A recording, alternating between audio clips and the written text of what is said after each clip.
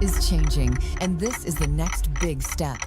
Total Chess is a new, FIDE-approved World Championship Tour.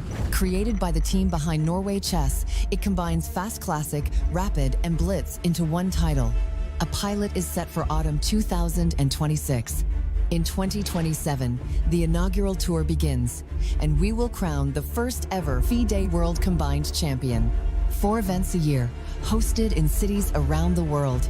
A clear season structure, a bigger audience, and a stronger presence for the sport. We are partnering with sponsors, investors, host cities, and media partners to build something with long-term global impact. If you're looking for a global platform with real momentum, this is it. Let's talk about how you can be part of it.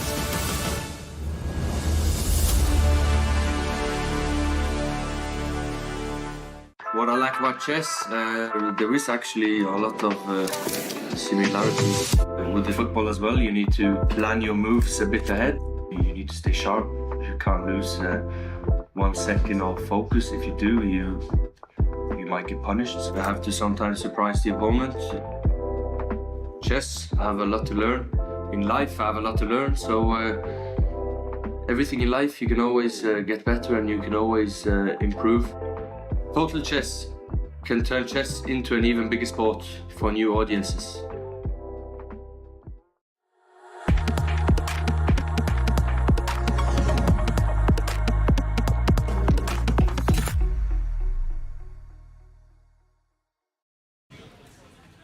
We are in the final stretch of Norway Chess and Norway Chess Women.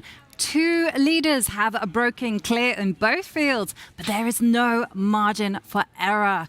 Every point matters, and a winning classical like gold. No second chances, no safety net. Round 8 begins now. For the first time in 13 years, Norway Chess moved from Stavanger to Oslo, bringing the biggest stars in the game into the heart of the capital. Over the next week, the world's best chess players attempt to keep their nerves together, while the rest of us pretend we understand the engine evaluations. Why did Magnus not play f4?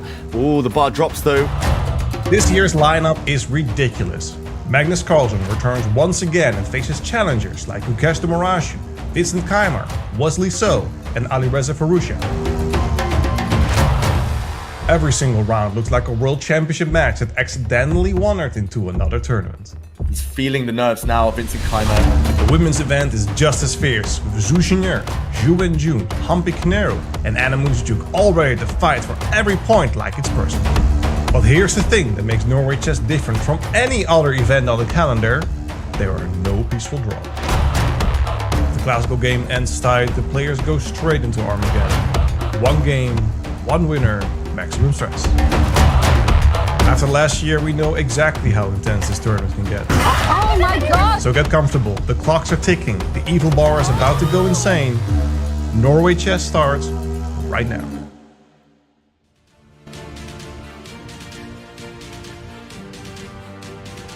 Good afternoon from Oslo, and you can forget the postcard picture image we have in front of us.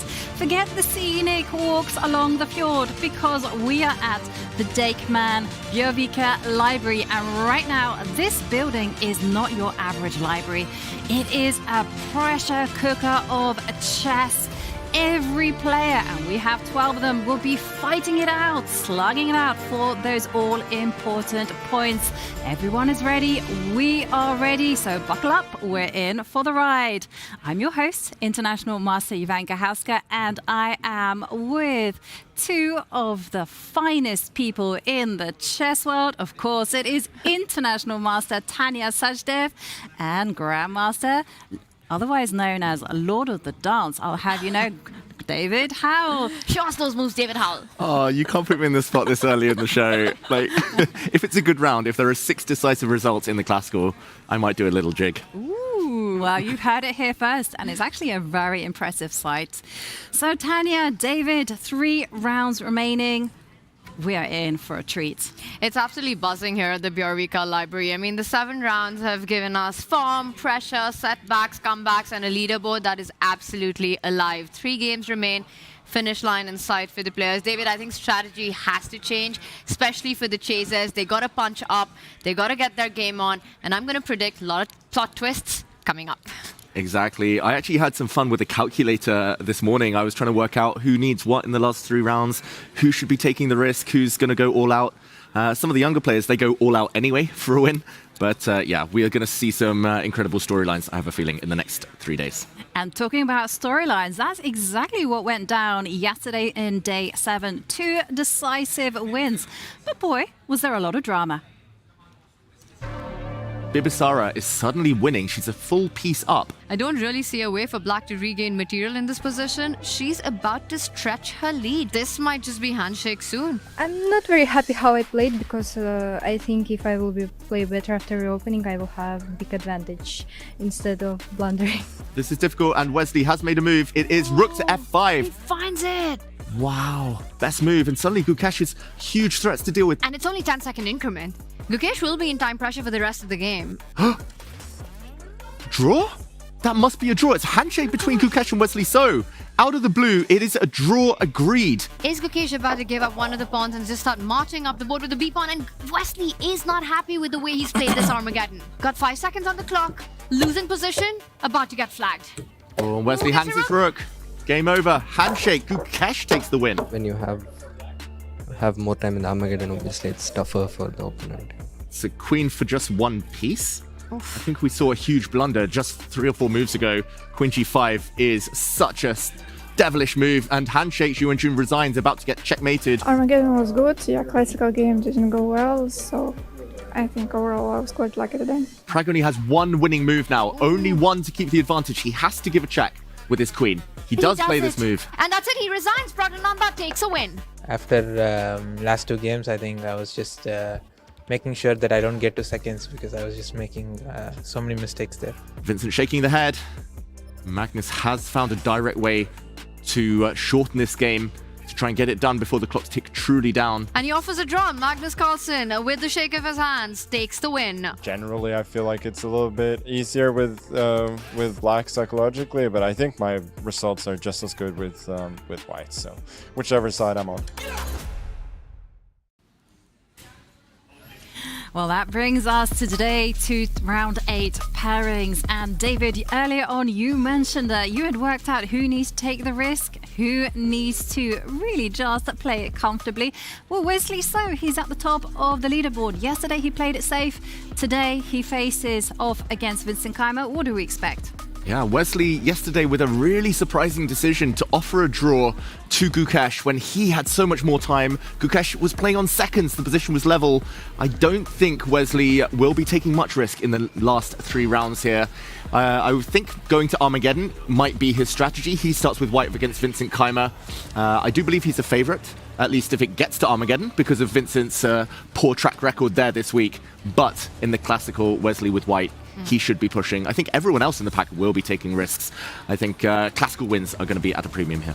Yeah, Wesley So is the man in front, but you know, Vincent Keimer is the kind of opponent who can ruin your tournament if you blink, especially the kind of positions that Vincent has been getting in the classical. I think for Wesley, this is leader management under real pressure today. What happened yesterday, you start feeling shaky after that loss. He's on the board right now for Wesley So. It will all come down to how this goes, and will that decision against Gukesh abruptly to offer a draw, will that come to haunt the tournament leader? Absolutely. And talking about things coming to haunt, Alireza Firouzja having 2 back-to-back losses. How is he going to recover from that? Is Gukesh going to be playing the role of spoiler?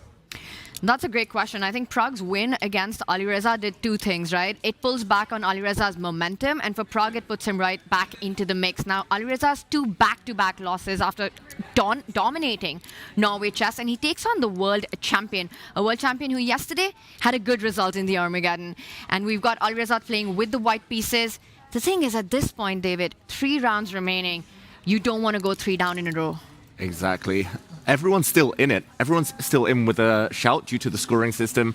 Alireza, it's funny that he started the first half with 2 wins. He started the second half with 2 losses against the exact same opponents he had beaten. So in an ordinary tournament, he'd be on 50%, but here he's still second place in with a shout. And here we see Zhu, who needs to put a streak together. And it was a pretty disappointing loss yesterday for Juna against Bibisara, the only classical win of Norway Chess. That one, it just felt like Juna never got the game going. And today, sitting right there in front of her will be Women World Champion Zhu Wenjun. When we talk about not getting things going, I think we have to take Wenjun's name. She's got a smile on her face though right now. In good spirits before the start of this one. Yes, Zhu Wenjun hasn't fared too well in Armageddon. She's lost all of them, but she does have one classical victory under her belt. And it does mean that she is very much in the mix. But the big encounter in the women's, well, it has to be Divya Deshmukh against Bibisara. She's currently leading the event. Yeah, two really informed players. Divya with a smile on her face. She has looked relaxed. She has looked happy this last week. Having a chat there, really nice, with the mascots who are going to be making the first moves, I think. And yeah, a big Divya fan there. Bibisara also with a lot of fans. Bibisara not yet quite making an appearance, but one thing we've noticed with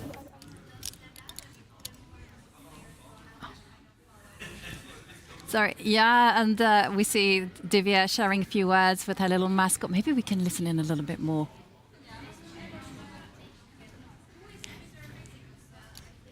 No, unfortunately, didn't quite catch that.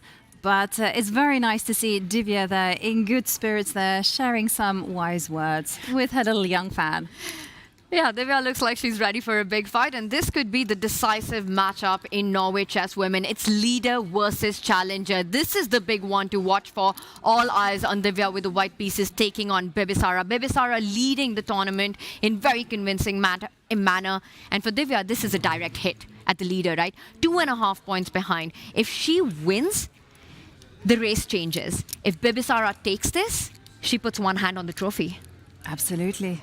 She will really extend her lead if she wins in the classical, and one man seeking to make a comeback. He's had a very volatile performance here in Norway Chess is Magnus Carlsen.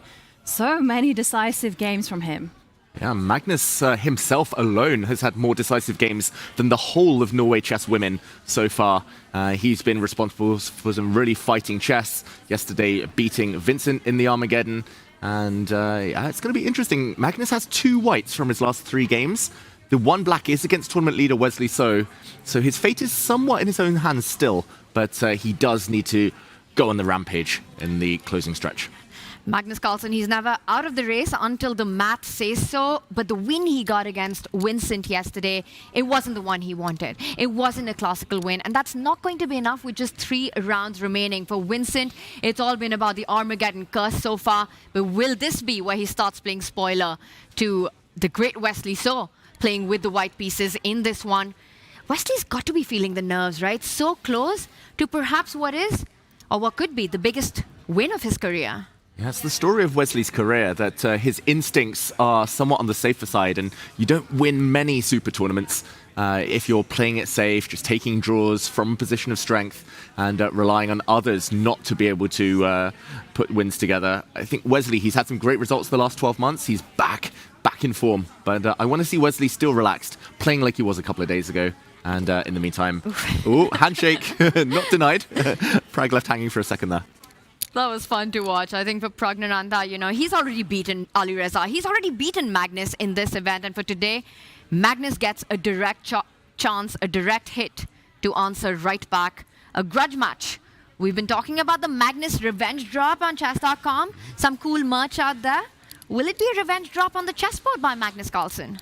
Yeah, we've been playing the Avengers-esque theme as well for Norway Chess. You might not be able to save the game. At least he didn't in the first half, but you can definitely avenge that defeat. So we'll see. I have a feeling Magnus is going to try and prolong this game as long as possible and grind Pragg down. That's exactly the playbook from Magnus. But what can we expect from Pragnananda coming off on yesterday's win? He's got to be feeling good about it, right? He was the only player to get a classical win. He took down tournament leader Alireza. He did it in great style with the black pieces as well. And that's exactly the kind of confidence you need when you're facing the world #1. For Pragg, he's in the race. He's back in the mix. For Magnus as well, I think for both these players right now, classical win has to be on the agenda. Armageddon would just not cut it. That would just be a consolation. That would be a consolation indeed, as we see our players all lined up and ready. I can't wait for those little kids to make the first move. And so much of that will also come down to what are the first moves the players have prepared for this very important round. We've got the final rest day of Norway Chess coming up tomorrow. You know, the chasers wanting to get those punches in, the leaders wanting to separate and keep that lead going into that final rest day as the ceremonial moves are on the board. I'm expecting some fantastic preparations by both the leaders and the chasers in the pack. Also, as we're seeing on our boards, so E4, E5 being played. Magnus looking pretty chill. Yes, indeed. Hasn't taken it back just yet, but those pawns will be put back to the starting places. Prediction, Magnus starts with the queen's pawn, king's pawn, something totally different. Oh, I want to see a reti. I think Magnus might start with the king's pawn. He's been doing that quite a lot this tournament. We have seen quite a few E4, E5s. We're back to this view because we were just being teased there with the opening moves. The youngsters, the future generation, they were making those ceremonial opening moves. But yeah, I'm expecting more Queen's Gambits. We've seen so many this tournament and a lot of E4s. A reti, few and far between, but that would signal a long game. And you know, you mentioned about Pragg's win yesterday there. We've got handshakes on. It's round 8 of Norway Chess. We're off. Yep. And it's that moment where we start to anticipate the mind games. Well, the jacket is coming off. Magnus means business as Pragg awaits the first move. Magnus keeping us guessing. I think this is going to be a very fighting game. For both these players, a draw in classical just doesn't make the cut, David. Especially if Wesley wins today, then he's going to be off in the distance. Magnus will need to beat Wesley with black the day after the rest day. I think, yeah, that leaving the fate out of their own hands, that is not what Magnus intends to do. It is E4, it is the king's pawn. How will Pragg react? He's been playing E5 in the main throughout this tournament and in recent times. Magnus quick out of his chair, maybe offer a quick confession. But what are we expecting from Pragg? How combative is he going to be with the black pieces? And we'll find that out early on, right? If we see Pragg employ the king's pawn opening, a more solid strategic approach by him. If he goes for the Sicil, it means Sicil for the kill, so that will make it even more fun. And he's reaching out, and it's the French. Oh my, you know, I was gonna say a French. I don't know why, but I didn't say it, and now it looks like maybe. Prediction, it might be your day, Yes. Jovanka. If you're Well, kind of I'll seeing be a French. happy with getting the moves right in the predictions. The other one is just the chair can take it from me. Then maybe all of that changes today. I mean, French on the board, it was on your mind, it was on Pragg's mind as well. What does this tell us about Pragg's approach in this game, David? Oh, I think he's trying to provoke Magnus. Magnus has two ways that he usually reacts against the French. He normally goes really main line. He goes d4, he'll play knight c3, or he'll exchange off in the center against the French and play much more positional, much safer. Pragg's going to be ready for both, but yeah, I think mind games, he's saying, okay, no slow, steady e4, e5. Magnus, it's your choice, and let's fight. And yeah, we'll get back to that one later. Magnus away from the board right now. What do we spot elsewhere? Well, sorry to jump in there, but suddenly I was noticing on the top left that a whole lot of moves have been played between Alireza Fujda and Gukesh. Alireza playing with the white pieces again. He was very, very successful at the start. Kind of lost steam, but I'm kind of curious about that game. What about you, Tanya? Well, fun fights all along, but today I'm seeing a lot more e4, a lot more king pawn openings all across than the queen pawn moving forward. Let's start with the top row right there. We've had 2 d4s, 1 e4 at the center of the board. So fun battles with a French being the first semi-surprise. That's a top center board. And then if we move on to Norway Chess Women, that's our bottom boards right there. All of them start with the king's pawn opening, and quite different ones. Black responding with e5 on the Wengen board and the Humpy board, and we've got one Sicilian, the marquee matchup of Norway Chess Women. Divya starting with e4, Asubayeva taking it into a fight with the Sicilian, and to me, a first surprise by Divya. it's the close Sicilian on that board with knight c3. I know. And just keeping everyone guessing, because yes, it could be a close Sicilian, could also be an open Sicilian, but it's certainly caused Bibisara to think such an important game for the standings. Bibisara on 12.5 points, and Divya is her closest rival. If Bibisara wins, she might as well run away with the tournament. And it's been so impressive by Bibisara from the start. She was the first player to score a classical win in Norway Chess Women. It happened in first round, and then getting her second win in yesterday at a very crucial point in the tournament against none other than one of the favorites, Zhu Jin. And she did it convincingly, taking on Divya in this one. I think this is going to be a big fight. Both these players are uncompromising in their brand of chess. What has impressed me, David, about Divya so far in this tournament has been that every single game, every single opening, she's managed to put out a surprise, a new idea. Yeah, and surprises coming thick and fast in that game. The White Queen already out as early as move 4. It's a very rare line of the Sicilian, it's got to be said. Actually, these two, Divya and Bibisara, every decisive game in Norway Chess Women this year has featured one of them. Yes. And yeah, Bibisara with 2 wins, Divya with 1 win, 1 loss. And yeah, they're bringing the fight on behalf of everyone else. And talking about fights, well, let's dive into some of the games and which one catches your eye. I'm going to hand the floor over to you, David, because I see you nodding away. The green board, you mentioned it first, Ivanka. Yes. That's the most developed so far. That's where we've had the most moves, maybe the biggest intrigue. And yeah, just a very quick action replay, because Gukesh has been playing this Rogozin-esque system with white and with black this tournament. So I think Alireza not too surprised. Knight d4, knight f6, c4, e6, knight c3 is met by bishop b4, the Nimzo Indian. That actually has occurred on another board between Wesley So and Vincent Keimer. We'll show that one later. But the anti-Nimzo is knight f3. Black goes into the Queen's Gambit declined by transposition. And now this is where Magnus confessed that he knew of at least 8-9 moves here for black. You can play all sorts of things, a6, c6, c5, bishop b7, h6, etc. D takes c4 as well, but bishop b4 is currently the most trendy if we're looking at Norway Chess alone. The Rogozin defense, an exchange in the center, and the old move, bishop g5, has been played. Queen a4 check is another option, but bishop f4 allows the black knight to leap into e4. This is a very juicy pin. White does defend it though, and after bishop f5, Alireza is thinking and has been surprised apparently. And he has reasons to be surprised in this position. If he just back up one move, instead of bishop f5, this position has been played quite a few times. Knight c6, we've got about 70 plus games in that. Knight d7 is a move. You could develop your queen to e7. Even g5, believe it or not, has been played here. Some players have gone for immediately getting the king to safety with castle. Bishop f5, never been played. It's a fresh position completely. Bishop f5 is a Gukesh Domaraj novelty right now. And I'm expecting Alireza to take his time. It has to be a new move for him. I'm trying to understand what can Gukesh be setting up. He's kept his knight flexible. The one reason to get that bishop out first is that when that knight goes to d7 next, at least your bishop isn't stuck on c8. It's already out on the board. Interesting, and bishop f5 is a very common idea in the Rogozin in general. So I'm very surprised it's a novelty. I think what Alireza has done in itself is quite rare, but yeah, fascinating stuff. Gukesh predicting the surprise and surprising Alireza right back, spending no time.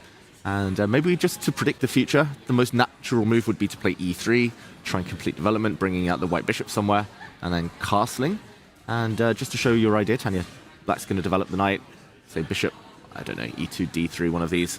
Black can castle, black can play c6, and game goes on.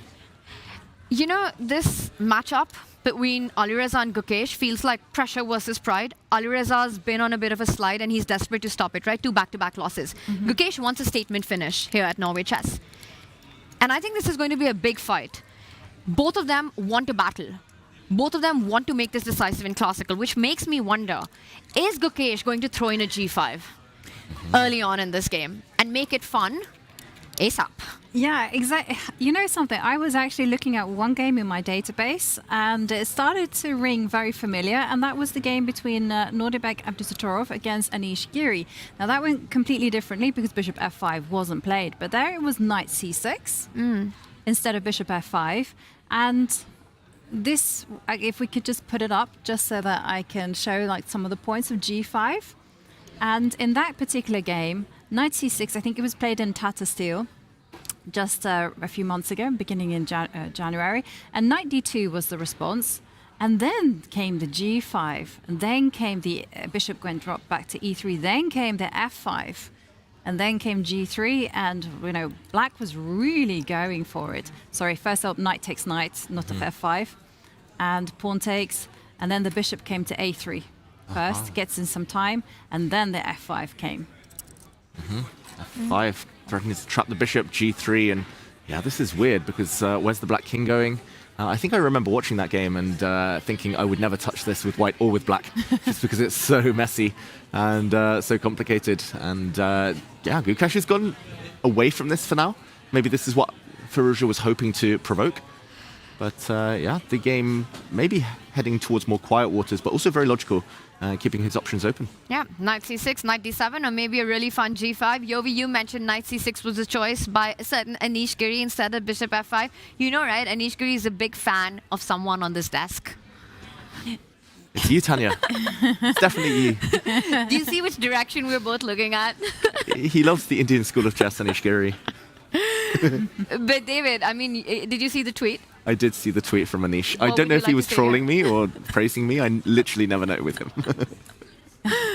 I think he was definitely praising you. He did mention you. Yovi, did you see the tweet about I how did see if it's not a David Howell broadcast, you're on the wrong one? Exactly. I agree. I completely agree as well. So If it's not a Tanya Sachdev and Jovanka Huska broadcast. Anish, yeah, what about us? Like, if you're watching, hello, 3 of us here. We come as a trio or not at all. That's the deal. I like the sentiment, David. Going back to our bird's eye view, well, we saw Pragg earlier on get in a French. Let's look at how that one's developed. And it wasn't one of my old-time favorites. When I faced the French, when I was playing e4, I always did an advance. And I had mixed results. And I gotta say, I still have mixed opinions. Me too. And these days I don't touch the French with either colour so much, but with white I used to score very heavily against the French. But yeah, these positions, that's so tense. I used to play, just like you, Jovanka, e5 all the time. Let's do a quick action replay. Magnus reacted to this surprise with the advanced variation, as Jovanka mentioned there. But after c5, c3, black has so many options. Black can also play with bishop d7, trying to quickly, for example, bring out the bishop to b5, trying to trade off white's best bishop for black's slightly stuck French bishop. But knight c6 instead, and again, loads of moves. Queen b6, maybe the ultimate main line, bishop d7, f6, knight ge7. There's so many options, and it can be hard to get your mind around it. It looks like Pragg has surprised Magnus with a very rare move, knight h6, or at least compared to the other lines, still a few hundred games here, so I shouldn't say very rare, slightly rare. And the big question is to take or not to take. Yeah. The knight otherwise will land on the f5 square. It's an interesting kind of formation with the knight out to h6, because just to kind of compare it with your queen b6 and bishop d7, there were certain guidelines. Like, for instance, if a knight ever came to e7, that was white's signal to go knight a3 to get your knight to c2, so that you could bolster up the pawn on d4. And if the queen ever came as, this is one kind of idea. You could apply this with both bishop d7 and the knight coming to e7. But also, after queen b6, it was also possible to go a3 to get in a very quick challenge of b4 as well. Just clarify the center in order to, again, reinforce d4. And one of the big ideas with this particular pawn structure in general is you want to be going bishop d3. So if we rewind to knight h6, this is the reason why people were going queen b6, so that you didn't get bishop d3, because that bishop shooting out at h7 is one of the most powerful pieces. So this is also a question. And as David, you mentioned, bishop takes knight is also a possibility. And I never knew whether this was a good or bad thing. Yeah, I never knew either. And I think the last time I played the French in a classical game, if I'm not mistaken, was against Gawain Jones at the London Chess Classic. And there, he surprised me with the advanced variation. I was like, oh no, I'm scared of that one. So I was kind of freestyling a bit. I played Queen B6, Bishop E2, and just because of exactly what you said there, Jovanka, I played the move Knight to H6 in this position. Knight E7 does allow Knight A3 and coming back to defend the pawn, Knight H6. The idea was that I don't allow Knight to A3 because that knight can be taken and damage to White's pawn structure. Black gains a bit of time with development. Knight C3 is supposed to lead to some forcing lines where Black is totally fine. But now he played Bishop takes H6. I took on B2 thinking, okay, I'm going to either win the rook or take the bishop next and having won a pawn. And after the move Knight to D2 takes, he just castled. And I was left with an unpleasant choice whether to take a pawn, whether to run away and lose time with my queen. And actually, this pawn structure, which we might see, is really bad for Black. White just goes rook E1, Knight F1, Knight round to G3, Knight to H5. And it sounds simple, slow, but very effective. And yeah, I worry for Pragg if he's not well prepared here. The fact that he's barely taken any time on the clock right now, a little over a minute, played a move like Knight H6, I think he knows what he's doing. He wants a fight, he needs it, and this kind of an imbalance, if you do take the knight, you open up the G file. You know, there are ideas that Black would have after bishop takes knight, pawn takes bishop. You could plant that bishop on G7, open the diagonal with F6 at the right time as well, and then get your play. What Pragg wants, if Magnus wasn't to take on H6, is to plant a knight on F5. So it comes with its own sort of set of consequences in both these lines, giving that play you want. I think it's between bishop D3 to try to stop knight coming from F5, or taking the knight on H6 immediately. As you guys pointed out, Knight A3 would run into pawn takes pawn, bishop takes knight for Black in this position, and you're super happy as a French player in that. So if Knight A3 is not an option here, we're looking at either a bishop development by Magnus, which would then allow the knight to jump to the center of the board, or a position which is absolutely crazy, where Pragg has got the doubled H pawns, but an open G line for future ideas. And of course, the French F6 break as well. I like what Pragg has done here. He's sort of taking the fight to the world #1 with this move. I love it as well. As a fan, as a commentator, I love it because we're going to get so much action in this game, pretty much guaranteed now. I can't see this ever fizzling out. This is going to be rich, full of ideas for both sides. But yeah, it is very risky, we should say. So yeah, he's trying to play against Magnus. He doesn't want to get ground down in some long game. So I love the fighting spirit from Pragg. And we've spoken about this so many times, right? When you're playing against Magnus, where do you create your chances? How do you actually try to win? Is to get him into combative, dynamic positions as quickly as possible, as early as possible. The kinds where both players can go wrong. You're looking for those time scrambles at the end. You're looking for those mistakes to happen. You can't win a positional battle against Magnus Carlsen. You can't expect to actually get a result if you're going into a strategic maneuvering game against a player like Magnus. No, you can't, definitely. And Pragg has learned that, as you mentioned. He needs to unsettle the position. So this one's shaping up nicely. Let's go back to our bird's eye view, because we got developments happening elsewhere. And I'm also got my eyes on top right between Wesley So, Vincent Keimer. Because there's a lot of tension in the center. And this one, it reads to me like it came from a Nimzo Indian. It definitely came from a Nimzo Indian, and we'll break it down in a minute. But I will say that Wesley has used this plenty of times before to make quick draws, this exact variation. It's known to be pretty much a forced draw if both sides know all the theory. So the big question is, Wesley's been spending some time. Has he been surprised? He chose this line, so I would be surprised if he's surprised.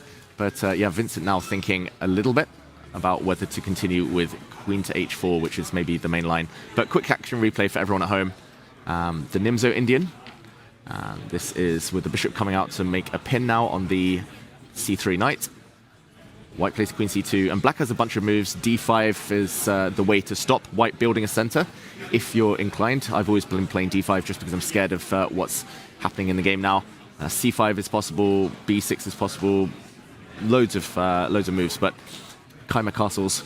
Wesley does take the center, and d5. This is all very forcing stuff. White steps forward. Black gets a beautiful knight in the center, challenges, and huge tension now between the pawns here in the middle of the board. But the tension is released. Vincent attacks the e5 pawn, which is now defended. And yeah, I mentioned that queen h4 was played in most high-level games in recent memory, but I do think that knight c5 was the old main line.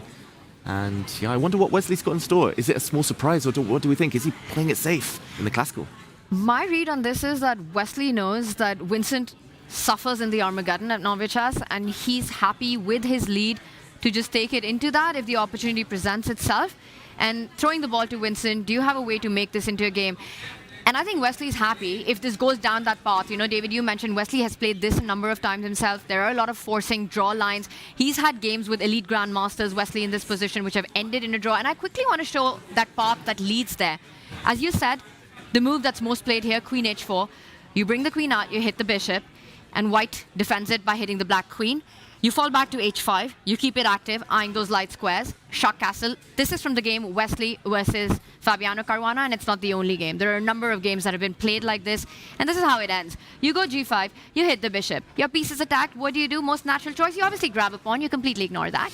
But the knight on e4 hangs as well. The knight hangs, so you trade on c3. You pick up that knight, and after knight takes knight, you know, your knight falls. What do? Obviously grab another pawn, David Howell. You never recapture.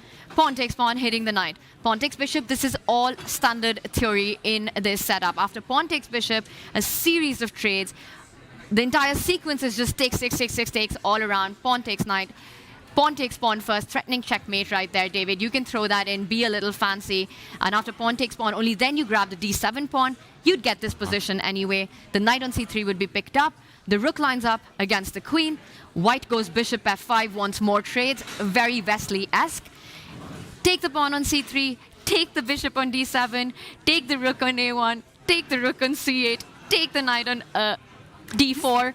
Opposite color bishops, handshakes, Armageddon, here we are. That literally didn't feel like chess. It just kind of felt like got to take, right? Watch it play out. Yeah. It's going to happen. I think there are other names for it, but when I was young, it used to be called like suicide chess, where you try and get rid of all your pieces as quickly as possible. Yeah. And the whole idea is to force your opponent to take everything, and they try and force you to take all their pieces. And it feels like, yeah, just swap, and swap down to a dead draw. Yeah, this is one of many. I've seen very similar lines, and there are other branches to this variation, but everything leads to simplification. Everything leads to drawish territory. I think Vincent looks a bit upset, actually. He's like, oh, I want to play for a win. I might need to play for a win with black if I'm going to win the tournament against the leader now. But yeah, if queen h4 happens, forced draw at the very best, probably.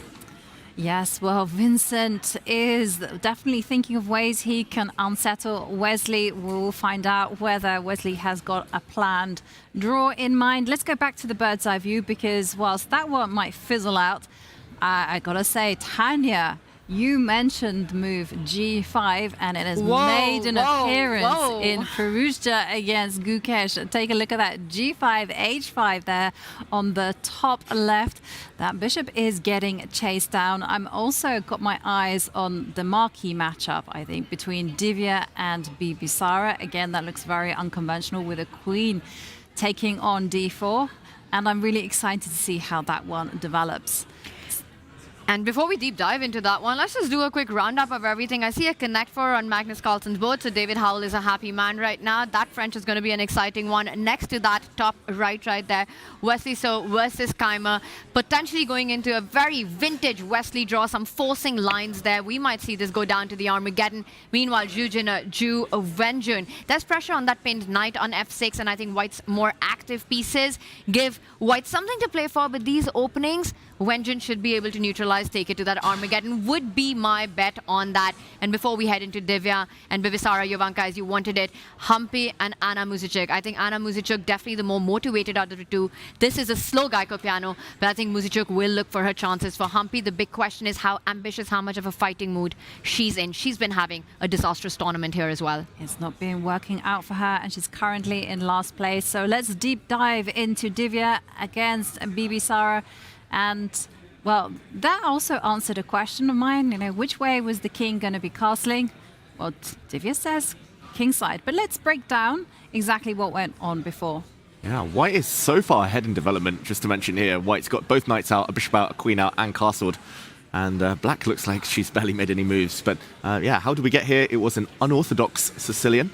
And that means after c5, White starting with knight c3, very flexible. Najdorf players, sorry, normally want a pawn on a6 and a pawn on d6, but if you start with a pawn on d6, we could see the Carlsen variation of the Sicilian with a quick d4, and this kind of cuts across black's plans somewhat. The queen goes back to d2, white fianchettos the bishop on b2. Modern kind of theory here, there's a lot of it, but it looks like Bibisara wanted to avoid that. If you play knight c6, you can't play a Najdorf. You have to go for the dragon or classical Sicilians if white plays knight f3, although white could have played f4, Grand Prix attack, g3, lots of options. Anyway, so flexible that I think Bibisara wanted to kind of force Divya down a narrower path, a6, and now if knight f3, we'll see maybe more mainline Sicilians, but Divya has been surprising opponents nearly every round here in Norway Chess. So d4, getting her queen out early, very interesting stuff. I think if the black knight had hit the queen, which would have been the most natural move, the queen would probably step back to e3, and the whole idea is to jump in very quickly, potentially to the b6 square. And yeah, again, it's something that probably Divya had prepared, so Bibisara plays b5 instead. White develops, black's bishop gets out, but black forced to make some pawn moves, and yeah, just so far behind in development. She's trying to speed up now by playing e5. What do we make of this so far? It looks like a dream for Divya. I'm not sure where she's going with her queen, though. It really does, right? With only a single bishop developed for Bibisara in her position, and you're still far away from castling, Divya can move back, line up the rook on d1. Anytime you commit to e5, trying to be energetic with black, it's going to be a fight about that d5 square at the center of the board. I mean, I cannot overstate the importance of this matchup between Divya and Bibisara, right? For Jovanka, I think for Norway Chess women, the championship might just come down to this very game, to this classical game. Divya is currently 2.5 points behind Bibisara. She wins this, she gets those 3 points, she takes the lead with only 2 rounds remaining. Bibisara wins this, that's almost, you know, home for her. She's got it in her bag.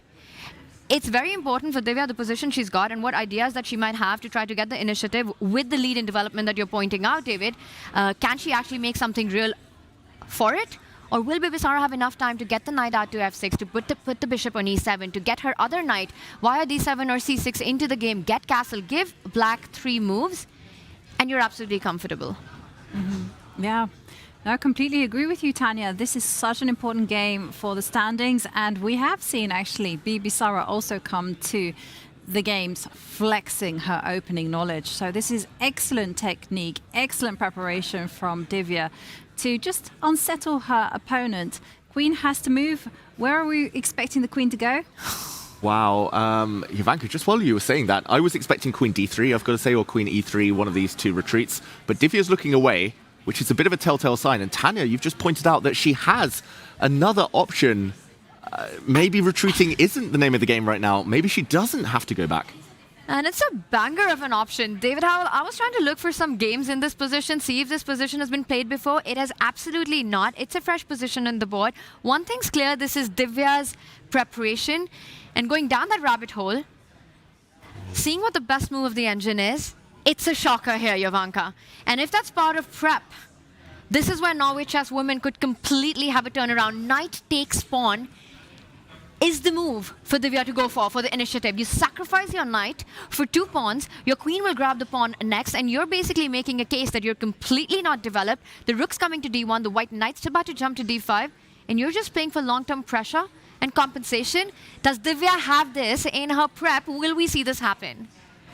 I'm just completely flabbergasted by that move, because I think I would automatically, if I didn't know that this was a possibility, I would just dismiss it. Never. Because, yeah, I'm chicken, and also I think with the queen would block the check. And I'm chicken club as well. I'm with you. The 2 members of the chicken club. I think we also have a fellow chicken. Yes, I would never play knight takes e5. But, but if it works and it's preparation, we might see fire on the board occurring. Big moment here for Divya. Is this all part of her preparation? Will she slam that knight and take the pawn on e5? Well, we're going to leave you on a cliffhanger because we are going to go on a break, but don't go anywhere because we got more action coming up. And if you're subscribed on Twitch, you can catch the pre-game thoughts and mood of our players.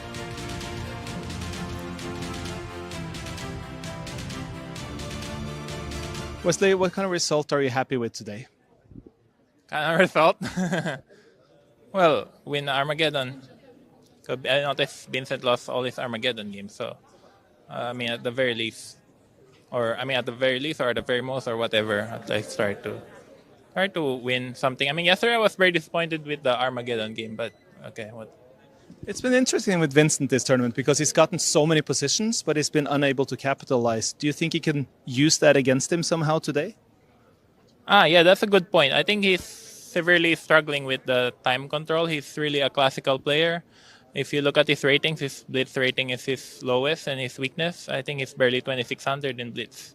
That's something he really could improve upon because he's trained by Peter Leko, who is a classical chess player, and so Vincent really is a classical. Yeah, but this year he's playing the Grand Chess Tour, which a lot of speed tournaments. So I have no doubt he'll improve. Online, he's already improved a lot on blitz. His rating is very high on chess.com, but he's not able to show it in person. But yeah, I don't want to jinx it, but You can use it against him if you try. yeah, that's the plan. If Vincent gets low on the clock and he has to rely on increment, then he's very vulnerable for sure. But there's 2 hours. Good luck. Thank you. Humpy, I mean, at least mathematically, there is still a chance, for you to win all the games going up to the leaderboard. What is your approach to that?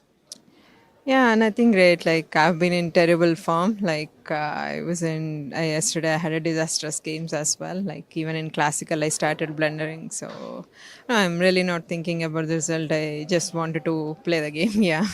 But still, you survived yesterday the classical. Today you're facing Anna, who you faced so many times. What can you expect from this match? Yeah, like, we played plenty of times. Like, so, yeah, it's going to be one more tough game here. Best of luck to you. Thank you. Vincent, Wesley has seemed really good in this tournament, but you have also looked really good until you've gotten in a bit of a time trouble at the end. Do you try to actively do something to not end up in shorter time? Well, it's very tough to not end up there, but maybe delay that a little. Generally, you just have to see what's possible, and I guess using your time in a good way is one of the decisive factors in how you perform here. We're looking forward to seeing the performance today. Thank you, Vincent. Thank you. Anna, it's a big game for the total standings. I know you keep saying it's only one game ahead, but now we're getting towards the end of the tournament. Does 3-pointers become more important? It's still one game to go. And do you feel good today before this game? I am glad to play with white finally because I had many games with black pieces and they were not so easy. So I hope with white it will be easier.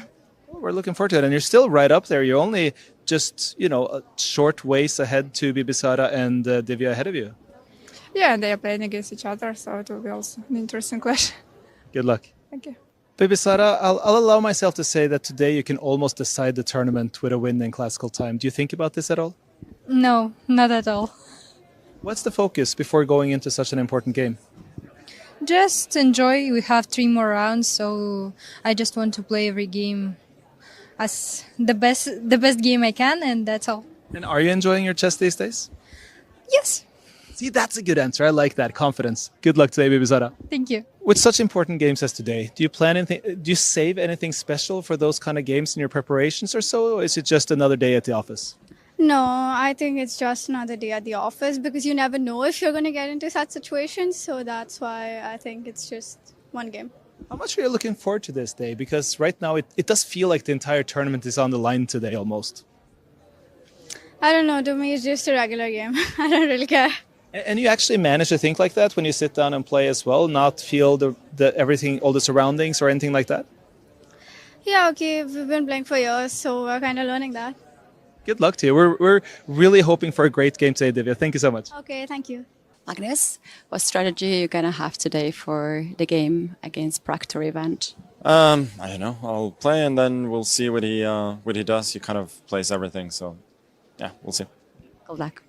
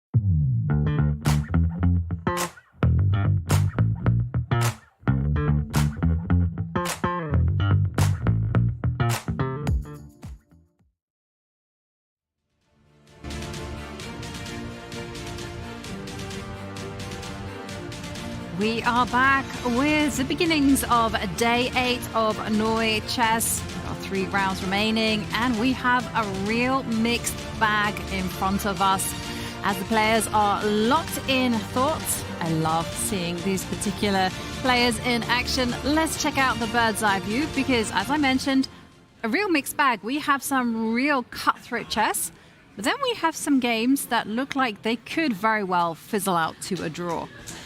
I'm looking at the 4 boards that excite me the most, and right now that's the top row Norway Chess and the center bottom row, the marquee matchup in Norway Chess women, Divya versus Bibisara. Left to that bottom left, I think that's going to be our quickest to Armageddon. If that was a championship, that one would be won by Zhuzhina and Wenjun right now. Opposite color bishop, equal number of pawns. I think David most likely to go into an Armageddon. I would say over the next 5 moves, they'll find a way to make that happen. Our bottom right, Muzichuk versus Humpy, still a very slow strategic fight. Not much has happened. It's a classic, typical Italian so far. Yeah, I agree. We have 4, maybe 4.5 exciting games. And then we have Wesley trying to make a draw. And then we have Zhuzhina trying to make a draw. Yeah, we won't go to that one yet, probably. But yeah, the others I'm super excited about right now. Right. And one of those games that really excites me, also in particular reference to the time mods, is Magnus. Magnus against Pragg. We saw Magnus be surprised by this French choice and then knight to h6. And he spent a lot of time on the clock. We actually have a confessional from Magnus. Ooh. So let's hear what he has to say.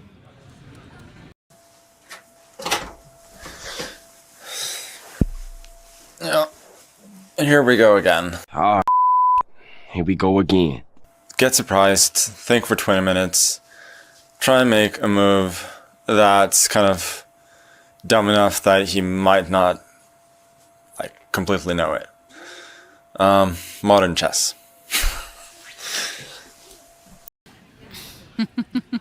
Modern chess indeed. Get surprised, think for ages, play something. I can relate to this so much, what Magnus is going through right now. I had the same thing when I stopped kind of playing so actively and I stopped studying so many openings. Every time I sat at the board, I would get hit, move 5, move 6, rare idea, and then I just sit there being like, oh no, why am I why am I not working harder? Why am I not studying more in the mornings? Why am I not turning on Stockfish more to prepare?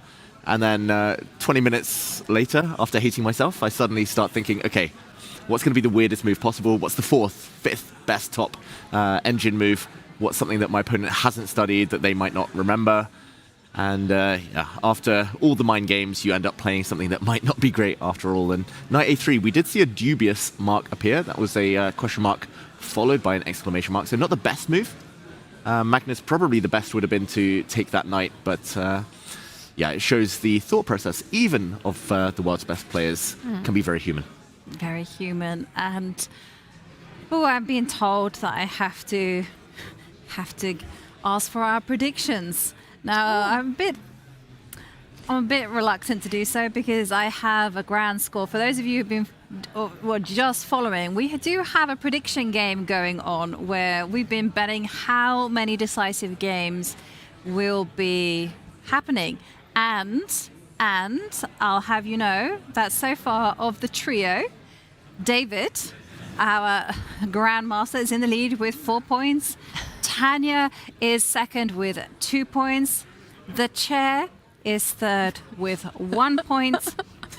And yours truly has 0 points, or as my dad used to say, cero pelo in Spanish. And that's exactly what I have. I have nothing.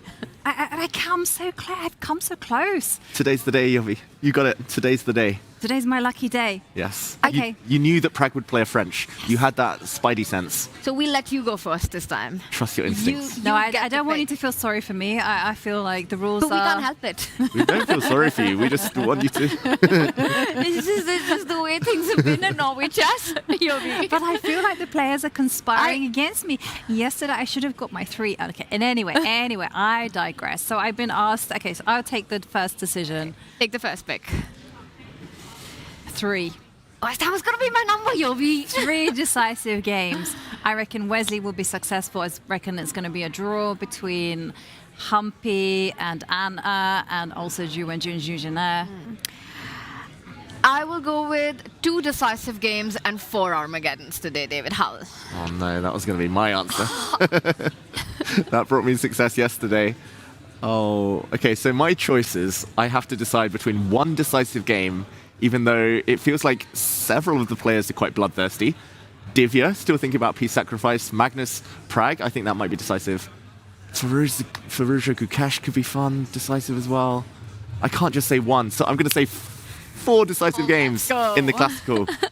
Let's go. You know, the last time we cornered him and he was forced to predict 4. You did. You He loved got Yovi. 4 predictions. It's not gonna happen again. Don't worry. I think you've made a very good number Okay, today. well, also chat, get involved, see if you can join the winning team or the losing team. You know, it takes some skill to get them all wrong. So you're at 3? I'm at 3, you're at 2. 4. 4. 4. And 4 decisive games. Exactly. And 2 Armageddons. And David has Hull. guaranteed himself like 2nd place at least. Not necessarily 3 rounds to go, Yavanka. I mean, I could overtake him, get 3 out of 3 and be the winner. You, unfortunately. No, exactly. I can't make it. Maybe the chair can do it. The chair can catch me Maybe you up. and Chad can also catch David up. I would have said you and me together can take him down, but then I realized that's just me alone anyway. And I'm literally not pulling any weight when it comes to that. Okay, well, we'll see whether today is my lucky day. We will find out. But talking about luck, talking about fire, can I direct us to what is happening between Firouzja and Gukesh? Because when I see the pawns on G5 and H5, I'm thinking this is smoking. And oh, hang on a second. Queen takes pawn. Blue arrow. Yeah, let's go. This is one of the 4 decisive games this round. I'm banking on it. It just looks so chaotic right now. Very quick recap of the last few moves, because before the break we left it here. Bishop f5, novelty, or near enough novelty from Gukesh, at least among games that we can see with master level players.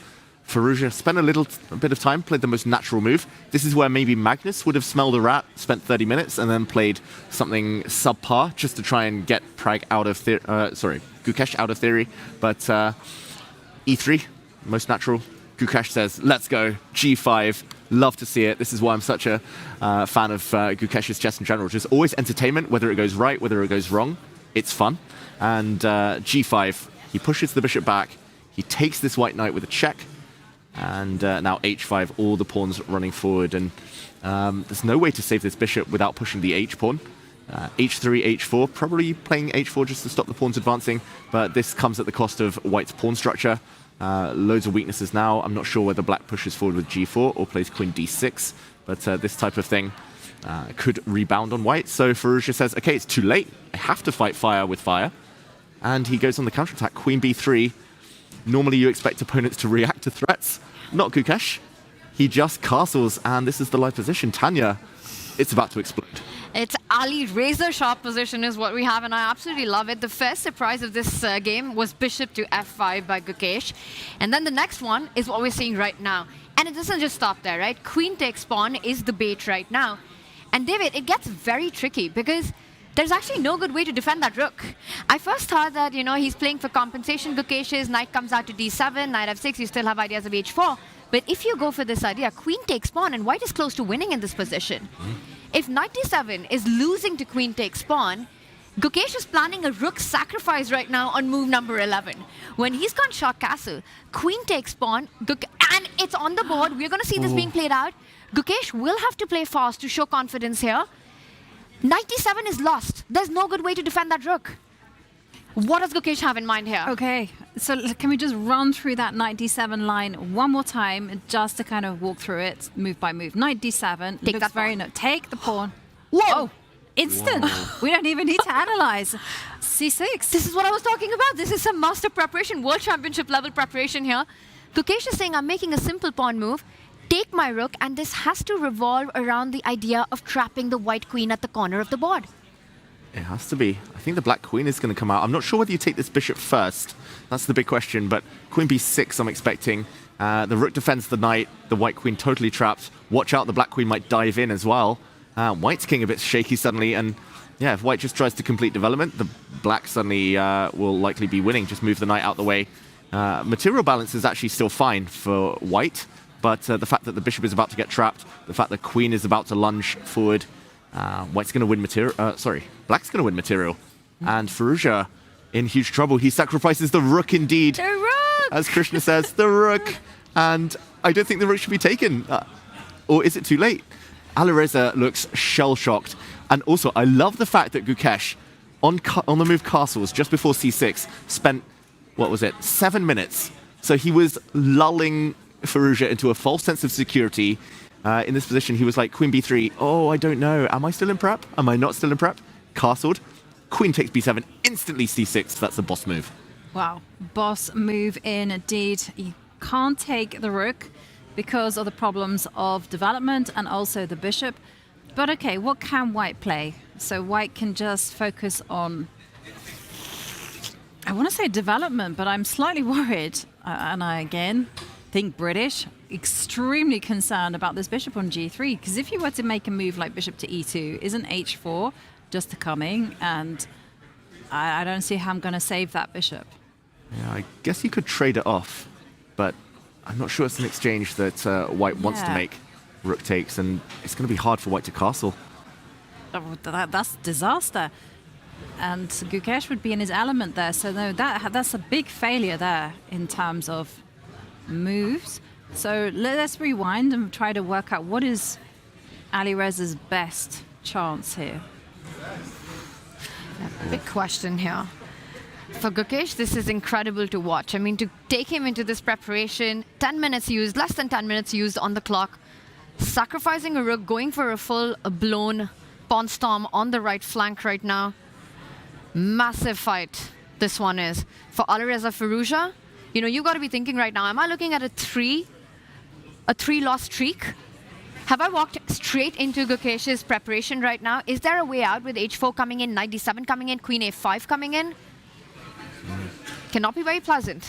Wow. I love the play from the world champion today. As Abis Geza says so, I saw an earlier featured chat as well that Gukesh's opening looks like my coffee house chess today. That's very appropriate, the username there, because Alireza is gazing into the abyss. I mean, where do you even start calculating? He's going to burn another half hour in the next 2-3 moves. I think he spends another chunk of his time. And yeah, by the time he gets to move 20, 25, he's probably going to be playing on increment. Or, well, no increment actually at that point. He's going to be playing on seconds. And there really has to be something said about Gukesh's fighting spirit, right? At the bottom of the leaderboard, he's had a struggled tournament so far here at Norway Chess. He has been somewhere in the middle, or most of the time spending time at the pits of the standings.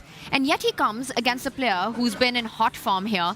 He smells blood, he smells target because Alireza has lost 2 games in a row and comes out with scathing preparation with the black pieces in a very dynamic line. He's not trying to play safe, he's not trying to shut down play, he's not trying to take Alireza into any positional battles. Gukesh is doing what he does best, get a fight on the board, and not thinking about the fact that, have I been in form? Are things going wrong? He's thinking, I just took down Wesley So yesterday. I just took down Wesley in an Armageddon with the black pieces. Yeah, and we saw that he was embracing the complications there as white. So let's get to the heart of the position and actually try to break down what is Alireza's best move. Because we saw like a developing move, bishop e2 didn't really cut the mustard. So what else should white be doing? Can I make a suggestion? Yes, go for it, Tanya. I've just grabbed a pawn. I can't grab the rook. We showed all those lines with the black queen coming out to b6 for those of you who are just joining us. That is Gukesh's idea. The white queen gets trapped there. The black queen is infiltrating. The rook's about to hit the queen once the knight gets out of the way. Problems galore for Alireza Firouzja in this one. But I'm thinking if I'm white in this position, I'm up a pawn, I want to trade queens. Queen to c7. If you play h4, I'll get everything off the board. If you take my queen, pawn up, endgame, happy camper. Yeah, there's an escape path now for the white bishop.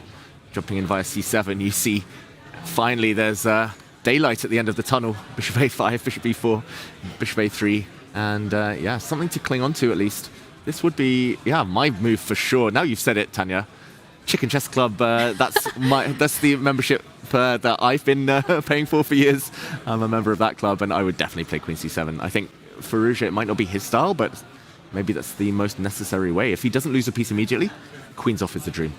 And if you put that queen on f6, trying to hide away from any queen trades, then bishop e5 looks even more scary, right? So I'm not really seeing a way for Gukesh to keep the game, to keep the queens on the board in a healthy manner after queen to c7. Yeah, and that's the kind of issue, right?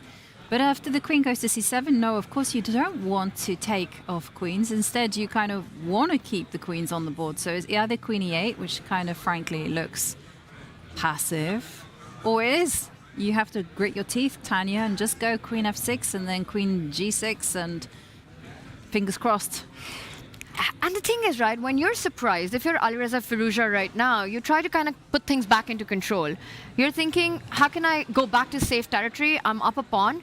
I do feel it's a very human approach as well in this position to play queen c7. Yeah. I mean, he's going to go through the motions. I think the principle is you should look at forcing moves first. So he'll spend 5 minutes on queen takes a8. He'll realize it's not right. Then he'll look for something safer. About to make his decision, David. Queen c7. Ooh, it's on the board. Great call, Tanya. And the eval bar doesn't drop. So it is the best move, or one of the best moves. Firouzja there finding it after a little bit of thought. Probably a bit of shock more than anything. And we'll find out how deep Gukesh's prep goes right now. We'll leave him to think a little bit. We're expecting a move quite quickly, though. And I just had to check what is the best move in that position for Alireza Firouzja.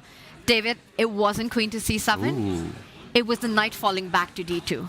The best move in the position, the best response that Alireza had to this insane opening prep that Gukesh has played, that's the top left board. Instead of the last move, to go knight d2. And h4, things get crazy. But this, a different approach by Alireza, but a more human one. Yeah. And talking about human, we also see that Divya did not sacrifice on e5, which was an option for her. Instead, she retreats the queen all the way back. I'm talking about the bottom game in the middle. And also, I got my eyes on Wesley So against Vincent Keimer. That could be a half game because Wesley trying to steer it into a drawish variation. Or is he? Mm-hmm. Yeah, maybe we can check that one out as Wesley looks pretty chill. And then I'd also love to go to Magnus's game because he's 40 minutes down. Pragg's just delivered a nasty check. But a very quick update on Wesley So. We left it after the move bishop to f4, and we said queen h4. That is the most popular move nowadays. It's known to lead to various forced drawing sequences. Vincent, credit to him, playing on. He played knight c5, the older line, the old main line here. Which is totally fine as well, but shows that he wants to keep more tension in the position. Wesley castles, we saw some exchanges of minor pieces. And at the very end, b6, an exchange on d5 and rook f to d1. And white does have some shattered pawns. e5 also a bit overextended, so any endgame, very good for black. But of course, God placed the middle game before the endgame. So yeah, the queen's on the board, who's comfortable there. I do remember a game with Peter Wells, an English Grandmaster, where white won very quickly. I think it was Daniel Fridman against Peter Wells from, oh God, probably from my teens. So it's a long, long time ago. And the early 1900s. Exactly. There were thanks, Tanya. There were some actually big attacks for white after the Black Knight retreated, I think, too early in that game. It would be a mistake, for example, to retreat the knight.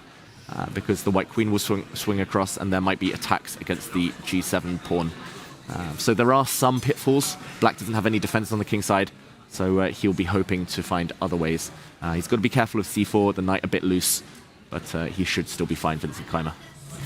And I'm also really, to add to everything that you just said for white, going to add that d6 square that looks very juicy for the white knight to hop into, especially because you have a direct path with knight b5, knight d6 plans.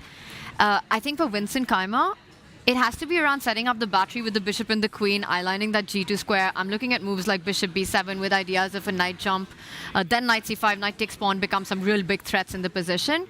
So for Vincent, bishop b7 feels like a natural response here. Yeah, it is actually been played before as well. And I've got a game right in front of me between Shakhriyar Mamedyarov against Surya Ganguly. And I think it is Surya Ganguly, but okay, I'm not sure whether it was him. But anyway, that game continued with bishop to b7, as you suggested. And there, Shak, who is one of the world's best attackers, just simply went c4. And after queen a5, f3, knight c5, attacking the queen, and the queen just slid over to e3, and you can see what Shaq is planning. You know, there's some pointing going on the dark squares towards the king, and then after queen a4, he didn't care about the pawn on c4. It was just like, let's go, all systems go, bishop to g5, queen takes pawn, knight e2, and knight f4, knight h5, rook d4. The shock attack. A shock attack ensued, and life was good for white. So there is danger. If black isn't able to successfully set up the bishop and the queen battery and create threats on g2 with the ideas that Yovi pointed out, long term I'm kind of liking Wesley's position here. Yes, you have this c3 soft spot, but you know, I'm eyeing the kingside attack now that you've put it on our radar, Yovi, just how dangerous it is. Almost feels like the e5 pawn divides the board into two halves, and you can start focusing on the right flank. Queen g3, push that queen out, knight b5, knight d6. Does Wesley have something to play for in the classical against Vincent here? He might do, and that's what happens, Wesley. When he wins, it's normally because people have forced him to play. They've woken the bear. And yeah, I mean, against Magnus had a repetition, said no. Suddenly Wesley totally outplayed him. Early in the tournament as well, Wesley was trying to keep it solid. Suddenly people were over-pressing, and he was able to create chances. This one, of course, Vincent's just gone into a theoretical position, so nothing too drastic yet, no harm done, but it might be the slightly worse side, or at least the slightly more unpleasant, unnatural side of the position for black. No easy moves. I just want to make one point here, you know, for Kayma, he was obviously aware that queen h4 leads to all those forcing lines, and I think Kayma wants nothing in Oslo to do with another Armageddon currently. Queen h4 would have sort of led to all those ideas. Wesley's played them a number of times before against Fabiano Caruana, against Jan Nepomniachtchi. Would have been a quick draw Armageddon, and most likely Wesley giving Vincent his 7th loss in that format. Vincent has maybe had to go into an objectively worse option with black, trying to keep the game open, trying to keep that classical chance alive right now. And that's where Wesley will pounce with that opportunity, because this isn't the best response if you're playing black against this line. Yeah, psychologically it's tough as well. When you know you could have pretty much had a draw painless with black, suddenly you feel a bit uncomfortable. You're like, wait, why did I do that? This is my own doing. Shot myself in the foot here. Why? So Vincent needs to overcome that. Just look at the position with fresh eyes and try to avoid any danger, but not easy. Not easy at all. Okay, we're going to take a break from this game and move on to that game that you mentioned, Magnus against Pragg, because as you mentioned, bishop to b4 check was an unpleasant check there from Pragg, was blocked by the bishop, but then bishop takes knight. And before we deep dive into this position, I'm just going to point out, Magnus Carlsen is down by about 40 minutes on the clock. And again, it's that same narrative we've been talking about, right? The clock deficit for Magnus. It's not something we're used to seeing by the world #1 in classical chess. He's, I think himself said that he's #1 when it comes to, well, everything in chess, but especially clock management. It's not been the storyline here. No, and it wasn't the storyline at his most recent tournament in Sweden just a couple of weeks ago as well. A bit slower than normal. That's why he's still kind of in love with blitz and rapid chess, I guess, because you don't have the time to think. You just have to trust your instinct. You struggle in the opening, that's fine. Your opponent's in time trouble as well quite early on. But here in classical, it has cost him, including against Pragg in the first half. This week, Pragg against Magnus, it was seconds left on the clock for both. Magnus cracked. So he'll want to avoid the same again. But let's dive in maybe, as Magnus now has been thinking for 3 minutes. But it's been on the previous moves where the real damage has been done on the clock. Pragg only having a few minutes of thought so far. So we left it after knight to h6. We saw knight a3 from Magnus, an exchange in the center, and f6 from Pragg. We were speculating, probably still theory, or at least his preparation. He allowed the queen out now after a capture, bishop d3. For everyone at home, it's a well-known trap in the French. You never want to take this pawn, because after a capture, whoops, discovered attack, check, and the queen drops off. And the only reason I mention this is because actually in the game, something similar is happening. Pragg has flicked in a check. The blue arrow appeared. Magnus didn't want to move his king and lose castling right, so he blocked, and now Pragg takes on a3. And I think Magnus is considering bishop g5. That's the only other explanation. Oh, wait, no, but then there's a check. Yes, What's he I was thinking about? bishop takes knight. Yeah. Otherwise, yeah, he would take, and knight takes d4, and Is there compensation? Ooh. The bar seems to imply that there is. Can we just check this out a little bit because it's quite forcing here? Knight takes pawn. You don't have time to take that knight on h6 because black just takes the knight on f3 with a check. And here if you take on h6, setting up that idea, I think this is critical, right? Pawn takes bishop. Your point of either bishop b5, bishop g6, pick your path, win the queen. Which means that after bishop takes knight, there has to be an intermezzo, an in-between move. Now, at first I thought, David, how will that's queen e5 check, but the bishop just slides back to e3. Yeah. Bishop slides back and d4 here. Queen a4, queen a4, and thank you very much. Yep, wins for white, so can't be queen e5, so it has to be queen c3. Check. And now you have to be careful with where to run with the king, because if you go king e2, you're in the way of any queen h5 checks. So I wanted to go king f1. Makes a lot of sense. And the evaluation bar doesn't move. You always feel the slight judgmental value, and you get it, the approval. It's really something as a commentator to get validation from that. Exactly. You know, David, every time you put a move on the board, we're like holding our breaths. Please do not move. Please do not move. And when that happens, feels good. Yeah. It's like a chess coach or a parent or something. We're just desperately seeking approval. We always like, oh, wait, you're not just frowning at me. You're not shaking your head. You're not mad. But yeah, I mean, this is crazy. White can give checks. White can just, I don't know, h4, bring the rook up via h3. Wild position. Wild position. And I got wild news for everyone. We have a newcomer in the confessional. Pragg has visited the confessional. Let's roll.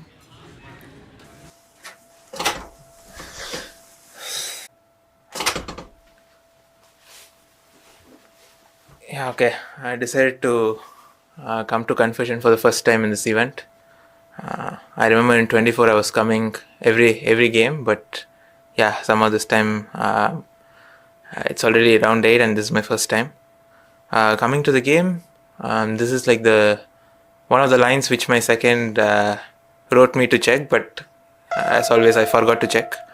But still I could remember some details from like looking at it few months back. So I remember this bishop d3, bishop b4 check was important. If I'm not misremembering, because if this is not the position, then it looks really dangerous, but I think somehow it works for black, and I remember black is supposed to be fine, but it's just a complicated position, and it seems that we'll get a fight today. Oh, Pragg being very relatable, that his coach tells him, check these lines before you play it. And you're like, yes, I will. And then you just never get around to doing it. And sure enough, it appears on the board and you have to work out the complications. And you're like, why did I just not check? It would have been so much easier with the assistance of a stockfish. Look. But still gotta love the speed with which he's been responding, right? He hasn't really burnt that much clock, so playing confidently. And I think, David, that's a key part of when you want to surprise your opponent. You don't want to go into it, think every move yourself. You don't want to show that hesitancy that you have, that you're not as well prepared as you'd like to be. So showing that confidence is as important as being confident. Exactly. And we'll learn a lot now, Pragg, how confident he is feeling or wants to look by the speed of his next move. If he wants to duck the challenge and just castle, then game goes on. But he does take the pawn. So whether he does remember or not, that's the biggest question. But Magnus now will believe, due to the speed of that move, that Pragg is still in theory. And psychologically, that is huge. That is tough for the world number one. Magnus, I mean, he wanted to play knight a3 earlier to try and dodge theory, to dodge lines. He said, okay, I'm trying to find something so stupid that Pragg would never have looked at it. But Pragg has barely blinked. And here we are, Magnus a pawn down. Yeah, I mean, it's just great, the mind games as well, because it's the most unnerving thing when you get surprised in the opening, your opponent just keeps on bashing out those moves, and you're thinking, yeah, you know, at some point, you got to stop playing quickly. I have to surprise you. And Magnus just thinking, so many options. Knight takes knight is what we are expecting. But what is Magnus going to be playing? That's the big question. Is it going to be knight takes knight? I also want to point out that you can't win that knight at the center of the board. If you give a check on a4, it feels and looks like a double attack, but the black knight can just fall back where it came from, and the white rook is hit as well. So queen a4 does not work. Knight takes knight feels like the most forcing move, and I think what's going on in Magnus's head right now is that after knight takes knight, it's recaptured. Now you've still got options, right? You've got 2 checks. It's checks, captures, threats. So if you go according to that order, bishop b5, you're looking at queen h5, and you're looking at bishop takes knight. These are the 3 moves that you have to go down the rabbit hole with if you're Magnus Carlsen right now. Yeah, absolutely. And well, I guess we follow the rules of calculation, right? We choose a check and then the capture. Okay, which one can we rule out then? We're trying to rule out variations so we can focus a bit more our calculation on specific lines. So My vibe is queen h5 is one that we can rule out because it can get blocked with a hang on. G6? I was thinking g6, yes. Works. The rook on a1 is hanging, so you don't have time to pick up the knight on h6. And bishop takes pawn, it just feels like you don't have enough ammunition to make that sacrifice work. It's a lone queen. Yeah, it's a lone queen. The black knight is a good defender. So ordinarily that would be very tempting for white, but probably not this one. G6. I'm always curious about like queen takes and like king e2 and hoping to deflect the black queen away, but this isn't the 19th century anymore. Players do not play like this. The age of romantic chess is harder to recapture. Yeah, shout out to Mikhail Tal. Can we just sacrifice first, think later, Morphe. Just indulge me. Because we had a double rook sacrifice, and I think that you should not take the second rook that's on offer. Yeah. That's the only thing I'm going to say about that. Yeah, black's done enough material up. We can bring the queen back with the check, for example. But queen takes rook. This was what I was hoping for. And, yes. well, I didn't see the mate yet, but I mean, I'm looking at queen into g7, for example. I was looking that direction as well. Bishop b5. Exactly. So always take care of your king, folks. Yeah.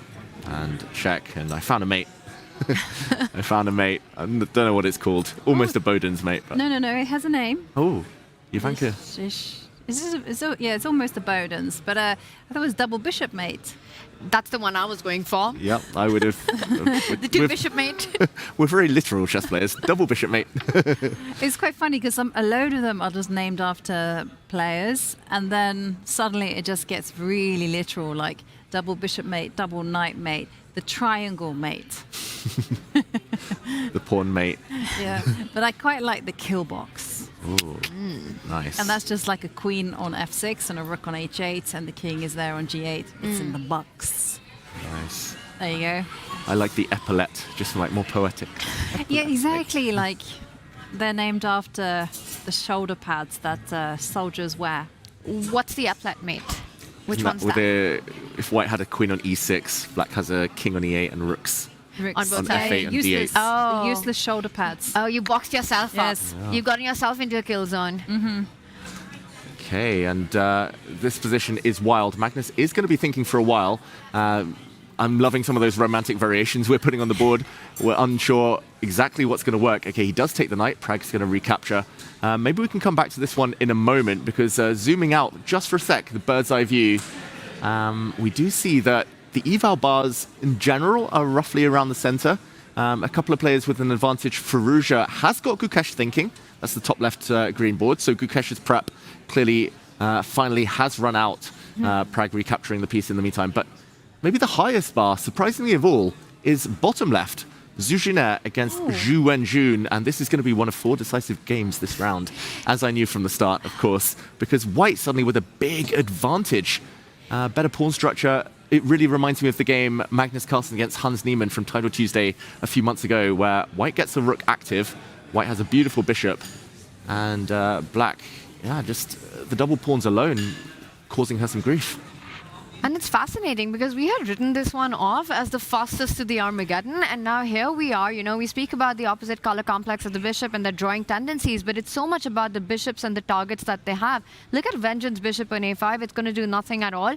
We talk about the importance of attack on the black king as well. Once that bishop lands on c4, the checks that you're pointing out, the other rook eventually coming into play, and you can play this super slowly. I think what's important is that if you're Zhu Jiner, you want to avoid every single piece trade in this endgame. You want to keep maximum pieces on the board and just keep putting pressure, improve the position of that, and usually in these endgames you have all the time in the world to do that.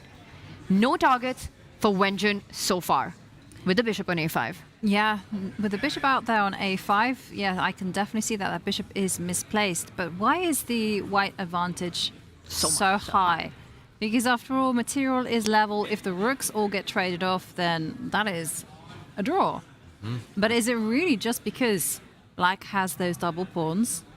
Yeah, it must be a forcing line or forcing type of moves if the eval bar's this high. Like, I think it's clear that white is the one having a bit more fun. White's risking precisely 0, but it must be something forcing. And again, just drawing on that game I mentioned where Magnus outplayed Hans Niemann in this exact opening, actually, this exact pawn structure.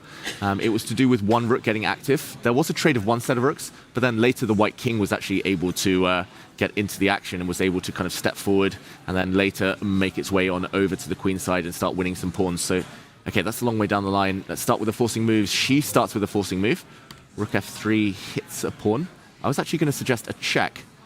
And, okay, I just realized the black rook can block, but if the king had moved, I was going to say maybe something about f4 and bring this other rook in. I see the eval bar drop. Or maybe, okay, slightly fine-tuning it. Let's say this line and maybe f4. And then the other rook comes up. But then can't you go rook e3 or rook e1, trying to trade off a pair of rooks, I was thinking, and that would just force the matters if the rook slid all the way to the first rank if you're black. Okay, now I'm going to try and show my plan. It's crazy how much of an advantage the computer's giving this position for black. For white even. Wow. And here, probably rook e7 is necessary because if the black bishop just moves, then the white king can start running.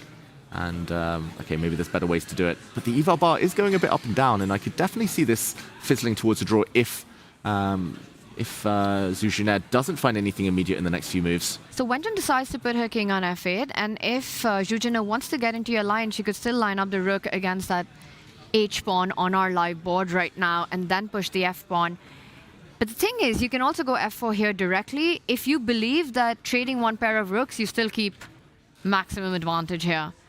As a player, are you really feeling on the board that this is something real for you to fight for with the white pieces? I would play on just because there's no risk, and I love that. But also because no 30 move draw off or rule here, so you got to play on. But, you know, I started thinking ahead about your plans of attacking the weak h-pawn, and I started understanding that actually the white king is perfectly safe because, like, using your idea of going rook h3, f4, then the other rook can lift, and the white king is perfectly happy on f2. Bishop is fantastic anchored there on this d3 square. Oh, beautiful bishop. Can we agree that this one goes on way longer than we were anticipating at first, and maybe another 50-move grind by Zhu Juner? Is it going to be enough or not? I'm still not sure. I see the bar, I see the big advantage, I see the argument, but the opposite color bishop, level material, rook pawn endgames, it's going to be quite something to watch her win this one.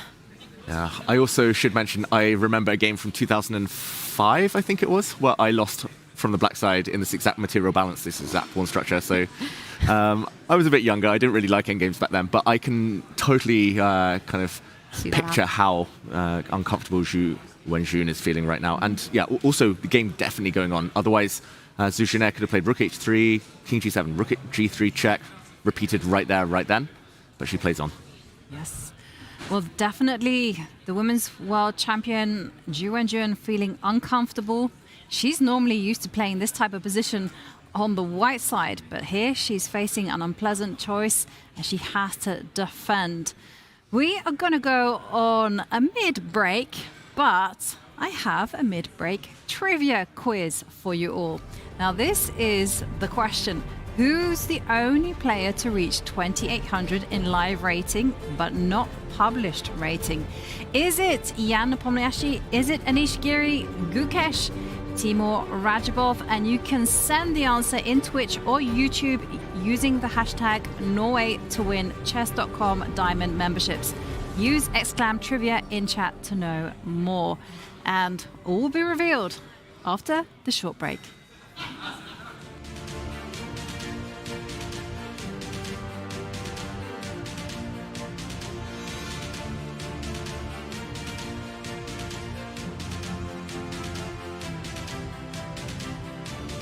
What I like about chess, there is actually a lot of similarities with the football as well. You need to plan your moves a bit ahead. You need to stay sharp. You can't lose 1 second of focus. If you do, you might get punished. You have to sometimes surprise the opponent. Chess, I have a lot to learn. In life, I have a lot to learn. So everything in life, you can always get better and you can always improve. Total Chess can turn chess into an even bigger sport for new audiences.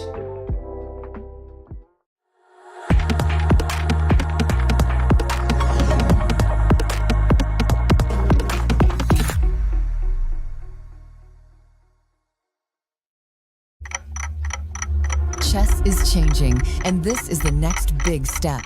Total Chess is a new FIDE-approved World Championship Tour. Created by the team behind Norway Chess, it combines Fast Classic, Rapid, and Blitz into one title. A pilot is set for autumn 2026. In 2027, the inaugural tour begins, and we will crown the first ever FIDE World Combined Champion. 4 events a year, hosted in cities around the world. A clear season structure, a bigger audience, and a stronger presence for the sport. We are partnering with sponsors, investors, host cities, and media partners to build something with long-term global impact. If you're looking for a global platform with real momentum, this is it.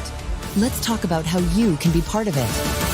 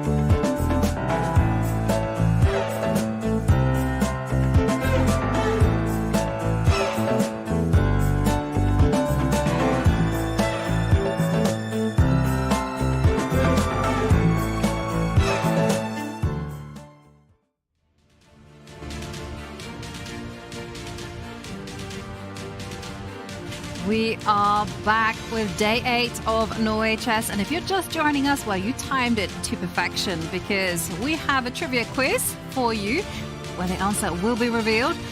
There we go. Who's the only player to reach 2800 in live rating but not published rating? Well, I'm going to throw over to David and Tanya because they were very confident about their answer. So together... What do I win if I get this right, Yogi? If you get it right... You win the respect of this person we're about to announce. Exactly. He might tweet about you. That's what I need. I think it's David's new best friend. Anish Giri would be my answer in that one. And I'm very confident about my pick in this one, David Howell. I think it's the king of social media, father of three-time candidate, Anish Giri. There we go. Ghosty 1211. Congrats on getting the answer right. Congratulations, you win diamond memberships. Yeah, I didn't actually know that it was niche. It was, and there have been 16 players in the history of chess who've crossed 2800 officially in the rating list, starting from Garry Kasparov in 1990. And Anish Giri is the one player who did cross 2800, but in the live rating and not in the published list. Okay. The 17th one. Well, if you're ever at a chess trivia quiz, you now know the answer. And talking about answers, well, we have some answers on our boards because Magnus Carlsen, I'm looking in the top middle. Well, he did go for a move that I was thinking about, which is to allow this check on c3 and then play rook c1 and then come out with a queen to h5 check. So it's looking really exciting there because Pragg playing very quickly, very confidently. And also we have some answers in the game between Divya and Bibisara because although is in the bottom middle, I'm seeing that knight takes e5 was not played, but Divya is going for a positional approach, trying to make use of the magnificent d5 square. Maybe we do a quick roundup of what's happening on the other boards and then dive in. Let's do it. Top left, Firouzja against Gukesh, the green board. Biggest surprise for me is that Gukesh unleashed a novelty, offered a rook sacrifice, blitzed out everything, but then suddenly has started thinking for the last almost 40 minutes now. Gukesh hasn't moved, frozen. We see everything. Picture paints 1,000 words. Gukesh deep in thought. Alireza chilling as he was doing earlier in the tournament. And yeah, we'll come to the Carlsen-Pragg game that Jovanka mentioned there. Wesley So against Vincent Keimer has ended in terms of theory, but doesn't look like the equality has ended yet. Keimer doing everything right so far. Zhu Juner increasing her advantage on the bottom left against Zhu Wenjun, getting a rook nice and active, entering the black camp now. Divya with a positional advantage, and Muzichuk against Humpy is almost totally symmetrical, literally symmetrical apart from the placement of a queen. So I'm going to guess that not too much action is happening there yet. The eval bar staunchly in the center as well. Let's jump into maybe the Magnus board. Let's go there because decisions have been taken and let's assess the consequence of this particular one. And first up, can we do an action replay of the last few moves? Let's do it. We left it after, okay, in this position, Pragg started jumping. He grabbed a pawn, knight takes d4, recapture, queen takes, bishop takes h6. We pointed out earlier, for those of you just joining us at home, that queen c3 is strictly the only move not to lose on the spot for Pragg. If he had taken this bishop, whoops, the loose queen drops off due to this check. And likewise, queen into e5 check would have been the wrong square, the wrong direction, because after d4 here, trying to pin and regain the piece, queen a4 check wins the pawn. And white here would just be a clear bishop up. So queen c3 check, making sure that if the bishop retreats to d2, then this bishop on d3 falls. So white has to part with one of the bishops. Magnus said, okay, take my dark square bishop, please. And he gets a tempo-gaining hit on the black queen here. Maybe the rook is going to dive into the 7th rank. This does look a bit scary for Pragg. But finally, at least he's thinking. That's good news for Magnus that Pragg is finally out of prep. Yeah, Magnus under an hour on the clock, and this is the first moment in the game when Pragg has slowed down right now, and understandably so, because you're up a pawn, but you're not thinking about the pawn right now, right? You've got your 2 rooks and a bishop if you're Praggnanandhaa, which haven't made a single move. The king's still in the center, and white having enough pieces. You always say, David, 3 is the magic number. The queen, bishop, and the rook ready to jump into an attack. First attack on the board on the queen, and it's really not an easy decision to decide where you want to retreat to. Do you want to go defending that 8-6 pawn, which is being threatened with queen h5, queen takes pawn coming in next? A square like queen f6 looks very natural to me. Or do you want to fight against the threat of bishop to b5 coming in with a check on the other flank of the board with queen to a5, just making sure that that bishop doesn't jump to the square that you're highlighting right now? And it just doesn't feel like an easy choice for Praggnanandhaa. Are you defending the left side or the right side of infiltration? Exactly, and you actually have to be prepared to defend both sides if necessary, right? Because I'm thinking if you put your queen on g7, I think that would be probably a very bad retreat, because suddenly the bishop will come to b5, deliver a check, and you can't block that with your bishop because the rook will come in to c7, and the evaluation... Ooh, check, check, check. Oh, for goodness sake. I thought the white king was castled. It was like hallucination central. I don't know why I assumed it just in my mind had done some funny things where it was... I would fall for this 10 out of 10 times in a blitz or a bullet. Like because you just think you're winning this with rook c7. Exactly. And your king is supposed to be on e1. It's not supposed it's meant to be on g1 and f1. Or there. And then I forgot that. Yes, okay. Okay, so actually this is a trap. Okay, so rook c7, not possible. Yeah, I mean, I forgot as well it was castled there. Actually, if white were castled, this is huge. If white were castled in any of these positions, I think white is simply winning. Game because over. It's not 3 anymore, it's 4, and the white rook would be joining the attack, maybe on the e-file or elsewhere. White's rook on h1, at some point I'm expecting h4 just to get it out, but we'll take Magnus some tempi. Tanya, it's 6 safe squares for the queen, a3, a5, b2, e5, f6, g7. There's 6 faces on a dice. So, roll the dice. Roll it. Where are you going? So when do you say die and when do you say dice? I've Yeah, never I understood keep using that. both of them. I alternate because I can't pick one. When you're about to die on the chessboard and resign, then I say die. I normally say dice. I actually got told off at school years ago when I was studying English literature for saying dice.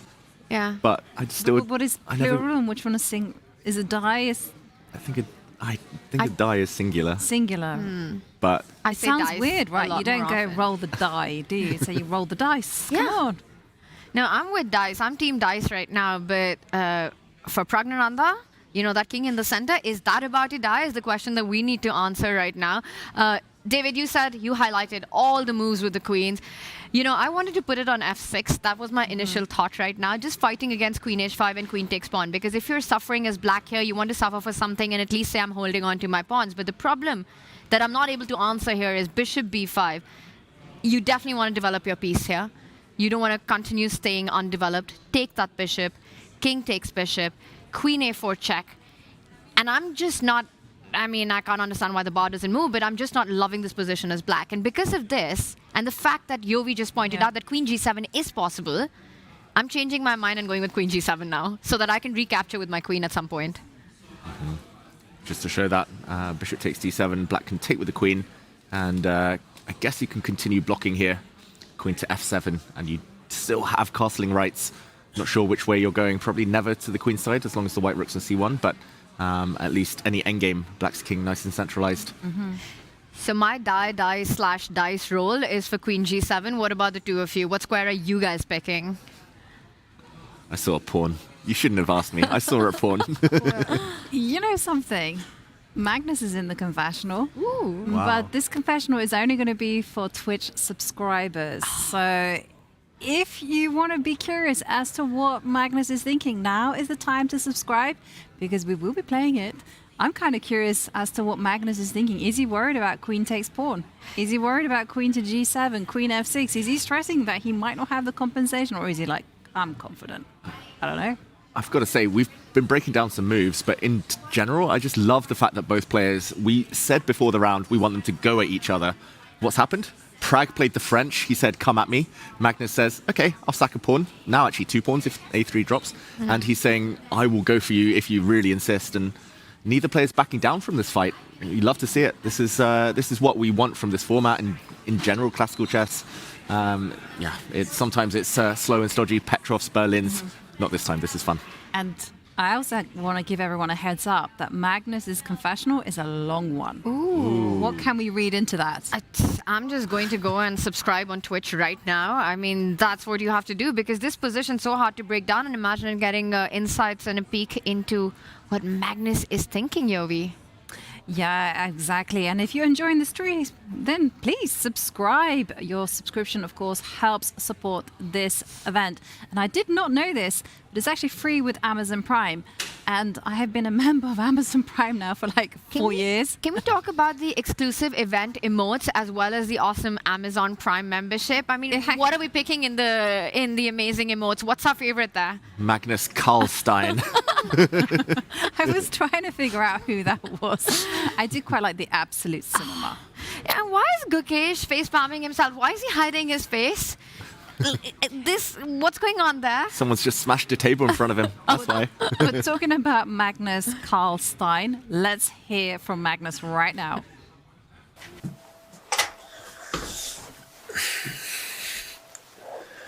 So, all the thoughts I had in here about an hour ago have failed pretty spectacularly.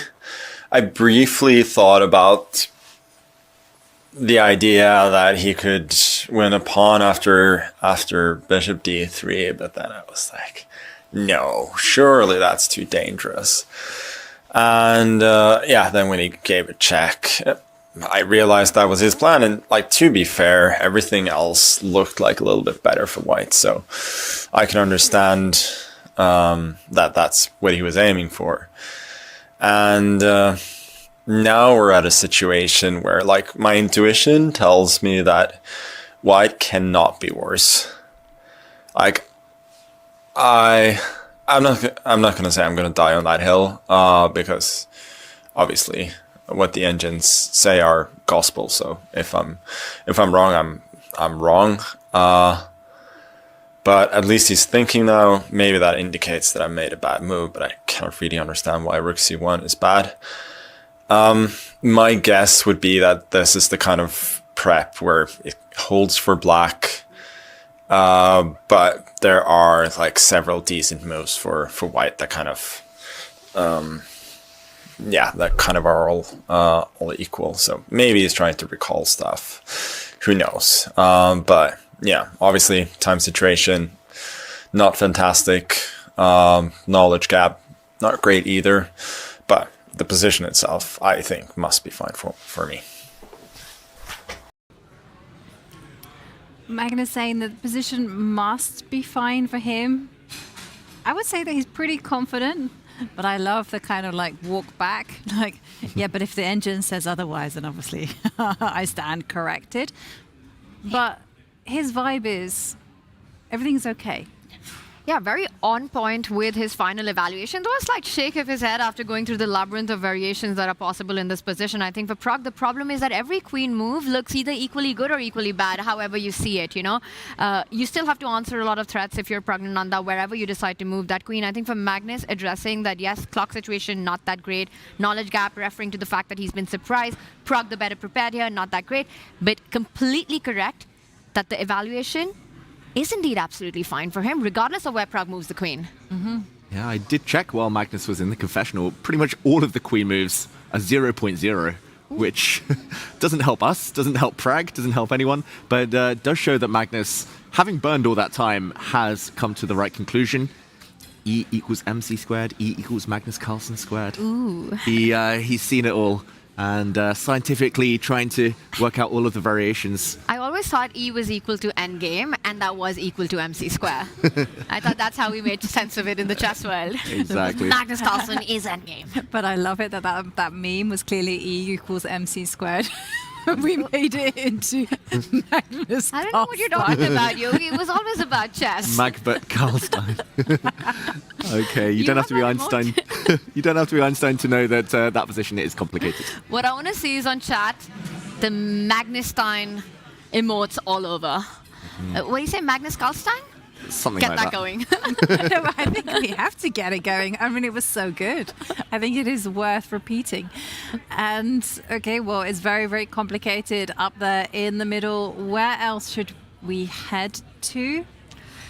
Well, let's go around the horn. Let's complete that trick. We've got some moves coming in from Firouzja and Gukesh as well. We see a queen trade there. You know, the Magnus Pragg board, very exciting, but I'm expecting Pragg to spend some time here. It's just not an easy decision where you go back with your queen right to that. That's our top right board. Wesley So against Vincent Keimer. The bar suggests that it's in the balance, but it is quite asymmetrical right now. Look at that pawn on e5 that Wesley has. And usually when you get that, you can long-term think about a kingside attack. Also, opposite color bishop means that any power play on the dark squares and Vincent will not be able to handle it. I would say that's slightly better for Wesley in that one. Bottom row, it's been a day of turnarounds in Norway Chess women, David. Exactly, and I'll start from the bottom right, actually. Humpy against Anna Muzychuk. Humpy defending the black pieces. I think she's totally fine. I do feel a little bit guilty for not going to that board yet, but it is literally totally symmetrical. Came from an Italian, and I think Humpy Canaro will be able to fight out another Armageddon, even if her luck hasn't been great in those fast turn controls. Anna Muzychuk not really able to achieve any advantage. Divya in the center, I think we'll go there shortly, but I would love to start with Zhu Juner against Zhu Wenjun, because that's the highest eval bar. It's also the most mysterious, I think, for the average viewer. Actually, I say average, for myself as well. This is mysterious that white can be totally winning, +2, but it's opposite color bishops. Black's rooks control the only real open file. Black's got everything defended. How is this totally winning for white? I think I can see a plan, but it's just mind-boggling to me that modern engines see so deeply that they understand that this is a decisive advantage, let's face it. Yeah, and also just want to say that the material is level. And all of those factors kind of really indicate to me that, okay, everything should be fine for black. And I just also want to point out that the bishop on b4, nicely anchored, holds down the queen side, but the bishop on d3, also anchored and controls the really important e2 square. That's the MVP, that bishop, Tanya. The light square bishop with eyes on both sides of the board, whereas the black bishop is just a purely passive piece right now. Yes, I hear everything, I feel everything, but I still don't understand the eval bar. The amount of advantage is actually ridiculous what we're seeing, suggested by Mr. Fish, first name stock, in this position. I think it has to be around just the free hand that Zhu Juner has to activate and maximize her piece potential here, while black struggles, right? No entry points to the second rank. Look at the anchor the bishop on d3 is, just like you were talking about the bishop on b4, allowing no counterplay to the black rooks, which look, well, emptily active on the e file. You can't go rook to e8, no targets on the third rank. The bishop on d3 cutting off the diagonal, but also playing a great defensive role. White basically has innumerable moves here in this position, and you can start with your king to g3, king h3, start with the king march, maximize your king in the potential all the way to the 5th rank. Push the g pawn, push the h pawn, break with g5, lining up the rook on g1. And the thing is, I say all these moves, I'm not able to find a way that black can actually pretend to protect any of these ideas or fight against it, or create any counterplay here. How are you stopping the simple king advance, the pawn advance, rook g1, g5 if you're black in this position? Well, you're not. The bishop on b4 is actually trapped, Yovi. Yes it is. Yes it is. I agree with that. But okay, maybe, and also the bishop on d3 keeps everything cemento. Like nothing is breaking through. So, okay, could you do something like this? Could you go, don't laugh, rook e2. Rook e2 at the right time, but not necessarily now. Yeah. Wow. Just to show, it would be good if black could get this pawn. Yes. I think this would be a great source of counterplay, but unfortunately the white rook has right. the In ability this particular to block. situation, but I'm thinking if the king starts sniffing around on the king side. But even then, what I wanted to kind of point out that you could play rook e2 with a big flourish, but you don't need to take it. There's also that point. Also, if black has to take such drastic measures to find a counteractive idea, it means that the position is filled with poison for black. If you're forced to give up an exchange in a position that looks completely harmless for you. And David, as you were mentioning, I saw you go up with the king. And again, Black's response, you just shuffle around. You're just waiting. So for Zhu Jin, she can play slowly, she can play fast. The plans are all there. Line up the rook, h4, g4, g5, strike open. I'm really not sure if Black has much to do but wait. Yeah. And this turns out to be a big attack on the Black King. White's king, it's got an outpost. I mean, normally knights, we talk about knights on f5 as an outpost. Nothing can challenge that square when the White king gets there, and she's created the path. I love what she's done. Pawn structure. I think Zhu Jin actually has been studying this opening, and she didn't play it just as a drawing weapon, which I feel guilty now. I kind of did imply, but yeah, Zhu and Jun hasn't defended well, but this pawn structure with the bishop on d3, control the light squares with the pawns, the dark squares with the pawns, light squares with the bishop, just creates an easy plan. And also, just to mention, swapping rooks doesn't help. Like one pair of rooks leaving the board, if anything, this reduces Black's defensive potential, because eventually the king gets to f5 and something is going to collapse. Either White just goes up, maybe a bishop on c4 first, and just takes this pawn, or if Black ever vacates, then the rook on the 7th rank, bishop coming, and just easy targets all over the place. Black playing down a piece, essentially, with this bishop. Yeah. And it just goes to show your eyes can deceive you. It looks like Black has complete control, but is White the one who has all the play? And I'm just going to put the blame firmly on the weak pawn structure there on the king side. Yeah, absolutely. And as a player, it's so demotivating to have this position. We see Vengeance on camera. She's sort of just sinking further and further into her chair because you're just looking for ideas. Where do you make your play? How do you stop White's free hand in this position to continue improving? And you're kind of struggling to find it. And for Vengeance, it must have at some point felt like, all right, confident hold, draw, we go to Armageddon, but not so quick. Yeah, I think she played a bit too quick in the kind of just after the opening, those middle stages. She thought draw guaranteed. Even now, I think going into her head, she feels she's slightly worse, but she probably doesn't realize she's dead lost, which is the hardest thing. She probably realizes now, oh wait, I'm worse and I've got no moves, I've got no plan. But the fact that White has almost a winning plan, that just compounds the misery. So yeah, Zhu and Jun, something's been off this tournament. No energy really in her play. But yeah, something went wrong in the early stages here. Looks like Zhu Wenjun might suffer her first defeat in Classical. Let's go to the game between Alireza Firouzja against Gukesh, and then I'd like to go to Divya and Bibisara, because Gukesh really went into the tank after Alireza's Queen C7, and we left it there. And we came to the conclusion that you needed to preserve the queens on the board. Gukesh says, no, I'm fine in an endgame. And yeah, we were saying that Black had options. You can push forward with h4, but everything allows the queens off other than maybe queen to f6. I think in practical terms, firstly burning, 45 minutes on the clock pretty much. Probably not a great practical decision, but I think keeping the queens on had to be the way forward. Knight to d7 was played. Queen takes rook, and he's... Queen takes d8, and he's recaptured... I think the live board might be slightly wrong. He's recaptured with one of the rooks. Is it this rook, the A rook? I'm trying to zoom in on the camera there. But he's captured some way. And what do we think? What's the compensation? There we go. The rook. The rook's on d8. Okay, I mean, the bishop can run now.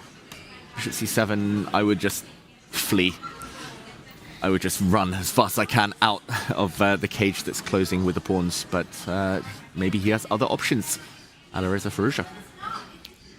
Yeah, especially because that square can be taken away with the black rook sidestepping the next move, and then you wouldn't have solved your problem of the bishop. And let's point out, there's actually no way to solve that with the h-pawn moving forward, because that would allow Gukesh to snap up that bishop on g3 with his knight if you're forced to play a move like h3, h4. So David, if you're not going in with bishop to c7, Gukesh might be ready to play rook c8, and then never allowed next. h4 coming in as well.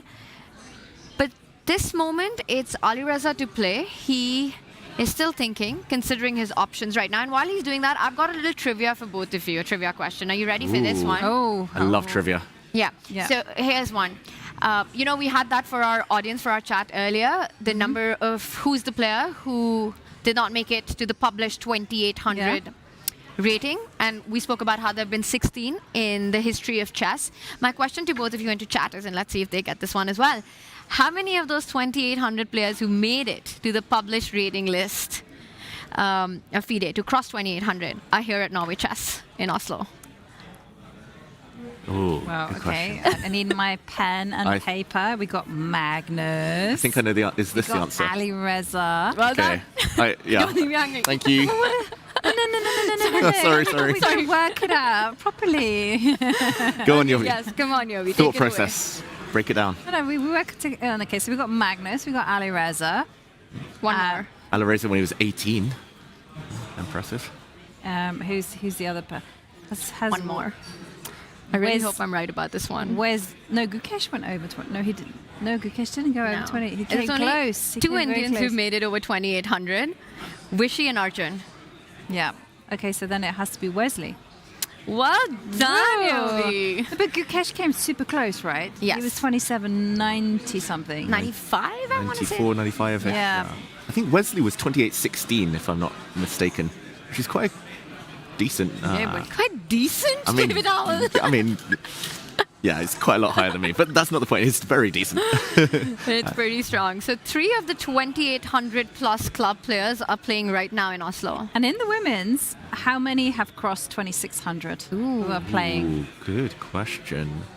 I think it's Let- also... Let me also double Okay. check that, because I also have a thought, but not necessarily. I think it's also Yeah, I 3. agree Three. with you. Yes. Yes. So it's June for For sure. Yes. for sure. And I'd say Anna Muzichuk. Anna Muzichuk for and sure. Humpy. And Humpy. Mhm. Yeah. Are these the 3 names you had in mind as well? Yes. Yes. The experienced ones. And some would argue that it's rating deflation. They're still super strong, but ratings are generally trending down since there are so many strong, lower-rated players now underrated who are taking the rating off the top players. Nobody's weak anymore. But also, yeah, just showing how classy some of those experienced players are and their fantastic track records. I mean, Wesley, I think he got to world number 2 briefly when everyone was suddenly kind of changing places around the number 2 spot behind Magnus. But yeah, I remember the days of I think I played Humpy and Anna when they were both 2,600 actually. And yeah, had some real fights with them. They were, I mean, still are super strong. And yeah, I wouldn't be surprised if the younger ones like Bibisara and Divya make it to 2,600 someday. And Bibisara had a career best of 25-27, currently leading the tournament. Okay, let's take a pause from this game. We see that Alireza is very comfortable with his dark square bishop. Let's head in and see whether Divya Deshmukh can chase down Bibisara. Okay. Does look like good chances. Just a superficial glance at that bottom central board. Here we go, jumping in. White is so close to establishing complete domination. White can also potentially grab a pawn. Maybe we can just recap what we've missed in the last few moves, because we left it after e5 and that was the last break. And we were saying knight takes e5, top computer move. This would have been a totally different kettle of fish. This would have been a totally different game. Knight takes e5, the computer says, isn't winning. It's still a small advantage for white, but this would have put black under some heavy pressure. I don't blame her at all for dodging this after queen to e7. I guess she has to go back with her queen, and white's attack is actually a slow burn one, like bishop f4, a4, knight d5. Even the computer, not 100% sure what's happening. So Divya choosing a very sensible retreat with her queen, knight f6, hitting the central pawn. Bishop comes out to pin that knight via g5, knight d7. And now after a4, big question, I guess after b4, she must have been worried about something here, because normally you don't want to shatter your own queenside. I guess knight to d5, and after an exchange, just otherwise this pawn might drop, bishop takes d5, e takes d5. Maybe she was worried that this is a weakness, that white will clamp down with a5, fix the target on a6, but I think this was the lesser evil from Bibisara, because after taking on a4, her own pawn structure becomes ruined, and knight d2, nice controlling move, defending the center.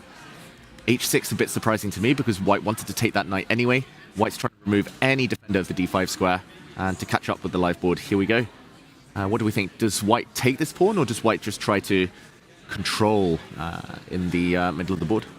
I don't see an immediate refutation to actually just grabbing the pawn. That has to be on your mind, right? The most direct approach. Again, you spoke about this earlier, that blacks lack in development. And for Bibisara, still a move away from getting that castle in. Bishop takes pawn, the most attractive option. You take that bishop, rook takes bishop. I'm super happy. Knight's coming to c4, rook's coming to d1. I'm going to triple down on that d6 pawn. If you don't take that bishop, and let's say you were to move your bishop to c6, which feels like the other attractive option for black to keep pieces on the board, because what you're fighting is with the bishop pair if you're black in this position, and hoping that someday you get the d5 break in and get an open position to make a case for that pawn deficit. But you could also just go rook a5 here, David. I'm controlling that d5 break as well. I'm getting my bishop back on c4 as soon as you go castle, not allowing that. It looks like a healthy pawn to my eyes. Looks like a healthy pawn to me as well. I would see no reason why not to grab it. And she does it. And she does it. Ooh, bishop c6 played as well. Only move according to the blue arrow here. Stockfish saying that, okay, bishop pair is the only real compensation right now, especially if d5 can't be pushed through yet. You need the bishops on the board. If black darts the bishop were anywhere else, if it were more active on a better diagonal, then we would say real compensation. So for now, Divya a pawn up, and I've got to say, looking good. I'm surprised the eval bar is so low here compared to that Zhu Jing'er game where the eval bar sky high level material. Here she's up a pawn, but it's lower. Yeah, that's fascinating to watch. But I think from a human perspective, this definitely feels like a bigger advantage for white than that other game that you're referencing to. And for those of you who are just joining us, this is a marquee matchup in Norway Chess Women. So much of the title race weight is on this board. Totally, because it Bibisara, just to remind everyone at home, if she wins in classical, this will take her to 15.5 points, and she's more or less running away with the competition. But if Divya wins, then Divya will overtake Bibisara, and then there will be a half point in it between the leaders. And there is, of course, Anna Muzichuk in the air. She's got 9.5 points. If she wins in classical, here we go. Here we have a clearer breakdown of what is going to go down. Absolutely anyone, well, not anyone, but I would say the top 4 players, if they win in classical, they all have a shot. Well, Bibisara, let's say if Bibisara doesn't win. No, absolutely. I mean, that will blow open the women standings leaderboard going into the final 2 rounds. I mean, this leaderboard, the standings that we have in front of us speaks to the format of Norway Chess, right? That we're talking that Zhu Wenjun, who's winless in this tournament, still has a shot simply because of the scoring system. Every classical win gets you 3 points, but I don't think Zhu Wenjun's getting those 3 points today. Almost certain that she's not getting 3 points. It's whether she gets 1 point. Zhu Wenjun, that's the big question. But we are back to the bird's eye view. Still no moves since the queens came off between Alireza, Firouzja and Gukesh. The top left green board. Magnus still putting Pragg in that long meditative state. A long think from Pragg. And Wesley Sokaima not progressing too far either. So it looks like the main action has been on the women's boards in the last few moves. Maybe let's go to Anna Muzichuk and Humpy, because, you know, we've been saying that position is very symmetrical, not much in it. But how symmetrical is this? Yeah. It is very symmetrical. It is. And we won't go the whole way back. They've played a whole bunch of moves. But I just want to bring us to here, because if Black had played the move, she actually traded rooks here, breaking the symmetry. But if Black had played bishop d7, it would have been 100% symmetrical on move 18. So, yeah, it's hard to pinpoint a weakness. Neither side wants to give up the bishop pair, even though it doubles the opponent's pawn structure. I think this would actually be a big mistake, because Black's king is going to be super safe for eternity now, hiding behind its pawns. And the only way to blink, therefore, is to trade rooks. And it was Humpy, rather than, again, continue the symmetry. This would have been move 20, and she could have played queen f8. She decides to jump in, so maybe she's getting a bit more ambitious with her knights, which are getting closer to Anna's king right now. Yeah, fascinating, right? Knight jumping onto h4, coming with a big threat, and that might force white to put the bishop onto the defense via that e4 square, trying to guard that g2 point. But if you're playing for... Ooh, wow, that's a big blunder. Is it bishop takes knight, and the bishop on d7 is pinned to the queen on d8 suddenly? Must be this, right? Or maybe it's queen d3? Threatening a mate, and if it's blocked, how about this? Knight e2. Love it. Double attack. You lose one of the two? Can't save the bishop either, because then the knight would fall. Apparently, I guess you could have taken with the knight as well. The black bishop's pinned, but yeah, this is hidden venom. So actually, rook d1 comes in with a trap. You know, Humpy was setting up the knight jump, but Anna going one step ahead and countering it with a subtle move. I think very natural for black would be to sidestep with the queen, and if you're looking at pure symmetry, you could still achieve it. Put that queen next to the king, jump with the knight to f5, say, I have my own threats, and then line up the rook on d8. And there we have it. Take a photo. I was going to say, this is actually a really natural continuation. Like, don't laugh, but I feel like the queen is better on f8 than it is on e8. Where it can be hit by the rook sliding over. Yeah, and it's better on f8 than, I mean, e7 is going to get hit by a knight in f5, f6 is going to get hit by a knight in e4. Like, you don't really have too many safe squares along this diagonal, so it's kind of, it's a mirage here. It's an illusion that the black queen is actually able to get active. Yeah, queen f8 looks like maybe the safest square. So tricky, these symmetrical positions, right? Because you feel like you're fine as black, but you're always one move down. You're half a tempo down. So often white is the first one to jump in with some tactics. And Anna's been that one player throughout Norway Chess Women who's happy to take it into Armageddon. She's always ready for those bloodied fight when it goes down to the tiebreaker, but usually quite cautious in the classical. I think she's playing against a struggling Humpy today, a player who hasn't had a single win in this tournament. Anna will try to look for small chances in the classical game. I think she won't rush this to the Armageddon, but with the symmetry that we have, I'm not sure if she's going to be successful or not. It's interesting because Anna is also hunting her first win in classical. Yeah, she is. But she's in the mix, right? Yes. She's in the middle, and depending on how Divya and Bibisara go, Anna's fate could take a big jump on the result of that game. Absolutely. And for Anna, you know, she just wants to move away from those Armageddon wins and get something concrete. Yeah, she does play those two in the final 2 rounds, though. She does play Bibisara and then Divya. Wow. So even if she draws this, Anna will have some say in how this tournament goes. It's funny the patterns, though, right? Like, Anna's drawn all of her classical games. She's had chances, she's been on the back foot, but it always seems to kind of converge towards a draw. But then other patterns like Zhu Wenjun losing all her Armageddons. Zhu Wenjun and Vincent Keimer have had the exact same result in every single round. They both won in classical in the same round. They both lost in Armageddon in the same round. So it's funny, these patterns you see in these kind of closed all-play-all tournaments. Yeah, we'll see whether Anna will be able to do something with this really level position. But let's go to the bird's eye view because 2 games really catch my eye, and they're at the top. We have a decision from Pragg. He went into a really long think, and he centralized the queen. So he was like, okay, let's cover the check on h5. And also Wesley So against Vincent Keimer, we have a pin on the edge of the board. So we've got to understand the consequences of that. Which one to go to? Ooh, great call. Great question. I think maybe Wesley first. But then I think we will spend most of our time on Magnus anyway. He's going to be in the tank thinking. Magnus is going to be burning a bit of time. So let's start with Wesley and then we'll move on to Magnus against Pragg.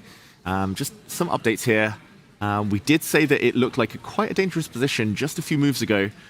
If the black knight ever moves, then the white pieces will start to switch their attention towards the king side.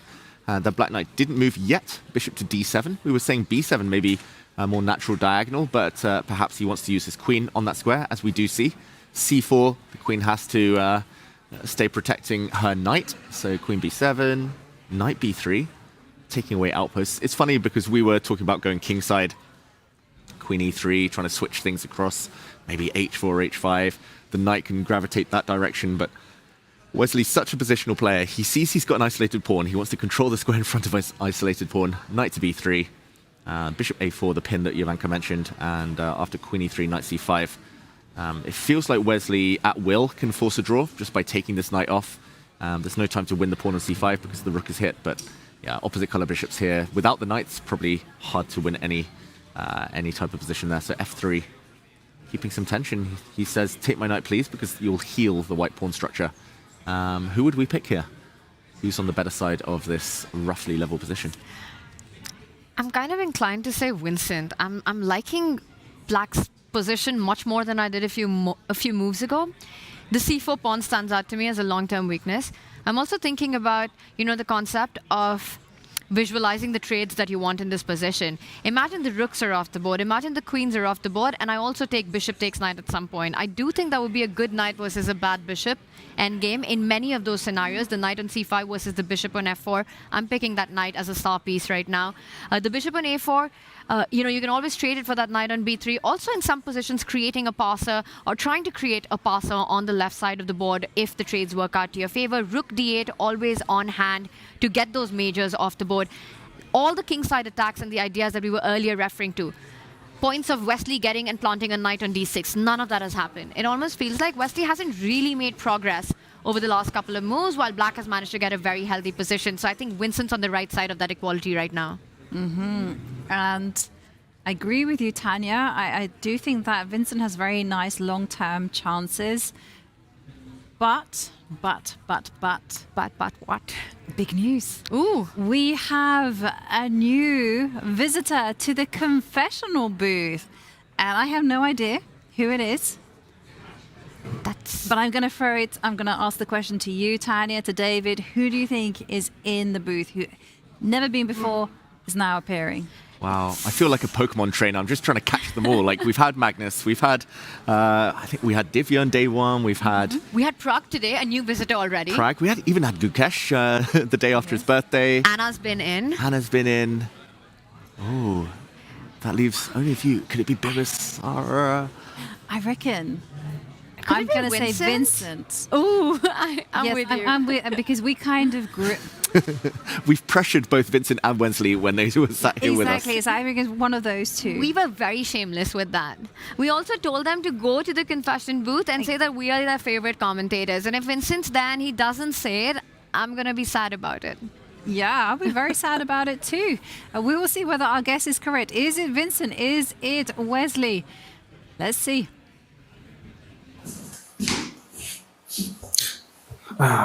So, all right, everyone, I'm back. I was told that apparently the confessional booth has been a very lonely place, which I assume means that with me not being here, perhaps Magnus being not being here as much. I mean, I'm actually not sure how much he's been here. It would seem that perhaps there hasn't been a lot of visits, which is a little bit disappointing from the standpoint, I think, of the fans wanting to hear from the players and how they feel, but alas, it is what it is. There's nothing you can really do about that. But because of that, I felt like dropping in. I don't really have much else to say. I was trying to think if there's anything else, but at any rate, it's looking like a pretty boring day for me, and that's it for now. So maybe I'll be back, but we'll see. Well, we'll be back. Yeah, good one. Hey, Hikaru. What's up? Jovanka, you can't get any predictions right. Like, even the producers are not letting you get predictions right. I know. They're determined that the chair is going to win. Yeah, well, that wasn't what I expected. That was a shocker. I wonder if anyone in chat guessed that, because that would be like a genius moment by a lottery ticket. Yeah, chat's very smart. I'm sure they were like, we know Bic, we know the guys. They're going to so troll this panel. But it's good to have our fourth commentator back with us. It felt nice to hear his words again. Not in the building. He's not even in the building, but he's still with us. We have missed him. And I don't think that was even AI. For anyone at home wondering, that was just previous years where he was keeping us entertained, doing our job for us. He'd come at least a minimum of 3 times a day to share his thoughts. He was definitely the king of the confessionals. Wish he was here this year. Miss you, Hikaru. We definitely miss Hikaru and his confessionals. But okay, I'm really disappointed actually. I really thought it might be Wesley and Vincent and Tanya. You set it up. I was like, oh my god, they might come in. They might give us a shout out and say. I was hoping that would happen. Yeah.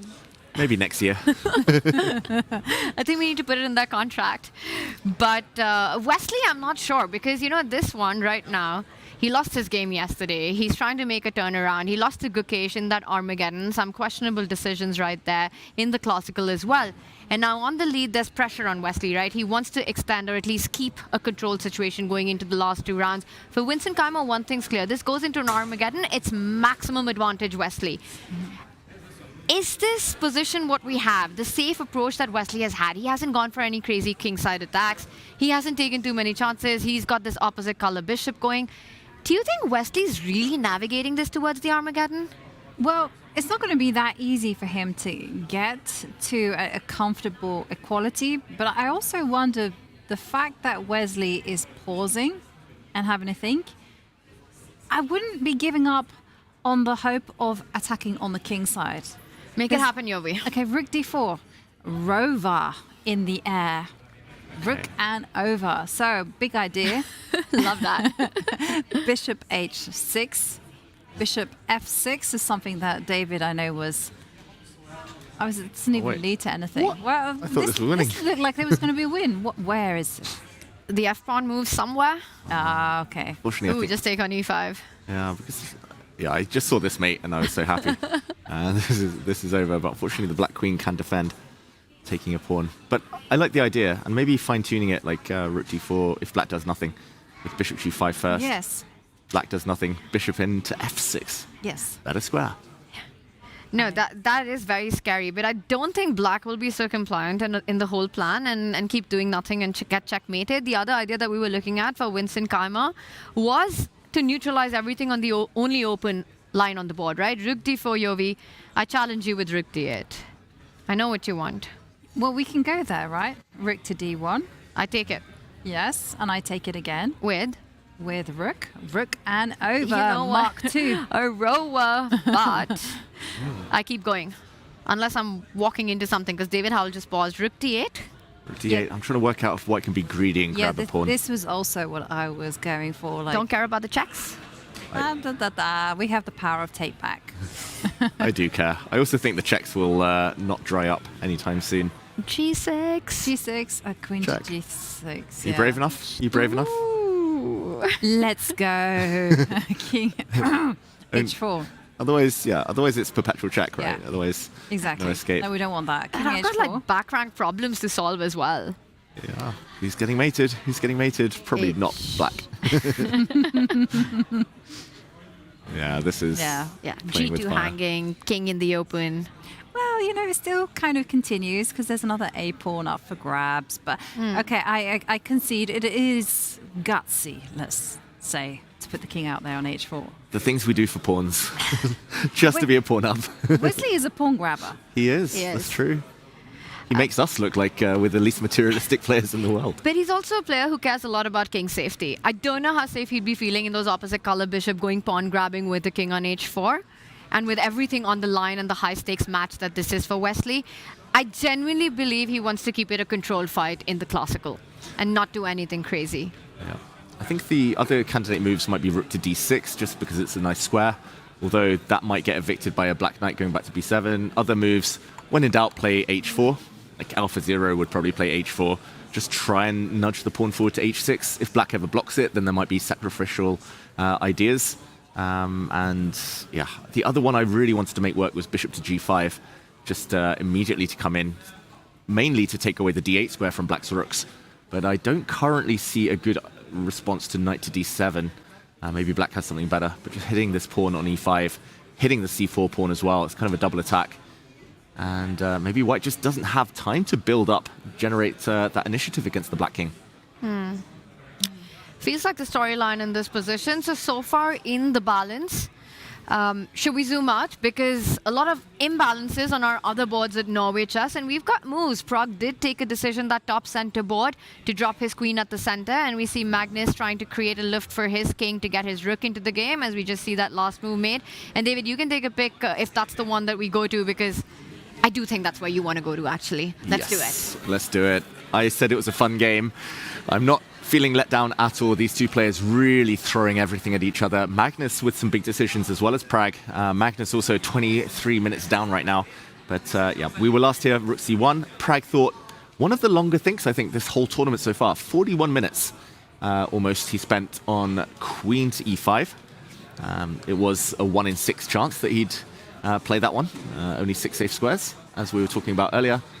Magnus now deciding, okay, there's no point giving a check with a bishop. I guess the black king is pretty safe for now on a square like e7. Although, I mean, king d8, bishop d7, still a lot of choice. And that would explain Pragg's move to e5, right? Because it controls the c7 square, so your rook isn't infiltrating on the 7th rank anymore. So this is perhaps what he had in mind, and Magnus keeps all the threats on the board, instead decides he wants to get his final toy into the nursery, g3, king g2 idea, and Pragg continues with development as well. No more checks for you, Magnus Carlsen, on b5. No more checks, but Magnus is one move away now from completing development. I don't really like where the white king is because it's on a diagonal. The black bishop can start attacking soon, but I don't know if Pragg has time to go for that. Pragg does need to at some point connect his rooks and decide, is it kingside? I don't see any immediate refutation to putting the king on this flank. I think that's where he has to castle, and there we go, just as I say it. Pretty much had to do it. And the king's going to hide in the corner, protected by maybe its queen as well. Pragg is a pawn up, and stakes are very high for Magnus Carlsen right now. The stakes are high, and especially because Magnus has got one thing on his mind. Earlier on, he lost against Pragnananda, so what does he want? Revenge. He's also a good salesman because he wants to sell his revenge merch. Because take a look at this, guys. The Magnus exclusive merch is live. It's get the new premium tee and matching hat bundle to automatically unlock a special discount at checkout. So go to go.chess.com/Magnus_collection or type !Magnus in chat to upgrade your look. And on that note, we're going to go on a short break. When we come back, it's going to be more of the action. It's going to be insane.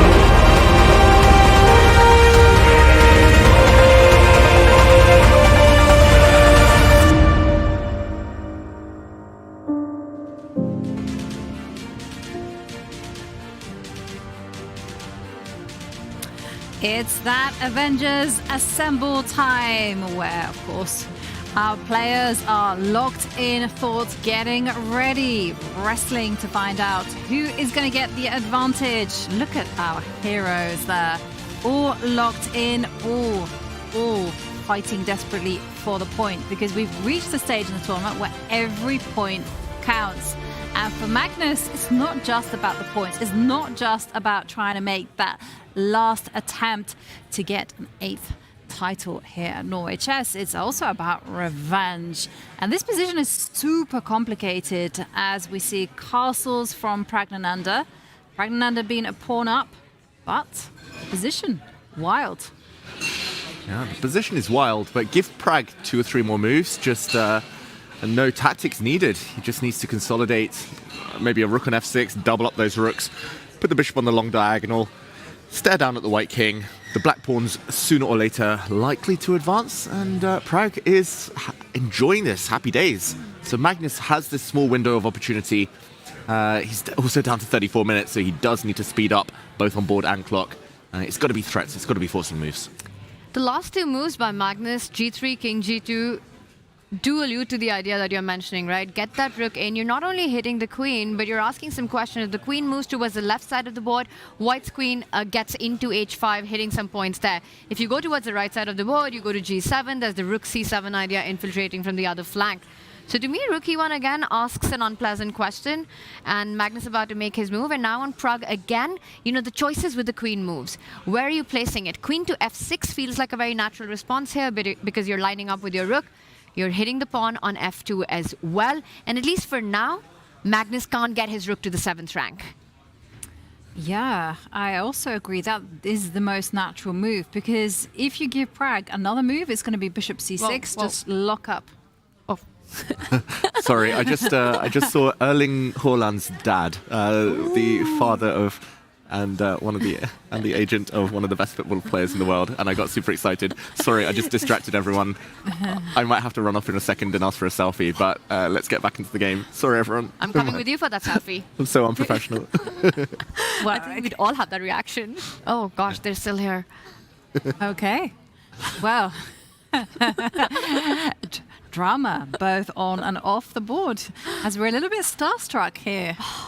Yeah, I mean, you've got Magnus in front of us. You've got Erling Haaland's dad right here, by the way. I think he can hear us. Yeah, and Erling did invest. He was one of the big investors into the total Chess World Championship. So coming up soon. Big connection with Norway, with the Norwegian scene, with sport, chess, all coming together. So really nice to see. And as a bit of a sports fan myself, I'm very happy. We're all getting that selfie very soon. But rook e1, right now let's get back to the chess in front of us for Pragg. Some big decisions. All right, guys, queen f6 is the move that we've been talking about, right? Oh, wait, David's got more. What happened now? I'm assuming this is permission from our producer for me to just... Okay, I'm coming back, everyone. Jovanka, take it away. Oh, I'm coming with you. David, we're going in for that selfie. Wait, from there, that's the camera. Bye, guys. And now we have the Yovi show. Now, I don't have access to David's computer, so I can't go maneuvering around or making arrows, but we can have a lot of fun here because big news here for Pragg. Tanya, did you come back? I want my phone. There you go, Tanya. And as I wave goodbye to my fellow 2 commentators, it's okay. We're here. Big threat on the board from Magnus. Rook to e1, attacking the queen. Queen has to go backwards. And my initial vibe was move the queen to f6, get it to hit that pawn on f2. And I can tell you, just to give you a running update on David and Tanya, they got the selfie. Oh, they're blushing like crazy.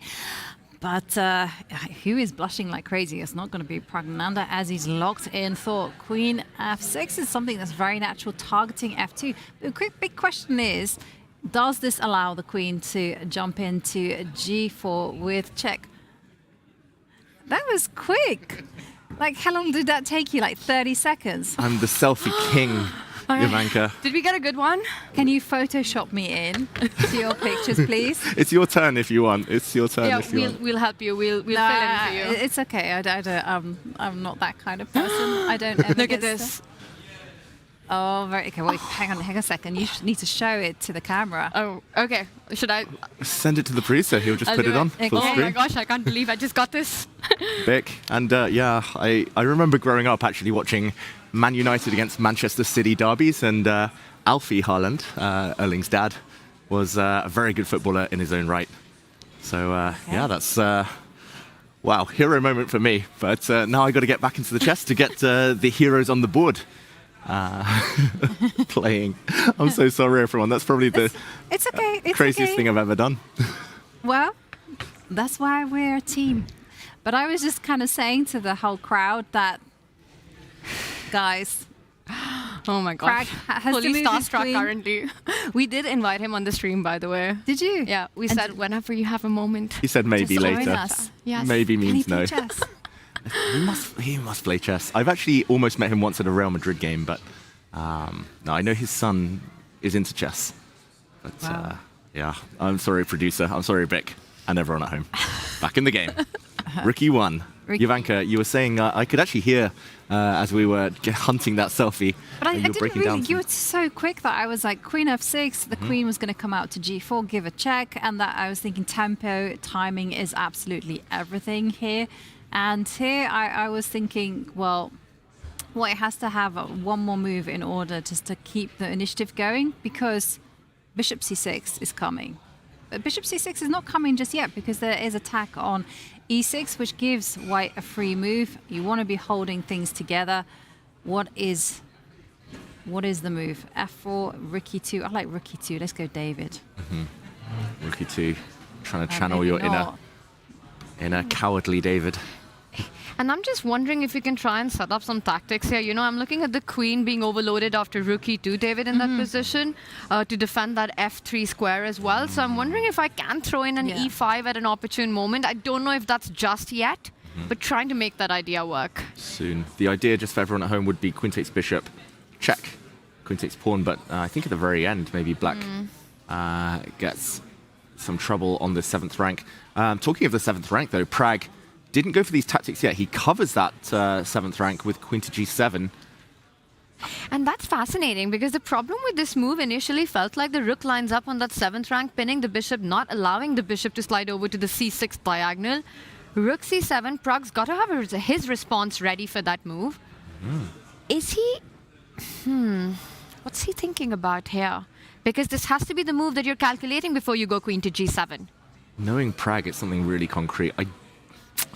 I don't know. I wonder. E5 is either very good or very bad. It could be e5, and I see why you're hesitant towards it because d5 just feels so incredibly loose in this position and could come with a check. But David, I have a feeling that Pragg, knowing his style of play, I think he's setting up the idea of doubling up his rooks on the f line. He's looking at just unpinning himself, and that would mean another pawn sacrifice, which means more fun for us. But let's say you take rook takes pawn, and I go rook to f8. I hit that pawn on f2.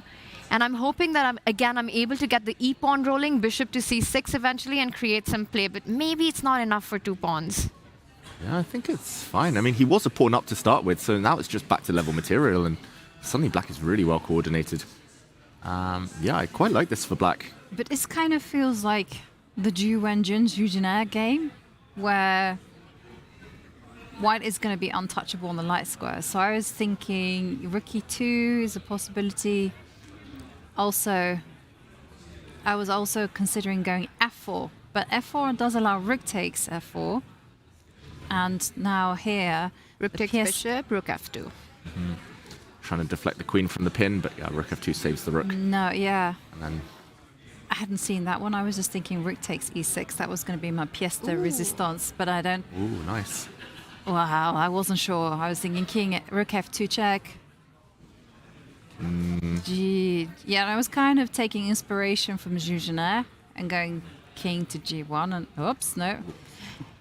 The thing is, right, these kind of positions, we're looking concretely, we're trying to calculate, but on the board, you look at your two rooks doubling up on the f file. You see the rook infiltrating by capturing a pawn with the check on that f2 square. You kind of stop your calculation at that point. You say, yes, I feel I have enough in this position to try for more, and if you're Pragg, you go for it. I actually really like queen g7. Get your rooks ahead of your queen, and then decide which square you want to place your queen on. Is it going to be on b2, targeting the second rank and the a3 pawn later, rather than any other square? I think rook f7, rook f8 is on Pragg's radar next, if rook c7 was to happen, and maybe that's why Magnus isn't rushing away with it. Yeah, and just to point out the difference, we were speculating on the squares, and I love Pragg's choice. I think it was time well invested, because queen f6 was my first instinct as well. Like, we were talking about this for quite a while, like maybe white can flick in a check with the queen, but let's say Magnus just plays for control. A move like f4, white now can put a rook on e5, lock up half the board. Yes, white's a pawn down, like it's the d pawn, which is quite a big one, but a rook on e5, then the white pieces can start flooding towards the king side, the other rook comes to the e file. This pawn chain is very hard to erode, but it's now impossible. f4 after queen g7. Magnus can't stop e5 forever now, because after f4 the pawn just drops off the board. So yeah, I think the tiny difference there positionally, it's not even a big tactic, the point here, but the positional point behind queen g7, trying to force it through e5, and later the doubling of the rooks on the f-file. That is the plan behind Pragg's idea. It's also a simple plan to follow up, right? Regardless of what white is doing, whether you go for rook to e2 to keep your second rank under control, rook to c7, or a queen move right now if you're Magnus Carlsen. For Pragg, the path is clear. The next two moves, rook f7, rook f8, keep passing the ball to Magnus, force him to burn the clock.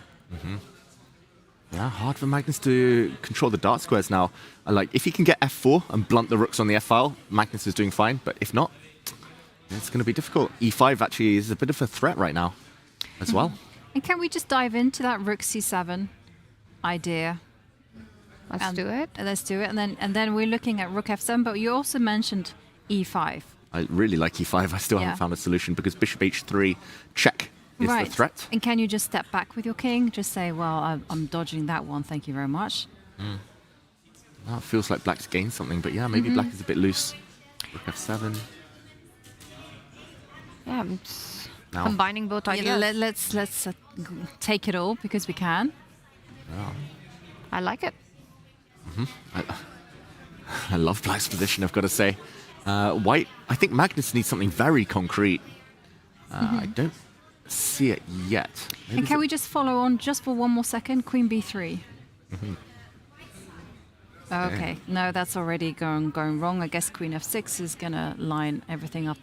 That's not so bad. Queen b3. We're too affected by the bar. It's only a tiny advantage for black that's meaningless here in such a wild position. Bishop c6 is one idea, bishop e6, queen f6 is, you say there, Jovanka. It just looks like a really nice position for black. You know, we've got a double-double here. You've got doubled A pawns, doubled H pawn, with those central pawns marching up the board, unstoppable right now. The light squared weaknesses around the white king. All of black's pieces around the black king, and also really lined up against the white king. Actually, I have a feeling that Pragg can start getting ambitious here. And in his mind, this is the best case scenario, the best outcome of the opening surprise that he had, right? Starts with the French, plays this crazy knight 8-6 idea.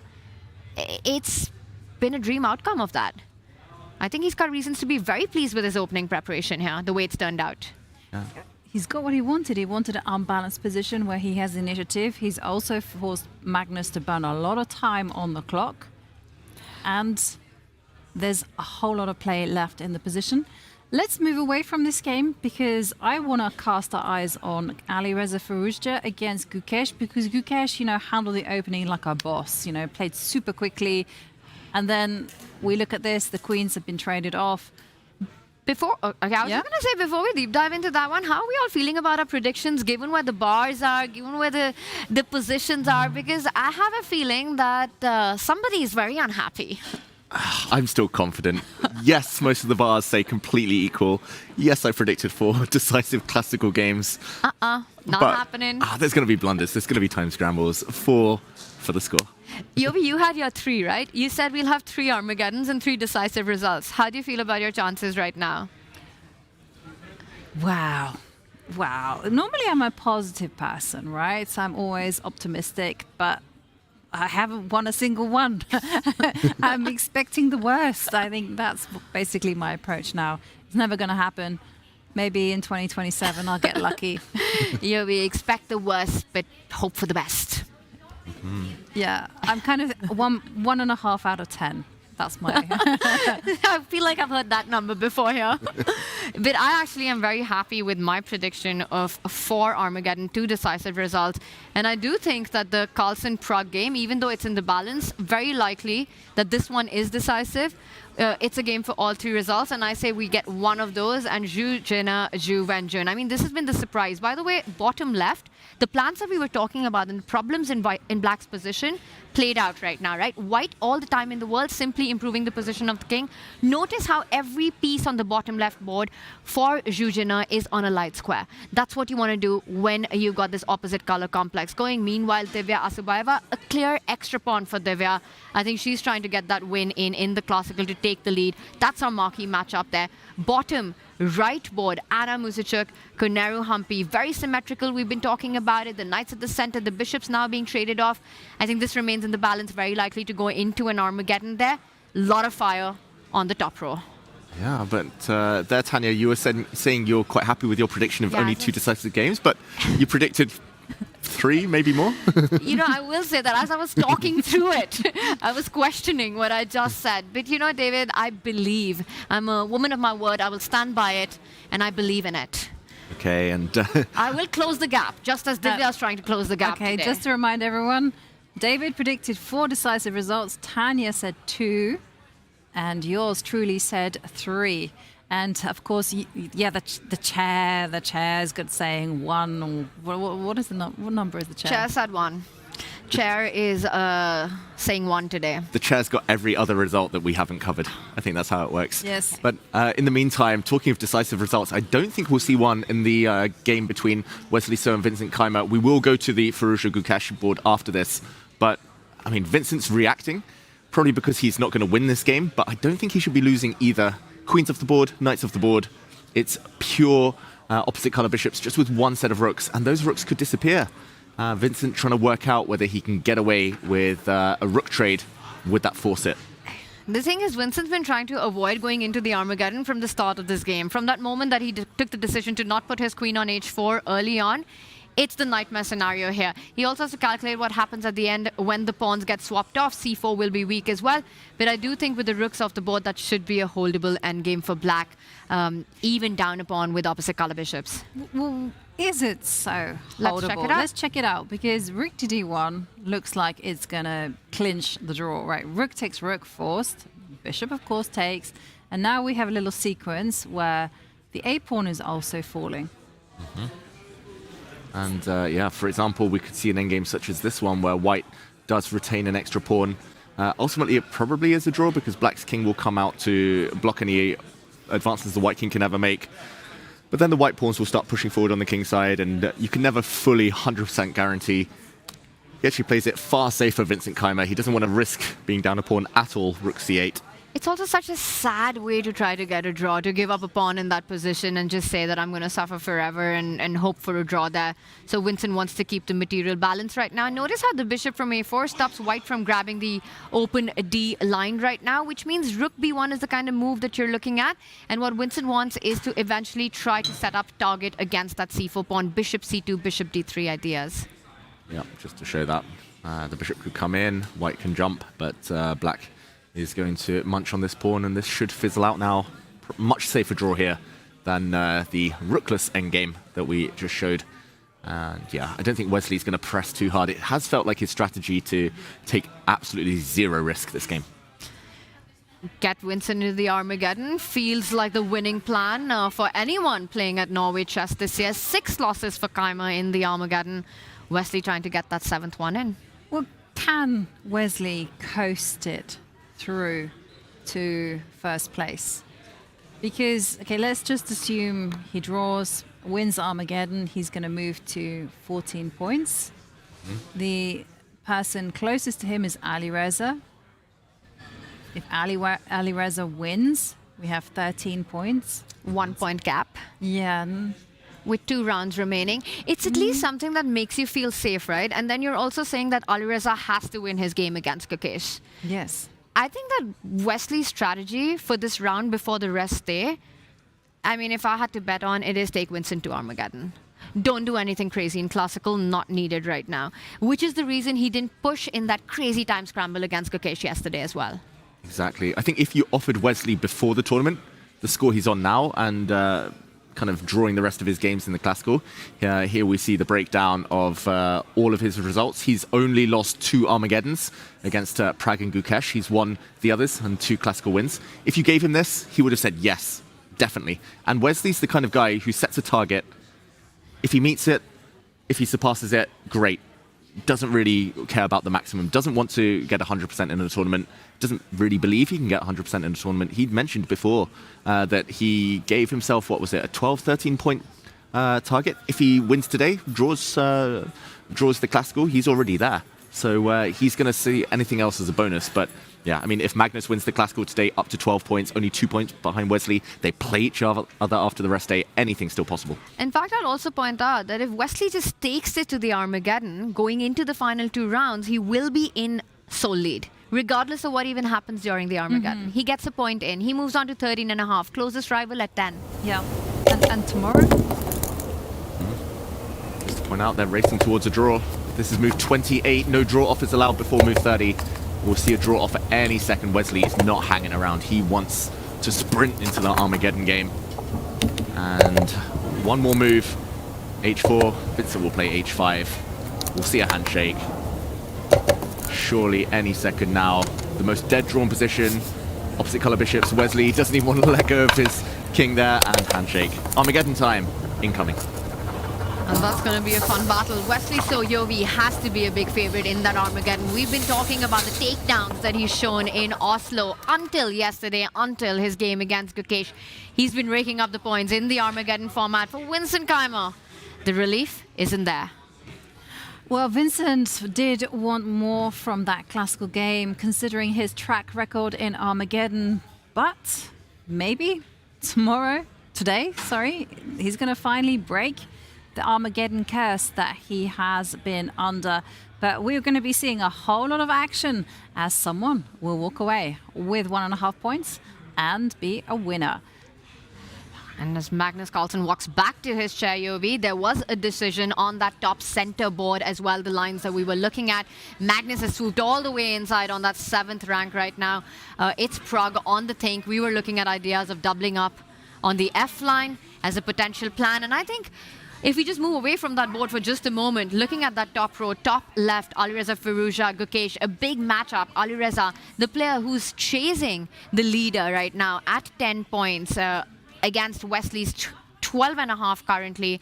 This game has been one of surprises. And I'm not just talking about the opening surprise by Gukesh, because once that whole dust has settled, and David, you'll do a full action replay from where we left it last. But I just want to make a point. Now what we have in front of us, it looks like Wesley's navigated his way out of the opening surprise and has ended up with an extra pawn, and I'm not really seeing Gukesh's compensation yet. Yeah, Alireza up by a clear pawn. And I mean, he's got easy moves as well. F3 will cover all the squares. The king will sit nice and pretty. His last move, he might want to trade off more pieces. Bishop coming to C2. You asked for the action replay, Tanya. And we'll just show that. We left it after a queen exchange. In this position, the queen's left the board. Gukesh, very surprising. Something went wrong with his opening prep. Maybe it was just pure bluff, but he raced into it, sacked a pawn, suddenly stopped for 40-something minutes, and realized he's a pawn down for minimal compensation. So maybe Gukesh a bit superficial, his prep, or maybe trying to hide his best prep ahead of a World Championship match later this year. But here, just knight to D2 from Alireza. The knight traded off for a bishop, at least getting rid of the bishop pair. Just to mention that the bishop could now escape, so no issues with that piece being trapped. And yeah, if we follow down the variation, just looks like a clear pawn. Can't take this one, or shouldn't take this one, for anyone wondering. Bishop takes h5. There would be a nasty pin on the h-file. Actually, at the very least, black could always block it in with g4 and go win that piece later. So greed no longer necessary. Not good. Bishop to d1. And yeah, 28 minutes should be enough for Alireza, even though they're just at move 19. No increment for ages. What do we think? His chances of conversion here? Well, we don't need to think anything because before you make up your minds, let's hear from Gukesh himself as he enters the confessional.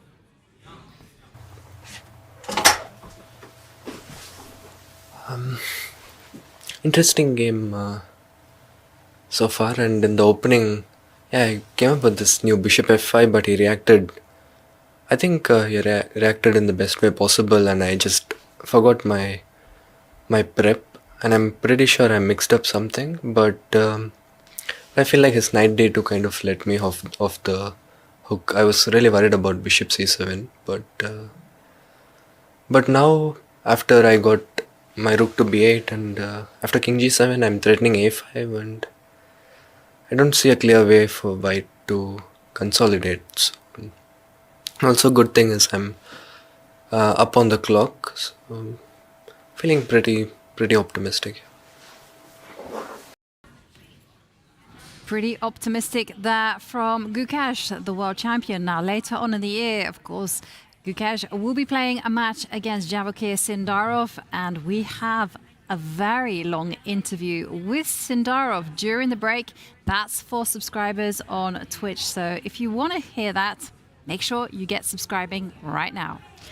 I think for Sindarov, the two most interesting players currently in Oslo, Bibisara and Gukesh. You know, he's of course come here to support Bibisara, and we've seen some incredible prep by her being lashed out in every single round, and she's at the top of the leaderboard there. But I'm going to say I think Sindarov has one eye on Gukesh and his performance and what he's bringing on the board. And that makes me wonder about something that you touched upon earlier, right? Saving prep for the big one coming up. And I wonder how much at play that is for both Gukesh and Wenjun with World Championship matches, you know, being the biggest part on their calendar right now, being what they've been thinking about since the candidates got done. Do you think that's something that's the reason why we've been seeing the performance and the narrative for these two players at Norway Chess? It's possible, that's for sure. I mean, I can't wait to see that interview, first of all, with Sindarov. I saw a post on social media that he was playing Counter-Strike and he needed to get his account fixed. He's got his priorities right, that's for sure. But, I mean, definitely for Gukesh, the fact that he's seeing Sindarov on the rest day on a boat, in the hotel, it's got to be at the back of his mind, eating away. He's like, I can't reveal too much. I need to look good. I need to impress him, scare him. But that just maybe puts more pressure on his shoulders. For Bibisara, definitely inspiring her. And probably not hurting, at least with the openings. I do think Gukesh and his team should check out Bibisara's games in a lot of detail before that World Championship match, just in case some ideas of Sindarov's are used. Very interesting. Also could be a false avenue, so who knows. But what I found really interesting was when we had Vincent in the hot seats and Tanya, you put him on the spot, you say, hey, are you going to second Gukesh again? There was an awkward chuckle. He said he can't comment. I mean, I wasn't really expecting him to give us a clear answer on that. You just cannot... No, of course not. ...reveal that at this point. Right, but I just got the vibe. I don't know about you guys. It was just more a of a yes? It was like kind of, no, don't push me too much on that. You know what? Of course, I could be completely wrong, but I mean, Vincent was a very key part of Gukesh's team. Let me just say that for Ding's match, and there were a lot of lines and openings that were played. I remember that rook e1 idea in one of the games with the white pieces that he attributed to Vincent, and it was a very successful opening that he had a3 in some of these queen spawn opening as well. So, yeah, I felt like that chuckle and no comment to me felt like a bit of a comment. Yeah, I mean, I've heard so many stories about teams recently. I heard that Sindarov's team was discovered by, I'm not going to say who, but another candidate. Everyone who was part of that team was discovered because they accidentally ended up at the same location for a training camp, two teams at the same time. So these things, they happen. They happen. You just got to get on with it in the end. And I mean, it's all noise. It will come down to kind of form at the time. Openings will be a big thing, but it comes down to who's in best form, and I think Gukesh working on the form is the main thing, regardless of what Sindarov thinks of him, regardless of who's on each team. You can have Kaimo, you can have all the openings in the world, but you need to be in good form. Right, and talking about good form, we heard in the confessional that Gukesh pretty confident about his position. We were not sharing his confidence. We thought, well, just a pawn down. every time we've had Gukesh in the confessional, the one word that he uses a lot, which I think also gives away of his mindset and the way he approaches chess, is that it's an interesting position, and you always see him very happy with that evaluation. And we use the word interesting a lot in chess, and what it really just means is that it's a position that you can fight in. It's not dead equal. There's no clear path to taking this to an Armageddon. I've got a game, and sure, I'm down a pawn, but I believe in my chances, and I think the chances that he was referring to, and David, maybe we just show that one more time, because he highlighted the move knight d2 as the one where he felt that Alireza could have gone in with something stronger. He was talking about the idea of bishop c7, that Gukesh here was fearing the bishop gets out of the way, and then white not only has an extra, well, pawn, but also a bishop pair in this position. But instead, knight d2, and Gukesh was relieved to see that on the board. He immediately snaps up the bishop, as we saw happen, moves his king, lines up the rook on b8, and now he said what he's really looking forward to is getting that a5 move in, trying to open up the A line. And David, bishop d1, it still looks like a pawn sacrifice to me. I do see that there are ideas of rook coming onto the second rank, maybe rook to a8, but there's a c6 weakness on the board as well that's being hit currently. So what exactly did Gukesh mean, and how does he plan to execute a5? Great question. I've been wondering as well. I think whichever way the black rook goes, a8, b2, we probably end up at the same thing, rook to b2. This gives white an extra option, however, of bishop to b3, shutting the door. I think the intention would be bishop to d3, and that's why we see the eval bar drop, the rook coming into e2. So most likely it kind of goes in the same direction. Knight takes c6, rook takes pawn. We could have got this via the rook a8 move order. And the question is, like, what is black really threatening? White could, at the very least, castle. Maybe there are other ways, but even if white just castles, it's still a pawn. Actually, it's 2 pawns now, and that's quite a big investment. He doesn't go for a5 because he didn't see the compensation here. Rook to c8 instead played. I guess it's just to defend c6, so that a5 more attractive, more appealing. But this is where Gukesh is, in my eyes, unique. Most of us would be more general terms. We like, oh wait, we're a pawn down, can't play this. Like, we're only playing for survival, only playing for a draw. But he, as you said, Tanya, he doesn't look at general terms. He thinks hardcore specifics, so concrete. I have this line, bang, bang, bang, bang, bang. At the end, I'm fine. This line, I'm fine. This line, I'm fine. Who cares if he's a pawn down? He's not materialistic like that. No, and I think those specifics are still around the move a5. I think this completely hints at it, right? You put your rook on c8, you defend that c6 pawn, and you're going there next. The big question for me, Jovanka, is does Alireza have time to strike to get to the party first with a c4 break of his own? That indeed looks very, very tempting as well, just to strike while the iron's hot, because otherwise, as you guys mentioned, a5 incoming, get active. I think if it's now or never, if he wants to do it. Should we put it to test by fire? Let's quickly put it to to test. And then put it to death, probably, because it's okay. It's okay. No, yeah, the reason I want to be quick with this one, because there's a lot of stuff happening in the other games. This is going to go on for a while. But we can quickly analyze this one. What is wrong with c4? Because the evaluation bar kind of said no. Yeah, I think it's either c4 or it's bishop c2.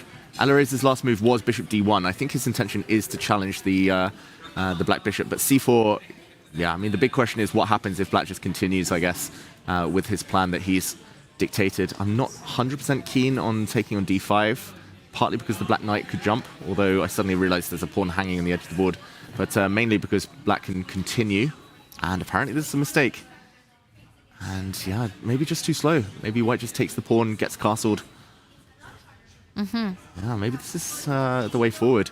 I would have actually played bishop c2 just because I suddenly see, okay, very least after a5, I can probably do anything here, castle, f3, but the white knight's going to leap forward, and I'm just shocked that the eval bar says it's only a small edge for white. Clear pawn. Is it a3 in this position here, just hoping to get that rook double up first or go directly on b2? I was thinking maybe double up first. But then it gives you a really nice strong hold on b2 at some point. Yeah, I mean, it's crazy, the eval bar changing every move. Like, whatever I play, it's changing. But it does look like white is the one having the fun. Yes, exactly. And, okay, so really interesting position, but it's getting critical for both sides. I want to direct us first to Zhuzhina against Zhu Wenjun, because Tanya, your move was put into operation with getting a king to f5. And Zhu Wenjun You can see the evaluation bar saying she's managed to find a resource because she sacrificed her rook, sacrificed the exchange, in order to get rid of that really powerful bishop. Yeah, and I'm just gonna go, Yavanka, that was an idea mentioned by you, man. Well done on that. That's the resource that was found by Zhu Wenjun. And look at that, the bar says that Black has play right now. And David, you're going to show us how she exactly did it. But it just showed how desperate it was for Wenjun to go for this. And it was the best way to get counterplay in this position. Under 10 minutes though now. Exactly, under 10 minutes. And Yavanka, I have a feeling it's your day with the prediction game in general, because you called it that Pragg would play a French. You called it that Rook E2 would happen. Zhu Jiner really took her eye off the ball here. I'm frankly shocked by her decision. Like, White's plan is to put the king on f5. White's plan is to, at some point, push the h-pawn, g-pawn. Why not start with a move like rook g1 or h4? She plays bishop c4, inviting Black's only source of counterplay. This is literally the only thing Black can do, and she's allowed rook to e2. Yes, it's a sacrifice. Maybe she just totally missed it, but now c2, impossible to hold. h2 also hanging, and that's how we got to the live position. And rook c3, a difficult move. But just for everyone at home, she should be playing this here and now before White gets time to consolidate, because taking the rook would actually lose the game for White, and you can't stop the pawn now advancing and coming forward. So Zhu Wenjun back in the game if she finds rook c3. Back in the game if she finds rook c3, but it is a big if. She has to offer up a trade of rooks. Things are also looking incredibly sharp in the game between Divya Deshmukh and Bibisara. Oh, she doesn't find... We just caught a glimpse there. The rook to e2 was the move played, and Zhu Jiner back in the driving seat. But it seems really wild between Divya and Bibisara. Yeah, let's jump over to that. We left it last with Divya having that extra pawn and felt like she's going to push this for the win in this one. I do see that last move by Bibisara has been king sidestepping a check. And look at that, Divya is giving back her pawn for piece activity, jumps forward with her knight to d5, gets awarded an exclam on the board, but queen takes pawn. Get that pawn back, material balance restored. What is Divya's follow-up? Wow, that is a big pawn to give back. She could have defended it with her rook, with her queen maybe, but knight d5. Okay, it must be something forcing some concrete lines. I mean, Bibisara has to take the pawn. Otherwise, it steps to c7. She can resign. She's never getting rid of that pawn in conjunction with the white knight. Beautiful outpost. Okay, queen takes pawn. Maybe we'll break it down. Bibisara has a lot of time, so she might think, but she will play this move eventually. She does it instantly. Like you said, just can't allow c7 on the board. And now the big question, has Divya calculated this through? And the blue arrow to the rescue, b4, hitting the bishop, getting it out of there, and then stepping up with the... Look at that, Divya does it. She finds the best move in the position. And I was going to say, do you follow this up with a move like rook a6, targeting the d6 pawn next? And Black has to choose where to go first. Bishop to d4 might just get hit by a move like c3. And if the bishop takes the pawn, whoops, you get pinned. And White here wins the bishop next move. So after b4, more likely the bishop drops back. And Tanya, you're wanting to put the rook on this square, pinning. It's more attractive after the bishop falls back to b6, although I'm still surprised with the pawn, giving up of the pawn. I'm trying to think, what's our follow-up here as White? You're not going to win that bishop instantly anyway. That's true, but you've got a lovely little bind, right? You've got c4, c5 coming. Queen b5, c4, if you try to unpin yourself. Exactly. Not getting away that. And actually, the more I look at it, the more I'm thinking, well, Black is in a huge tangle. You can't actually ever break the pin. That's true. That's weird. Like, you can't get out of this. You can't move your queen to b7. You drop the bishop. Queen b5, c4. Like, this is the perfect construction. Let's say Black makes a random move. You can still play c4. Since the Black queen cannot take the pawn, the bishop will hang at the end. That's a beautiful idea by Divya, to give up the pawn for this play against the Black bishop. Wow. Incredible. She's so good in these kind of unorthodox, imbalanced positions. And the thing is, right, you're going to be forced back to go to b6. You can start with d4, but the bishop's getting hit there anyway. So the pin is inevitable on the board right now. Pin is inevitable. Yes, I mean, how to get out of that one? I don't see it. Thanos also said he was inevitable, but we all knew how that turned out. In the meantime, people getting very excited here in the library. We're hearing some players cheering, or some fans cheering for the players. That can only mean one thing, David Howell. There's action on some of the boards, but we will jump to the other action in a second. There we go, bird's eye view. Just to mention, Divya against Bibisara. That was the final game, final round of the candidates. Bibisara needed to beat Divya with black to qualify for a playoff for the World Championship match. She wasn't able to do so. So Bibisara, maybe some revenge on her mind as well. But right now, I think it should be survival she's focused on. She needs to survive a very difficult position as she plays an inspired Divya. And we can see on the top right, there is an Armageddon coming just around the corner. In just a few minutes, we will have a kickoff between Wesley So and Vincent Keimer.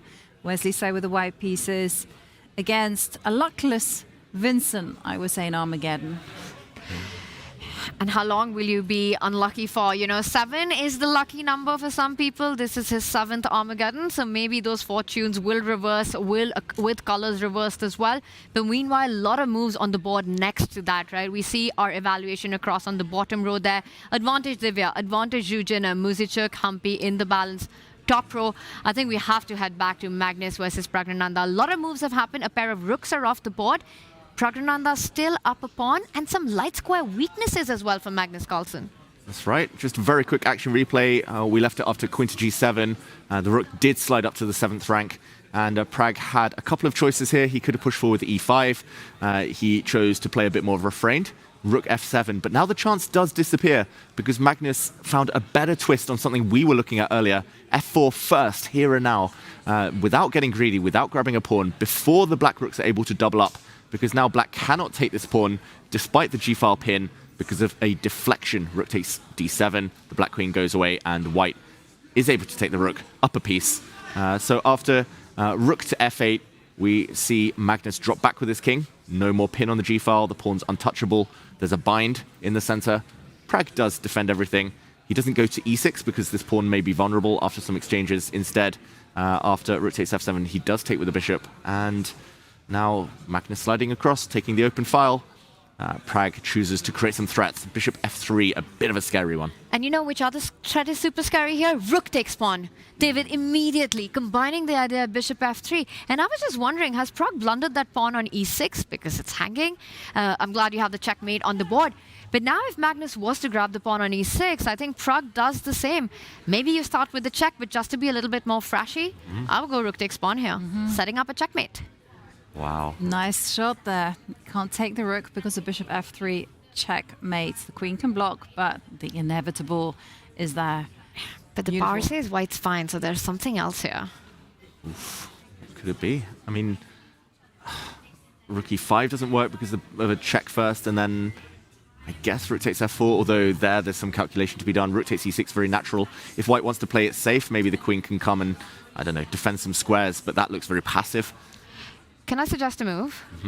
Rook takes pawn, if you're Magnus. Rook takes pawn, if you don't give the check first. Sure. Bishop takes pawn. I want to trade the queens and win your rook.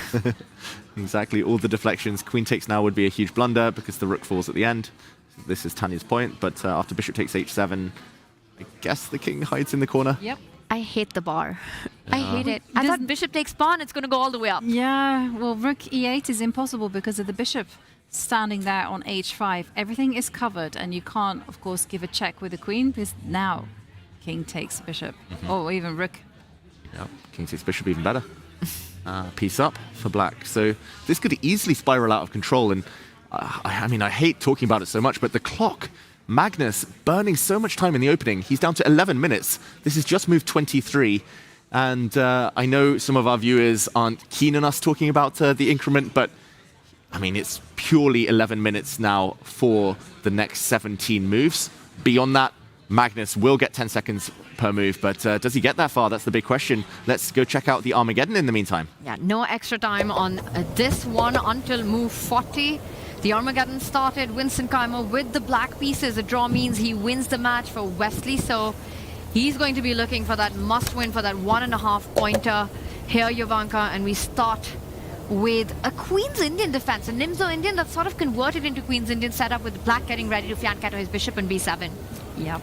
And bishop to d2, played by Wesley, designed just to fight against the bishop takes knight, just crippling the white queenside pawn structure.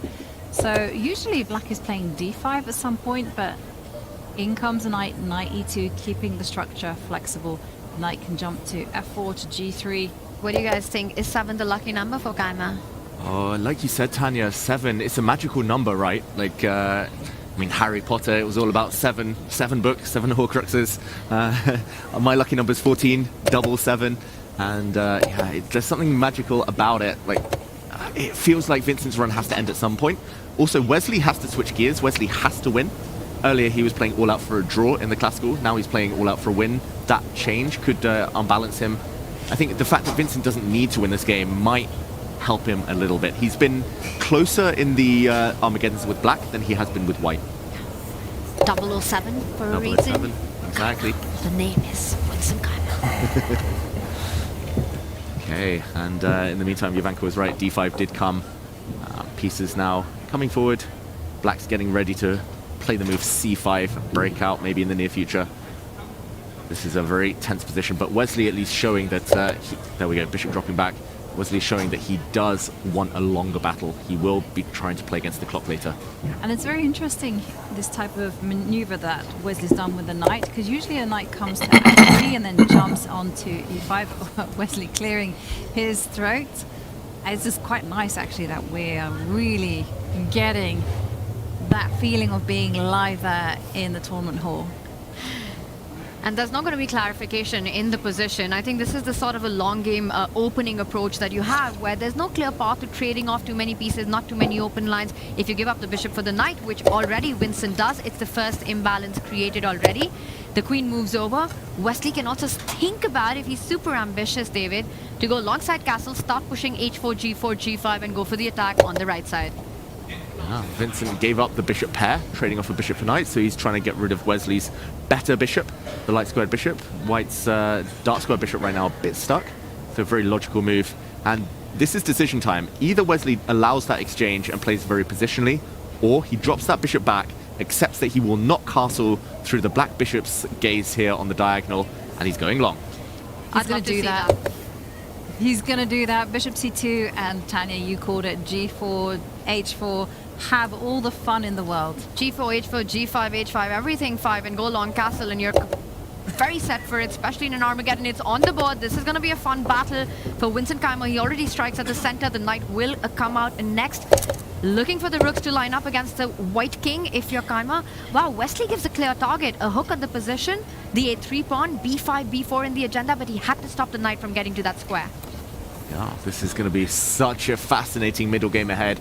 I would say the stakes are higher for Kayma just because now he's got pretty much only half of Wesley's time on the clock, but also he needs to attack before it's too late. Wesley's got so many easy improving moves. He's going to slide his king across to b1, maybe f3, g4, all the pawns flying forward. Vincent is less clear, less straightforward, therefore more difficult. Number 7, the Armageddon hell that he's been in, the limbo. Can he turn it around? He moves his rook. He lines it up against the white king, take a pause, sidestep, puts the king on the safe square, and setting up g4, g5 next is Wesley. So, do you trade on d4? Do you keep the tension if you're Vincent Kayma? Yeah, do you also attack the queen and, you know, try to force the queen on f4 to a more inconvenient square? Knight h5? Knight h5 is a move to consider, but it's risky. Rook e8. G4 now. G4 possible. Wesley type of move might be f3 just to cover the light squares, stop any black knights appearing in the center. Although g4 is so tempting. There we go. G4 if you're Wesley, so it's on the board. G5 coming in next. Suddenly it's looking very difficult for Vincent. He gives white an isolated pawn, but there we go. And the consequence of not controlling that square means Vincent has some activity. If we see a bunch of exchanges in the center, maybe the white d-pawn will also drop. And I'm also looking for ideas for Wesley here. You know, you've got the bishop pair. You want to try to open the position, David. We might see a trade on the board. The d-pawn moving forward. The bishop lined up on c3, eyeing the king side. As Vincent looks up. Just under 4 minutes for Kayma. And a rich tactical position. Wesley, I don't think he should have allowed this, at least in practical terms. Eval Bar says he's still better, but suddenly Vincent has light at the end of the tunnel. He could exchange off a bunch of pieces. At least the clarity that he gets with this last knight jump will help him to make moves quickly.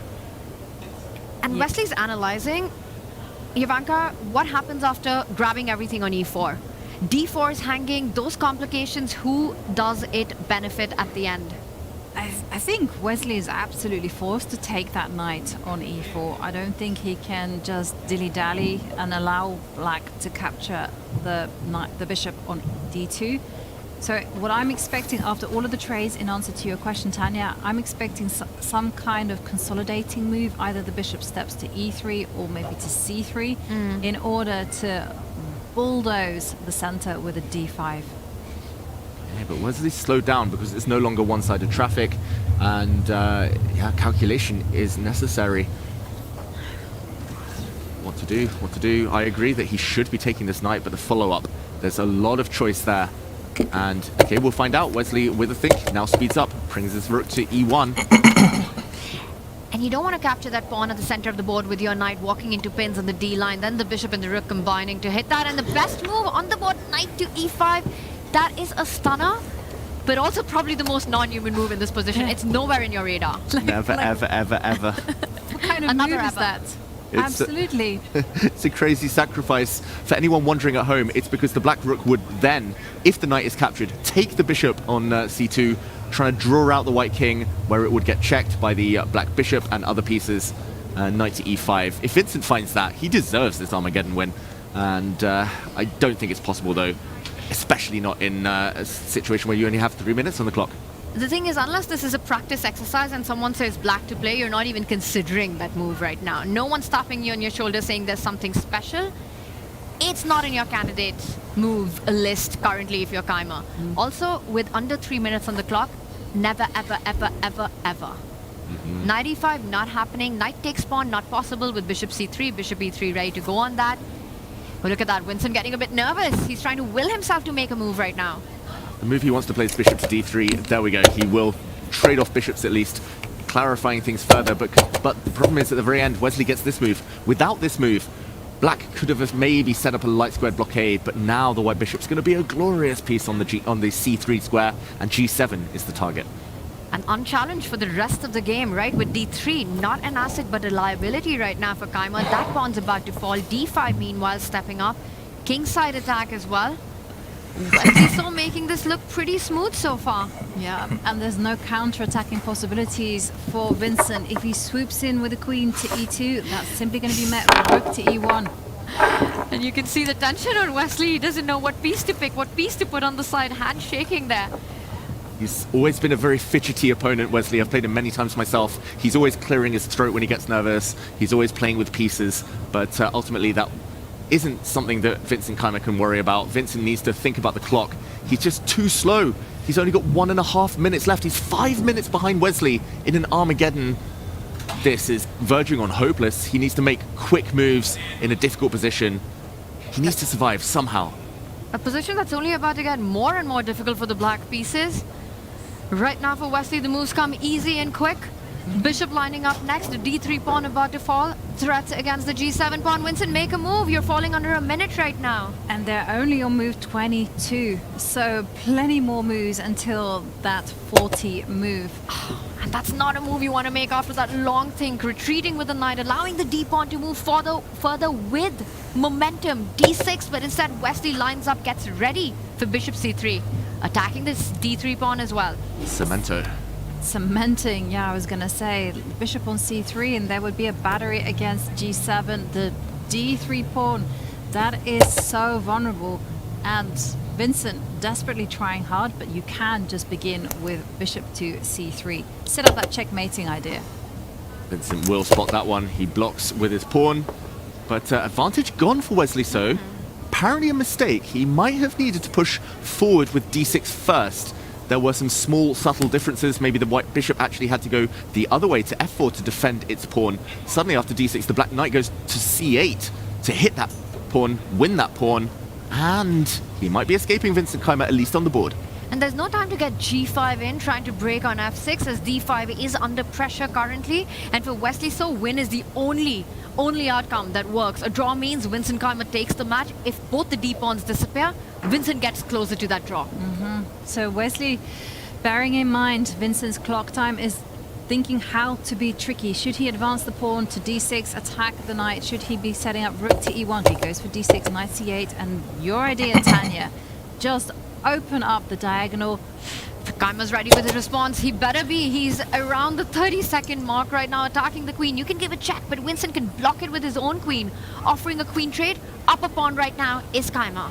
Vincent's almost out of danger now on the board. He's getting closer to a drawn endgame. He looked up at the screen to check the move count. But yeah, Wesley, guilty of exactly what he was doing yesterday. Wesley, as soon as the opponent's in time trouble, begins to rush. Bishop c3 was a rush decision when he had over 6 minutes on the clock. He might be starting to regret it now. He has to win it all over again. The hard work only begins now for Wesley, but he can't let Vincent simplify further. He can't let him off the hook. He needs to keep some tension, give Vincent some difficult moves. He gives a check first, queen's off the board. Oh my goodness. This is an endgame. Vincent Keimer now trying to get the rooks off the board, but that comes at the cost of a pawn on f6. Did he miss this? I think he missed it. It was just instinct. Did you see him? He touched his rook and then he hesitated. He was like, wait, I've just blundered a pawn. Because he's got no time on the clock. He's trying to save his clock. And look at that, Wesley. He's about to go up a pawn right now. A gift by Keimer, who seems unsure on every single move. He pauses, puts the pawn on g5. He's not out of it. His king is coming. The knight is coming. He's going to regain the pawn most likely. But it's just a matter of where the white king ends up. If by the time Vincent recaptures the pawn, the white king is already marauding up the center, maybe going left towards those black pawns. If the white king is active enough, Wesley, with a bishop in an open position, will have the advantage. And the clock, it's all about the clock for Keimer right now. He can't go for any king-pawn endgames. The white king getting super active. He's trying to hold on with his knight and king at the center of the board, making sure the white king doesn't get too far out. 25 seconds. This is move 35 incoming now. So 5 more moves to make before he gets that small consolation of the 1 second increment. But knight e8 given a question mark, because maybe the white king can start running now. White king can certainly make its inroads towards the queen side via c4, b5 and a6. So I'm expecting Vincent to hold firm as soon as the king stands up. Knight c7, try to block those squares. And if Wesley is able to get this Armageddon game a win in, and we've got a result. We do have a result, a win for Jujiner against Ju Wen-jun. What a game there. 3 points for Jujiner. And about to deliver checkmate on that board, as well as black resigned defenseless against the idea of the rook stepping in, but it's back. It's all eyes on tournament leader Wesley So trying to squeeze this one out, but makes a mistake, David. He makes a mistake, and this king and pawn endgame is not winning for Wesley So. I think he's miscalculated. Again, he rushed. He had over 3 minutes. He didn't stop. He hasn't paused at all. Wesley's got into a dead drawn king and pawn endgame. It's a race, but Vincent's moves are easy now. Vincent's just got to run. He's just going to push his pawns. We're going to see a drawn queen endgame, and Wesley stopping too late. This is so unprofessional from Wesley. He didn't pause. And what's the point of having 2.5 extra minutes on the clock? This is the line that he had to calculate. He's slowed down now, but it's too little, too late. Well, we see king takes pawn, and now it becomes a question. Can Vincent play the moves fast enough? Because let's not forget that Vincent is only getting a 1 second increment per move. And both are going to queen at the exact same time. Wesley So will have an extra pawn on the board, but it is Vincent to move. Look at the speed with which he's playing. Vincent Keimer trying to get some extra seconds, build up on that extra second post move 40 right now. A tough save still, I'd say, for an Armageddon. It's still tough. Vincent actually did go slightly wrong. He could have got to a dead drawn position. Here, it should be a draw, but he's suffering. The trick for black is to actually try and get the king into the corner. The queen centralized first. Vincent, mere seconds left. Wesley, odds are he still wins this. Although Vincent has memories now of a queen and pawn endgame against Gukesh all the way back at the beginning of the tournament, where he was on the winning side and couldn't win. And Wesley, you could see it, his hands trembling before he came back with the queen, giving that check to the black king. Just the tension and the nerves and the stakes of this match incredibly high for the tournament leader right now. The king getting closer to that white lone pawn. For Kaimer, he's about to double down. He gets the king forward. And now Wesley is just looking for the most surprising moves to make in order to make Vincent burn that time on the clock. There you go, no more checks, just offer trader queens, make Vincent think, and here we go, mistake. Oh, it's a mistake because white can now get the queens off the board. He can give a check in the center with his queen, the only winning move. And he misses it! He misses it. Oh, the bar's still high, but that was a knockout on the spot. Queen to d5, and the queens would have come off. That was game over. The next move would have forced a queen trade. Vincent gets another life. Can't take it. He comes back. And the clock. Vincent loses on time. Tough defense ahead, but Wesley gets the job done. That was such a nervy encounter from both sides. Nervy encounter in. Let's listen in to the players.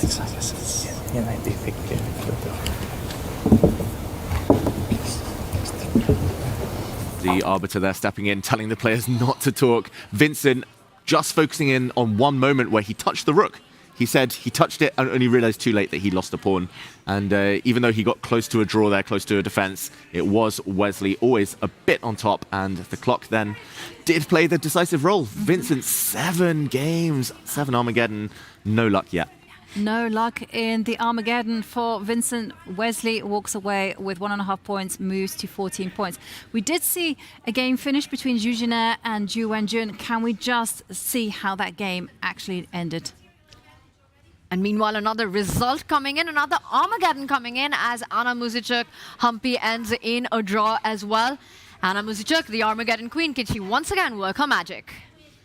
Yeah, that game was not the most thrilling, very symmetrical for most of it. I think a very fair result that it was a draw.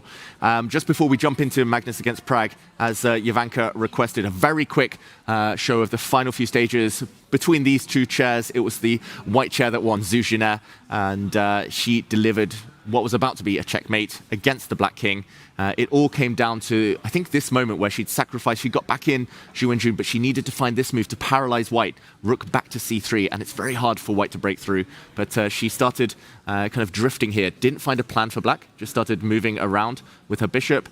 The white king now able to improve, the white pawn stepping forward, and there was nothing to do against this big attack. The Black King left all on its lonesome, and here we saw a file open up. Rook to g3, a beautiful killer.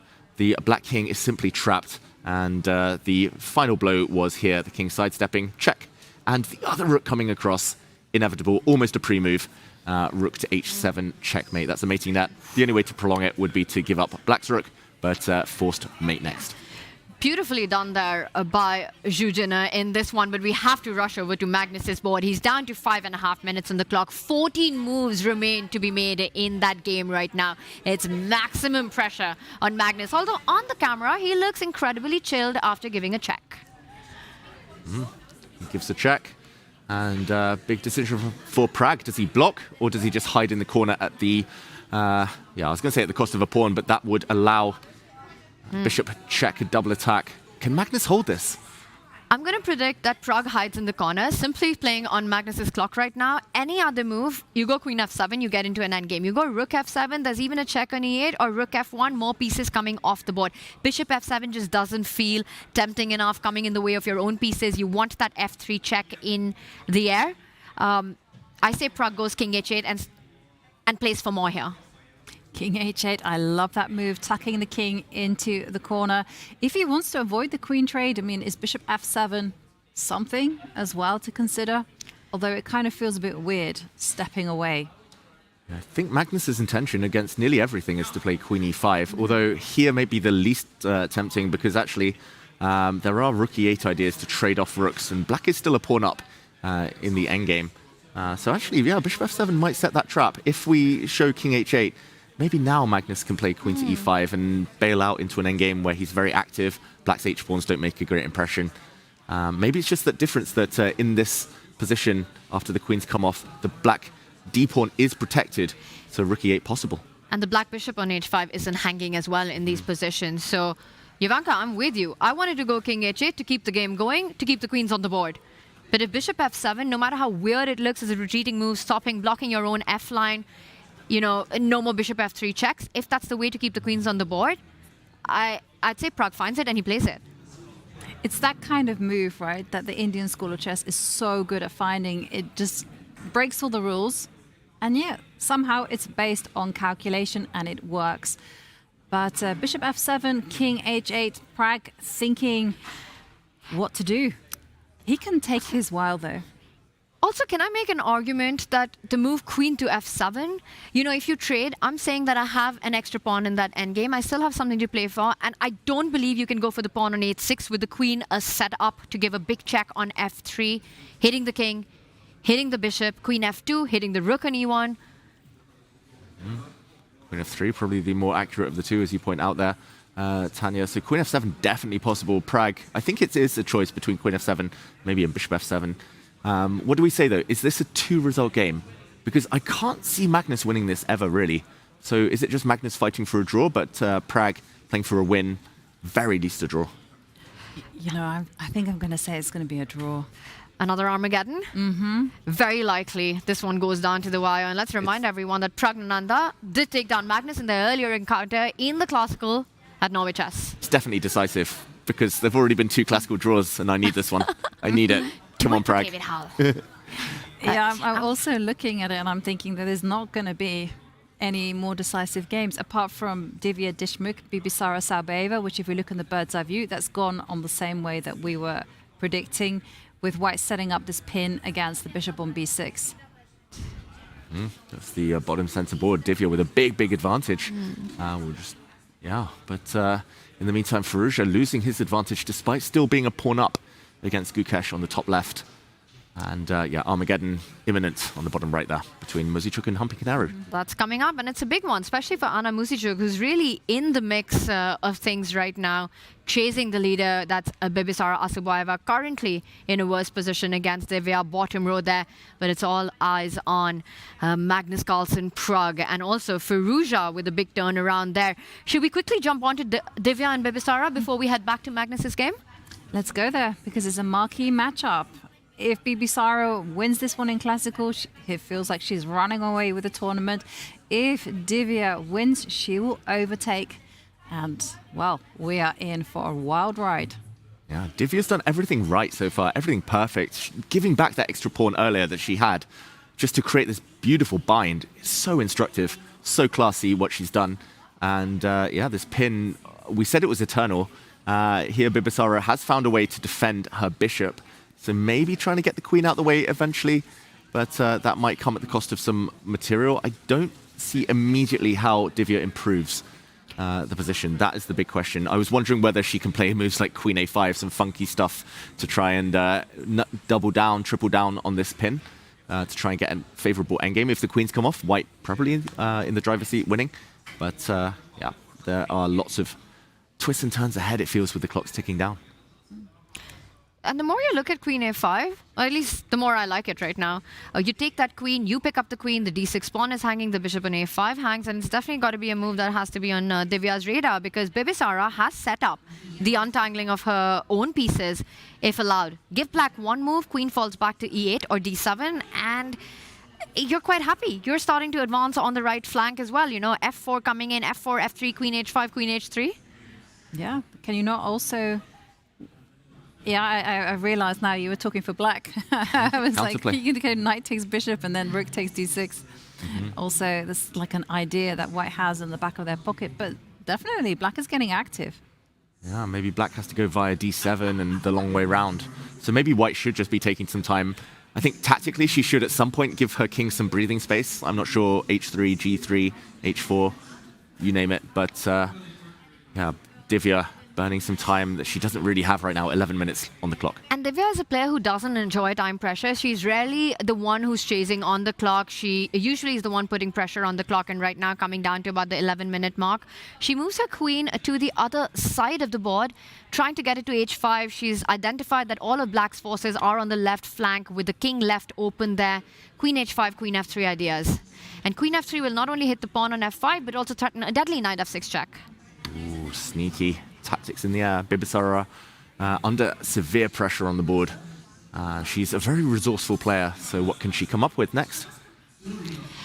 You really want to move your queen away, don't you, if you're black right now? This is the opportunity to finally free up your pieces so that they can move around. The question, where do you go? D7, also supporting the F5 pawn. Yep, maybe D7, then the bishop has to retreat to D8.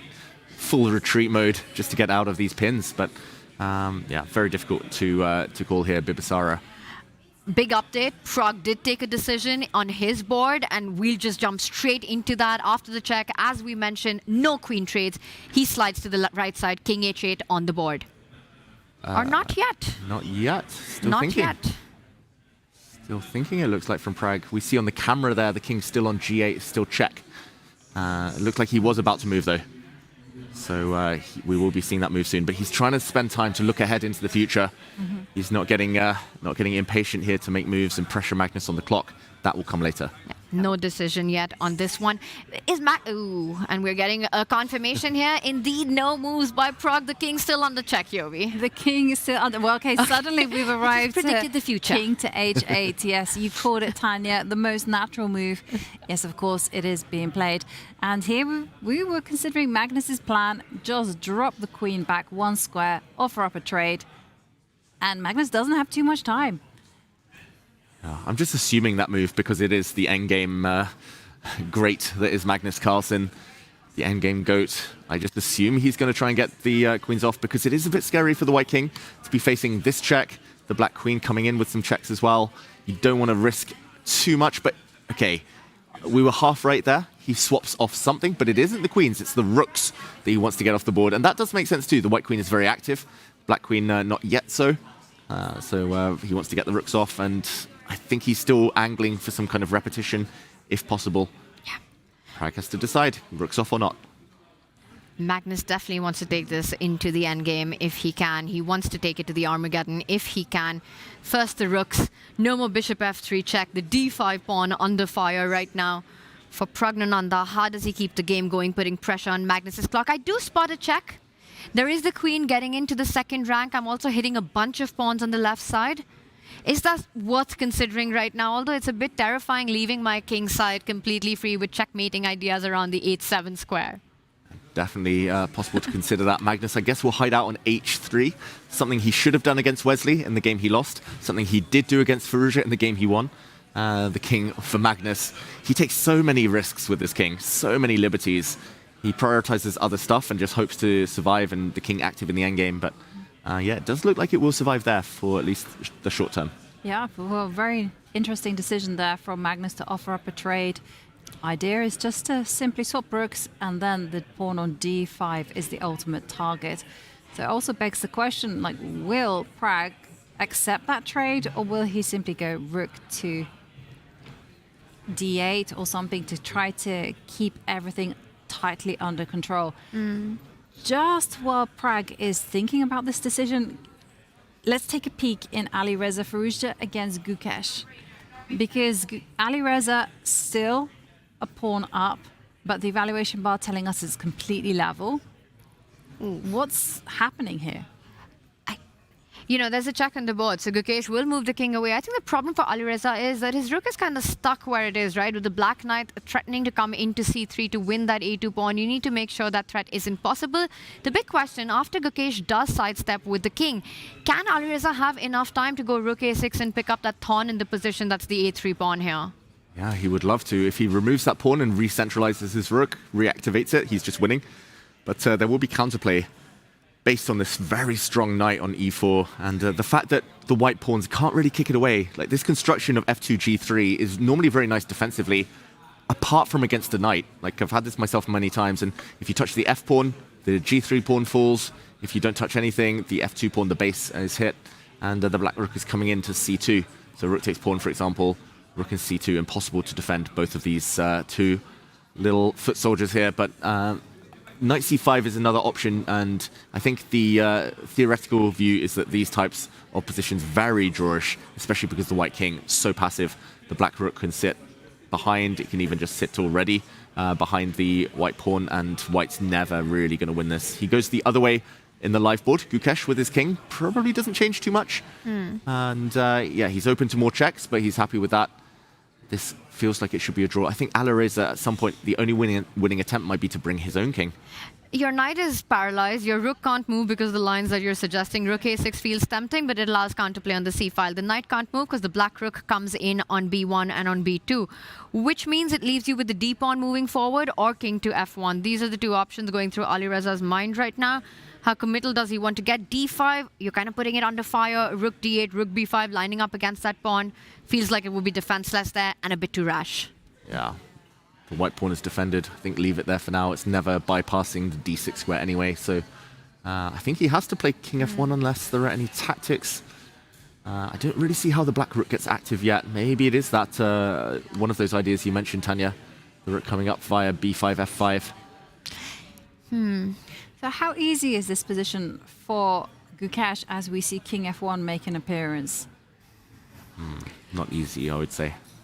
Like, I see the eval bar says 0.1, but that means it's very best. A little bit of pressure for Firouzja. Gukesh should be able to draw, but I don't see any direct path. If there's no direct path, that's the type of player he is. He needs something concrete here to force it. Other paths might be to try and bring the knight round to b4. It takes a long time, though, that journey. Don't know if he gets that luxury. And Gukesh has always got these decisions, right? When, if and when, and how does he push those pawns on the king side? Do you want to go h4, trying to create a weakness on g2 once the trades happen, but that means that Alireza solves the problem of his own double pawns? Do you want to play f5 and then push those pawns as well? That's another question you want to answer. I think it's definitely easier to be Alireza right now, even with less time on the clock. Easy improving moves in the position. For Gukesh, that's always a challenge. You have to watch out for that rook on the 6th rank, either falling onto a6 or to h6, winning one of those two pawns. Right. Definitely a game of two results. Alireza will either win this or be a draw. But we have a decision from Pragg against Magnus. You know, I asked the question, will he trade off rooks? And the answer was yes, he did. It's there on the right. You can see we're in exclusive queen and bishop endgame. What do we make about this one? Because Magnus's queen is so active there on e6. 12 moves, 4.5 minutes for Magnus Carlsen right now. I think that's the biggest talking point right now. Magnus has enough counterplay for that pawn deficit right now, currently. Bishop takes rook on the board, but as long as queens are there, you know, your king not feeling safe, and you have 4.5 minutes on the clock, the world number one needs to be extremely careful. Yeah, still care needed, but it does depend on Pragg being able to find some way to apply the pressure now. How to save the d-pawn, how to stop some checks on the back rank. He needs a very clever move, it feels like. Otherwise, Magnus might be clinching the draw in the next few minutes. I actually think it's easier for Magnus to draw this than it is for Gukesh to draw his game elsewhere, also a pawn down. Agreed, but I want to talk about the mindset, right? Because for Magnus and Pragg, a draw just doesn't make the cut. And somewhere in your mind, you're thinking, how can I just keep the game going, hoping for my chance, hoping for my miracle, even if you're Magnus Carlsen. So making peace with the fact that the position doesn't have enough juice, I need to take this towards that Armageddon, might be a tougher battle for Magnus here. Hits the queen. And I think the idea is to fall back with your bishop, just making sure that no queen trades. Pragg wants the game. He definitely wants the game. He is, after all, a pawn up. And it is a beautiful pawn sitting there on d5. Beautiful pawn, and I just want to highlight how happy that black king is right now. It's saying thank you to its bishop, thank you to the queen just for keeping it so safe and cozy in the corner. I was going to say, do not move that queen away from the diagonal. If you take that queen away, for instance, if you were to make queen to... I'll make it happen somehow. Yeah. Queen takes, and then, I don't know. Yeah, like this. You move it far away, and you can see, oh dear, the king's stuck in the corner. So there always has to be some care. Wow. And our chat there equating this to the legendary battle between Muhammad Ali and Joe Fraser. It does feel like a boxing match currently between these two players. So much history at Norway Chess. Pragg also getting his first classical win against the world number one at this tournament, which made all the headlines in India. Wins the first of their encounters here this year at Norway Chess. Magnus looking for that revenge, but more importantly, looking to climb up on the leaderboard. Yeah, looking to climb up. What is Magnus going to do in the meantime? Does he have any good waiting moves? Can the white bishop be improved somehow? Does he have to watch out for the black queen check? So many questions, so little time. 3 minutes, tick-tock goes that clock. We've been here before, we've seen this storyline. Pragg knows as well that Magnus's Achilles heel this last week or so has been the clock. Can he use it? Magnus reaching for that queen. He might bring it the whole way back. C5 is another square. He goes behind, probing at the pawns. Actually, this was the move I wanted to show in that variation where Jovanka delivered a checkmate. So understandable to want to go to the dark squares, but Pragg can defend by pushing a pawn. And the one thing you don't want to do if you're Pragg is go queen b2 check and then pick up either of the 2 pawns. Another way to show Jovanka's idea of the beautiful checkmate with the king suddenly trapped because of its own pieces.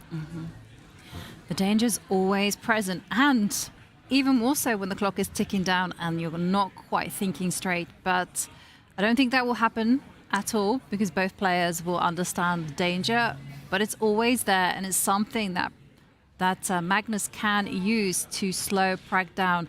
And we have a 2-board view as we see Alireza Firouzja against Gukesh and Alireza. He's made big improvements, right? You know, the rook is on a6, targeting a3. And suddenly, on the right side, we see king h3, a misstep there from Magnus. Big mistake from Magnus Carlsen, in big trouble, and the blue arrow appears. Now black's king needs to get out of that corner. We were joking about the king getting mated in the corner. Nobody wants to see a king like that, but that frees up the black bishop to do some nasty work, checking, and he finds it, Pragg. Magnus suddenly in big trouble. This is such a Pragg move to play, just free up. And look at that, he leans back right after that. Magnus Carlsen has to solve all these problems with 2.5 minutes. Bishop e6, a big threat. Yes, you can give a check on c7. Pragg will simply block it with his bishop and keep marching up the board with the king till he assists that bishop check on e6. Magnus uses his favorite square for the king, the one on h3. But this looks like it's going to come back to bite him. The white king in huge trouble. Bishop f7, and the king will also start to work its way up the board, getting out of potential pins. And let's not also forget that it's not just about king safety, it's also the d pawn can start running at the right time. It's coming. Magnus improves his own bishop right now, eyeing that h7 spot. Still very tricky, David. Yeah, very, very tricky. Bishop takes pawn on h7 in some positions is a threat, but the white king is just in a box. The white king is stuck, can't escape, can never really move off h3. You don't really want to push g4 ever because you only open it up further. He is human, as Walter White was saying there. Abyss Gazer is back as Magnus is staring down that abyss, and the goat going to lose to Pragg twice. This tournament, it's very possible.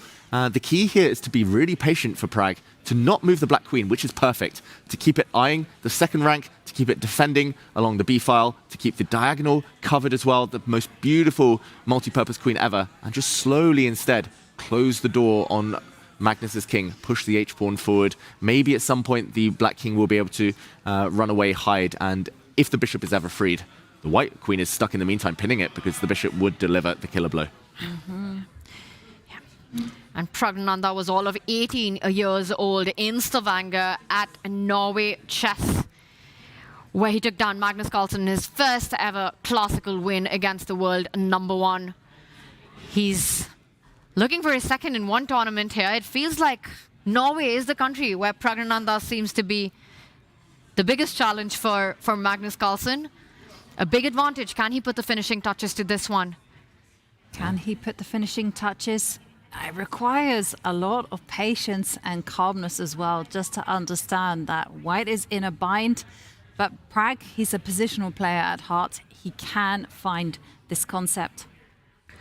Pragg, he should just move to Norway. Beautiful country. Always seems to beat Magnus We're not here. letting him do that, David Howell. We're keeping him in India. Thank you very much. It might help him level up, make that next step, become world champion, who knows. But okay, one for the future. If Pragg wins this game, I might pose him that question. But in the meantime, it's just about improvement. I think the biggest ghost here that he might see is that bishop takes pawn is in the air. And it is indeed an option. But actually that pawn, pretty irrelevant right now. Black would only gain a few tempi. Black will not get deflected with his king. Doesn't have to take that bishop, of course. The black queen can swoop back to some squares. it's all about the white king. Magnus takes huge chances with this king, and this is the time to punish him. This is the time to punish him. Let's bring up the bird's eye view because I just want an overview on what is happening in the other two games. As we see that Alireza Firouzja against Gukesh, there's been a trade of knights. The evaluation bar now firmly in the middle. Whereas Divya, look at the clock times, 2 minutes against 14 minutes against Bibisara. Can she keep control? And that's an absolutely wild position. Divya with some light maneuvers coming in there. Maybe we get our two-board view at some point. It is the marquee matchup of our Norway Chess women and Magnus Carlsen as well in that 2 minute 14 a second mark right now. David, Divya's game, I love her advantage. She's setting up h5, knight g6 check ideas. Huge pressure on Bibisara. Huge pressure. Divya has apparently gone slightly wrong, but still big advantage for her. It's just about whether she can handle the clock, and Bibisara there allowing the bar to go higher. There we see on the bottom purple board, because the white knight is about to close a mating net around the black king, and it might not come into effect now on the next 15-20 moves, but long-term big issues for Bibisara. Let's dive back into the Magnus board though, because Pragg, the clock is ticking, and this is a key moment. It really is. You can feel it, right? Under 14 minutes now for Pragg. The good news is he's got those extra minutes to work it out. So very wisely using the time right now and not just focusing on Magnus's clock to get those moves in rash and quick and lose out on his advantage. Something that we've seen the players do when you start playing only the clock and not the player, not the board. Bishop d3 by Magnus. Pragg cannot afford to pick up either of the two pawns on the left side. The white queen will jump in with some checks on the middle of the board. The black king will be under fire. But what will be Pragnananda's decision here? All he wants is to give a check with his own bishop on e6. How can he make that happen? Yeah. Well, he has many moves. You know, he doesn't just have to go h5. Another idea that Pragg could do is to slowly improve the placing of his queen, get it to the center. But I hesitate because I suddenly realize, is Magnus planning bishop takes h7 as an idea to neutralize? Yeah, I think he wants to play that move, but there might be some tactical reasons that he cannot. We'll come to that in a moment and break it down. But on the other board, Divya brings her rook up to the center. We'll see inaccuracies there because Divya is in huge time trouble, the most severe of all, under 1 minute, and yet to get that increment, I believe. And she is really in a race against herself, against the clock, race before Bibisara is able to activate her pieces.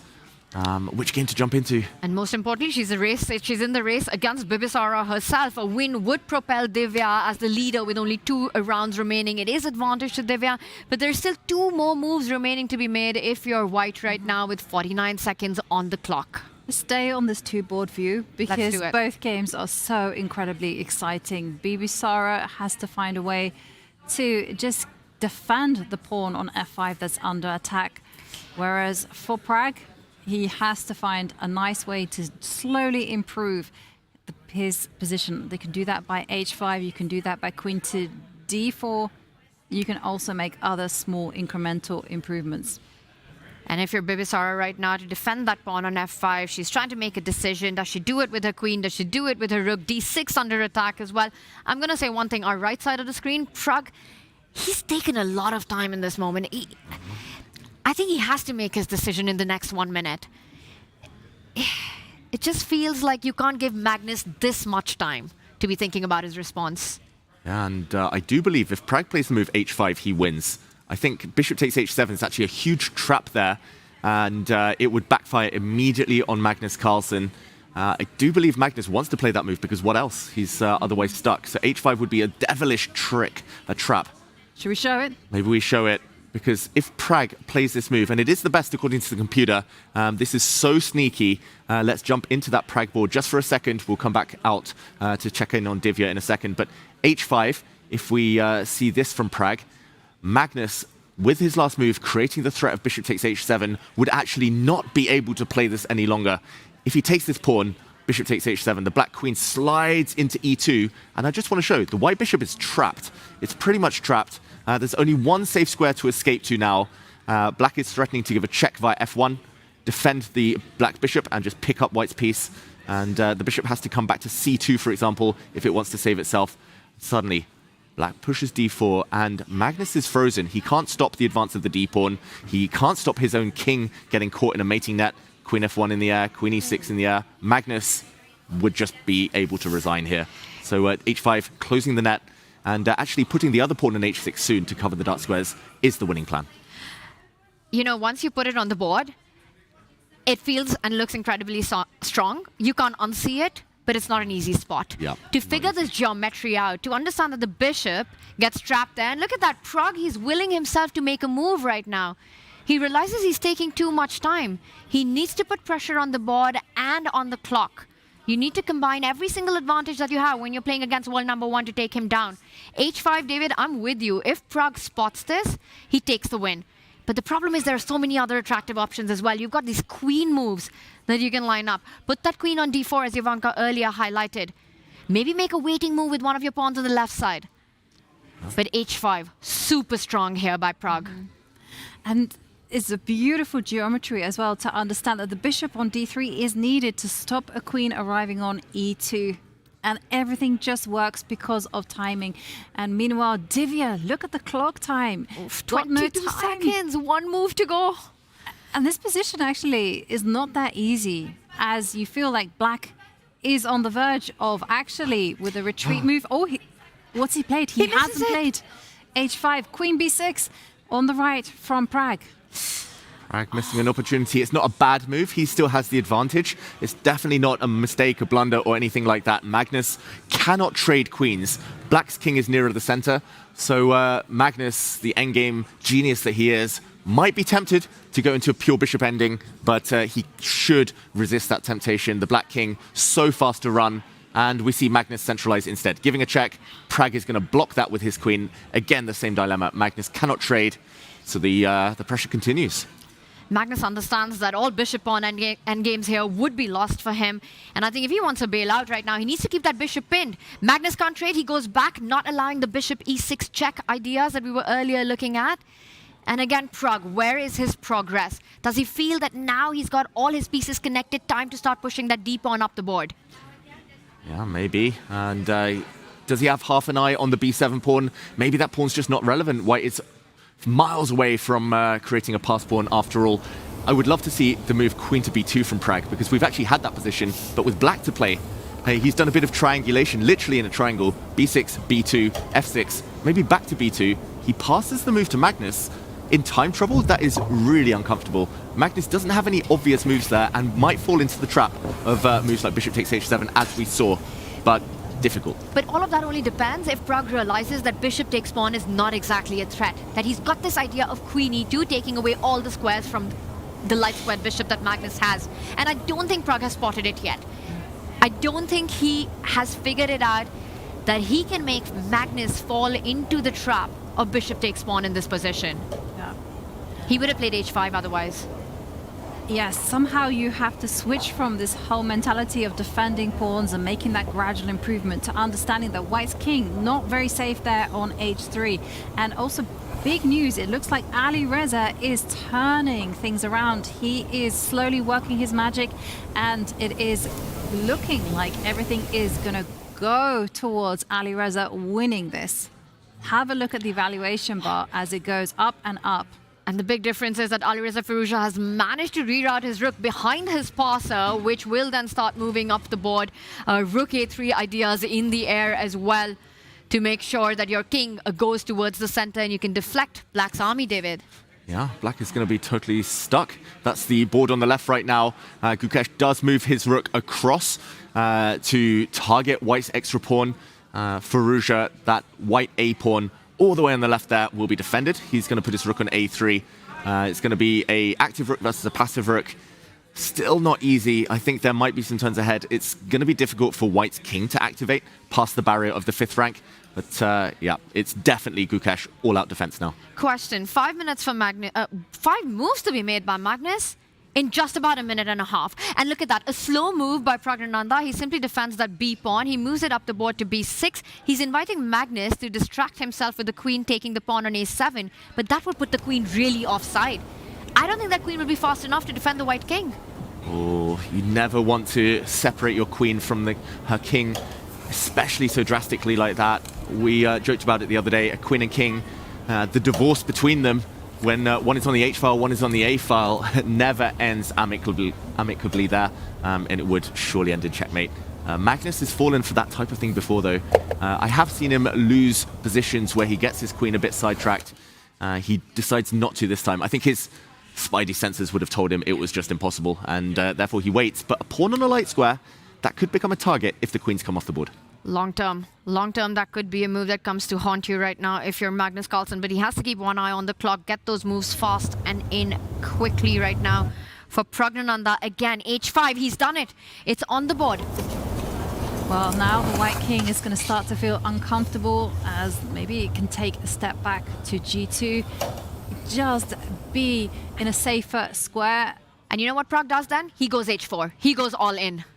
He's going to try to blow open the kingside armor that Magnus has around his king. Magnus, make a move. 40 seconds. No king G2. He goes on the other side.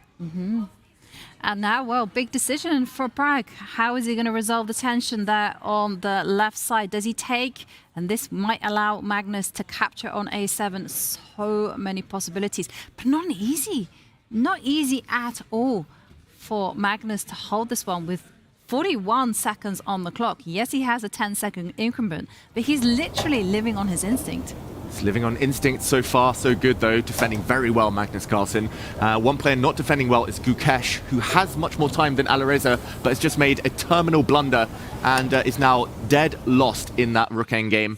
Gukesh walking his king across. He wants to blockade that pawn with his king now, but unfortunately that's just going to leave the other side of the board all open. White's king is stepping forward. Also, White can switch focus at the right moment and go with his rook to start winning some pawns. Gukesh, yeah, some elementary mistakes, I would say, to even allow the white rook behind the pawn earlier. He should have kept the white rook on the other side. And now, no matter what, the white pawn is running through, unless black makes a piece passive. This is the deflection strategy here in the rook pawn endgame with that a pawn. Everything under control by the world champion, and then somewhere choking to get into this mess that he has. For Gukesh, this has got to hurt right now. And for Alireza Firouzja, he knows that Wesley So has failed to win his classical. He can really narrow the gap with this win. Definitely, he can narrow the gap with a winning classical with 3 points in his pocket. Also, just to update you on the results, it was a draw in the Armageddon game between Anna Muzichuk and Humpy Canary. Humpy was playing black. She walks away with 1.5 points.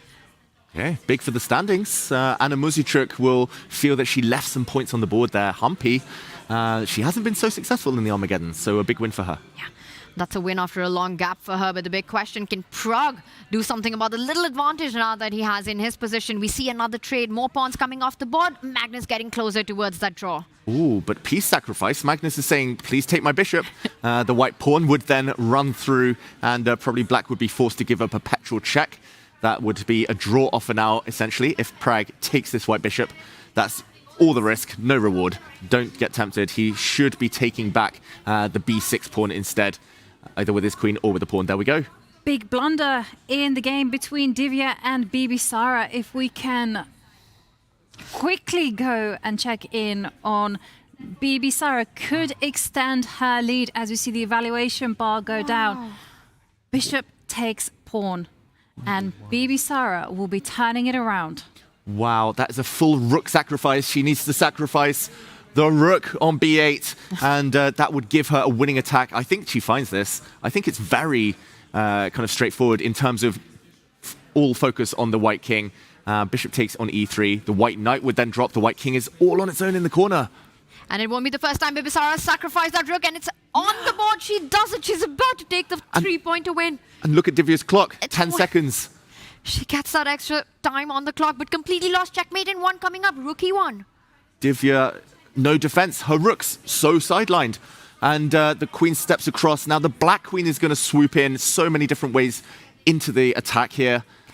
Divya completely underestimating the power of that dark squared bishop, killing all escape routes for that white king. Take that pawn on c4, bring the queen in. If you're Bibisara, she can take her time as well. She can line up the queen and rook on the e line, threaten a deadly checkmate on e1. That's good enough. Basically, this is domination, and the White King has no cover whatsoever. And Divya was completely winning this game. Oh, but this is a pattern. I've seen it in so many of her games. As soon as she loses control a little bit, it spirals quite quickly. Bibisara did so well at staying patient. She finally got a chance to strike, and she took it instantly. And she just needs to deliver that killer blow now. The White King so open. You can't push H-pawns forward if you know your enemy pieces are coming. She just took her eye off the ball, got too deflected with her rooks. You need to keep nearby defensive pieces intact. And very impressive by Bibisara. One opportunity and she's all on it. She's such an attacking, aggressive player. Doesn't care about material. It's all about going for her opponent's king. I do love the idea of lining up the queen and the rook on the e-file, forcing Divya's rook to retreat. You could also place it on e7. I'm eyeballing the h4 pawn as well in so many of those tactical lines. But the problem of plenty for Bibisara. She needs to make a decision. She's just taking her time, perhaps calming her nerves, because this is an important point. She takes the pawn, and now, Tanya, your threat is on the board. Queen c1 is going to be deadly. Which will be spotted and stopped by the rook moving back. And I think what Bibisara is also hinting at is the rook stepping into the second rank on e2, and next lining up against the white queen. Threats on the g2 pawn. Meanwhile, lots of moves on the Magnus board as well. Well, Magnus has been consolidating, though. The White King suddenly so much safer. Now it's off the edge of the board. Also, the white pawns on dark squares control the advance of black's pawns. Now, Pragg is playing only with his queen. His bishop can't move. His king is stuck. He's pinned in the center, Pragg. I think Magnus is closer to the draw than ever before. It's an extra pawn, but it's a paralyzed pawn. How far are you going to get? How will you get that d pawn up the board? And Magnus slowly but surely making sure that even if the pieces get off the board, the white king close enough to the d passer. And the black king is something that Pragg will have to worry about on all occasions. He will have to make sure that his queen protects her king, makes it invulnerable. And what is happening in the Divya Bibisara game? Rook to e2. Not the most accurate, but still winning for Bibisara. Maybe not the most accurate, but the most human move, kicking that queen out. And now the black queen will try to find an inroad to that h4 pawn, get the bishop out of the way, but you've got to watch out for that f5 check as well. She keeps chasing the queen. I think she wants to line up with her own queen to e4 if given an opportunity, if you're Bibisara right now. Queen e4 if allowed. Magnus, meanwhile, keeping everything under control on the right side of our screens. Watch the clock for Divya. Oh, she just made a move with 4 seconds left, Divya, and suddenly the bar drops. It turns all black. It's checkmate forced within a few moves. She finds the key, Bibisara. Checkmate threatened now in just, a couple of ways. Rook e1, back rank mate, rook h3, a pin on the g-pawn. No way for white to save this suddenly. And, she's walked into a different type of checkmate. Rook h3 now is the killer.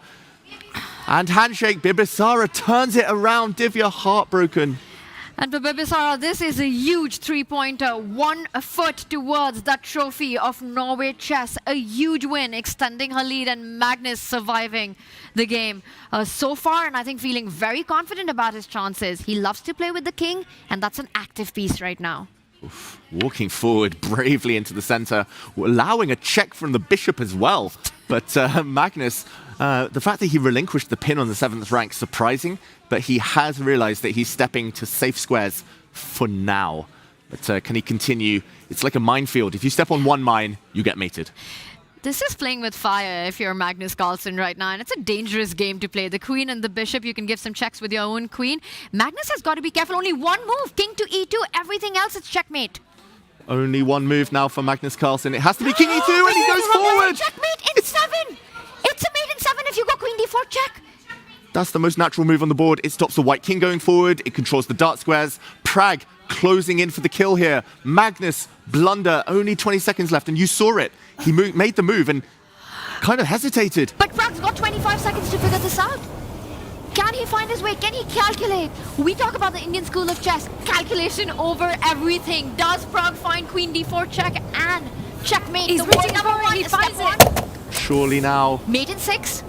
The bishop is coming first. It's a queen check. Also the most accurate. Mate in 5 now. Oh my goodness. And you've got to give another check from d2. Mate in 4 now. And Magnus is done.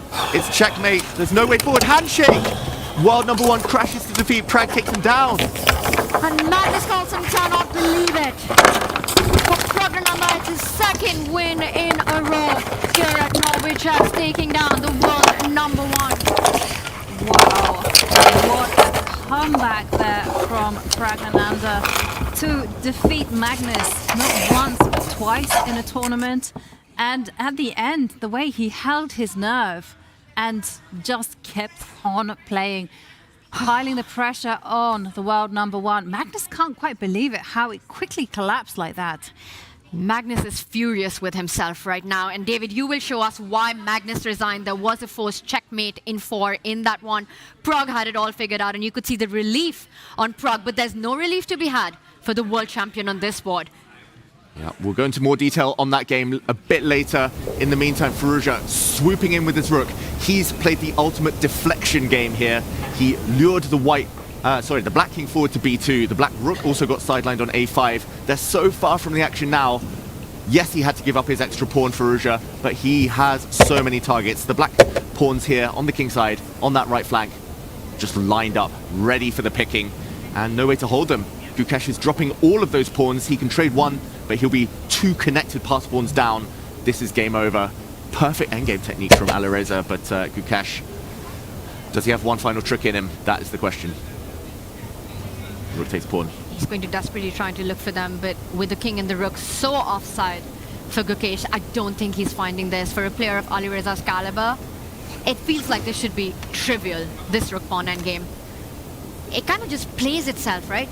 Defenseless on the king side is Gukesh right now. 1 pawn, f5, about to go down as well.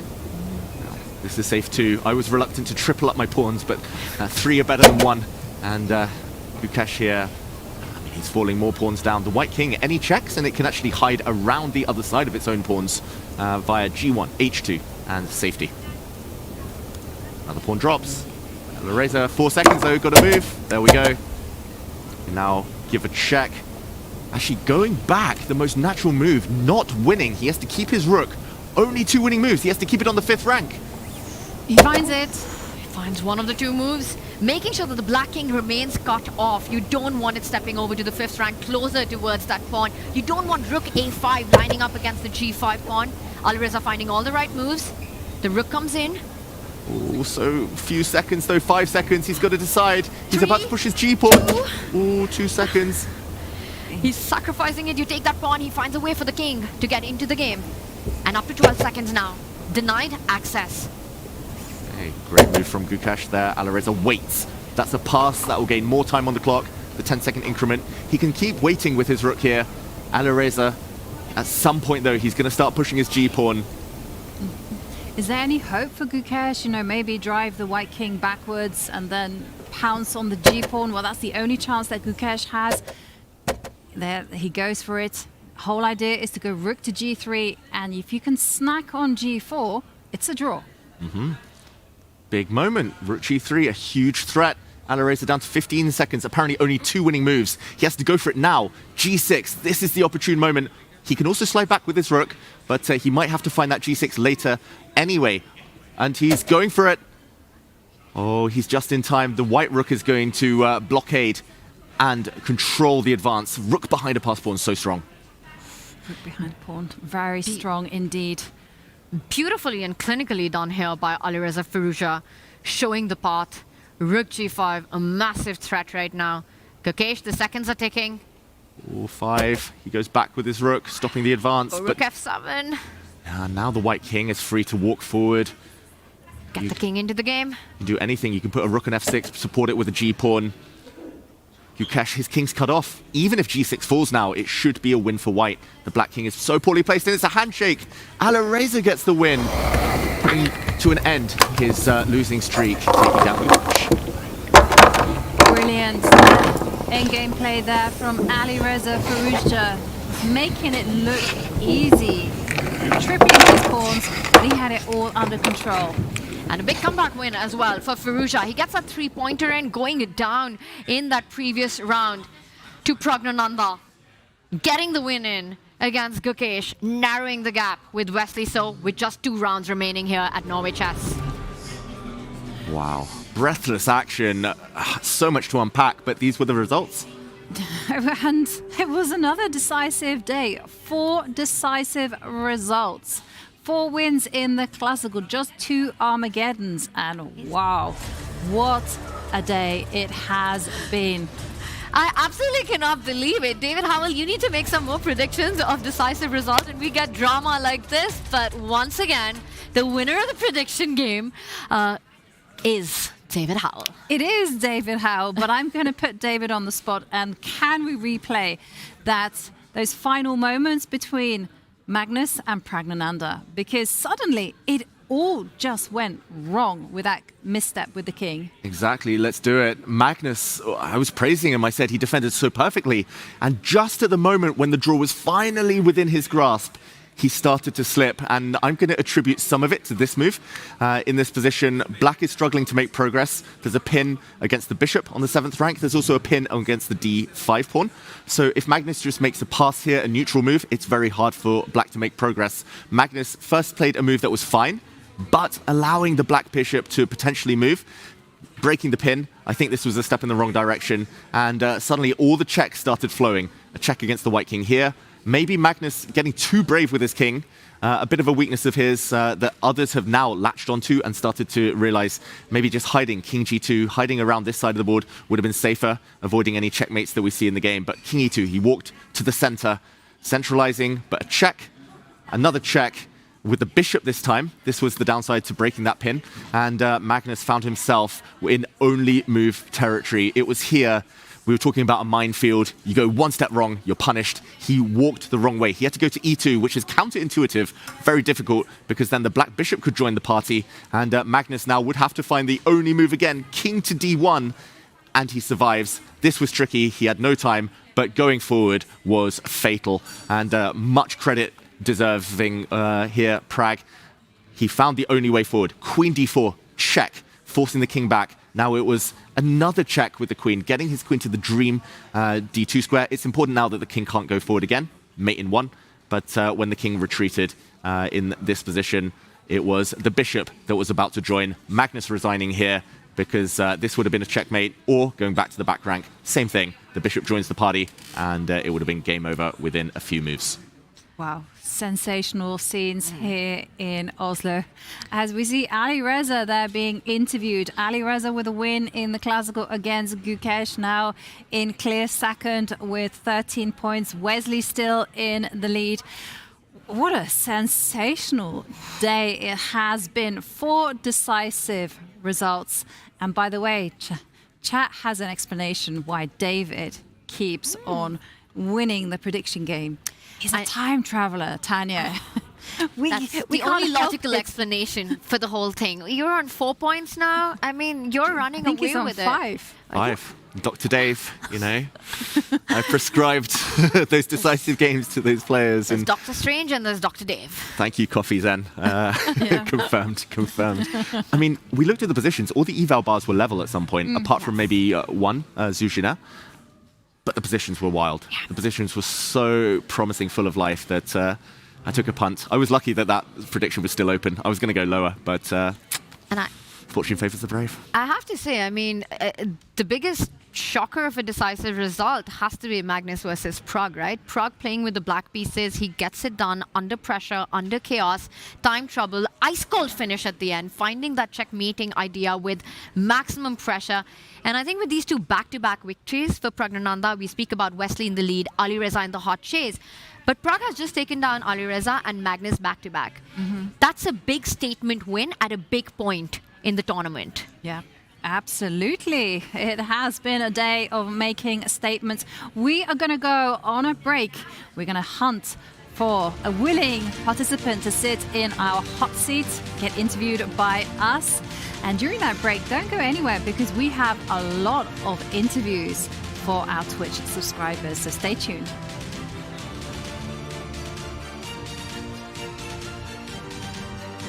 I seem to remember you planning this today, Wesley. You wanted to get Vincent in the Armageddon because he's not so good there. Well, it worked really well, yeah. I'm very happy to win the Armageddon. Well, it's not exactly my dream, but I was really tired mentally from game yesterday. So I'm really happy to win the Armageddon at least. But yeah, I'd like to apologize. Of course, I want to fight on the classical game, but not so easy to get opening advantage. Well, it will keep you. If Magnus wins at Armageddon, you're still that important 3.5 points over him. But that makes a difference when you guys play tomorrow, right? I play him last game. Yeah. Oh, you played last. I thought it was the second to last. Maybe I was wrong. Yeah, no, I play him on the last round. Yeah.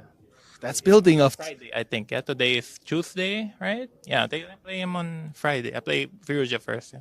So it's important then to keep that extra half point, to not give him the chance to just be 3 points behind. Or do you think about that at all? No. I try not to think about the result too much. I just try to focus on my game, try to improve as a player. Because as Vincent said to me, if you think too much about the results, then you can't play the game.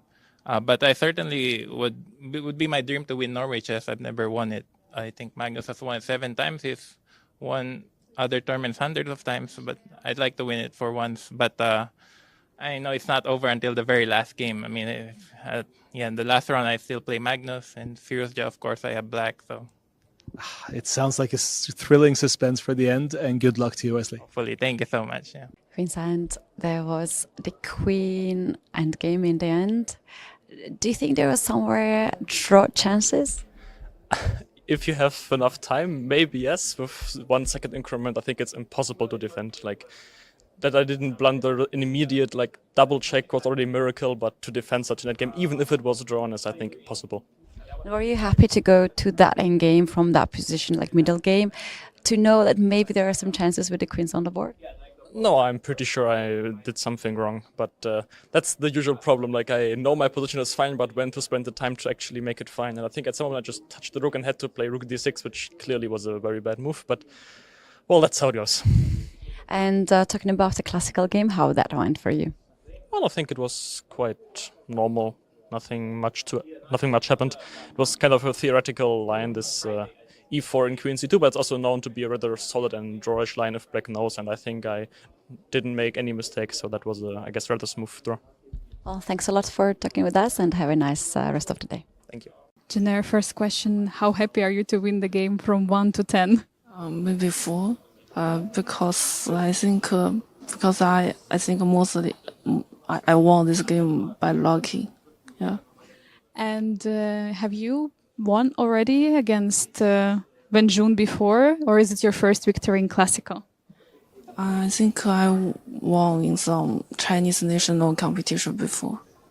Now we have 2 more rounds left. Are you motivated to win the last rounds to try to get to the top of the leaderboard?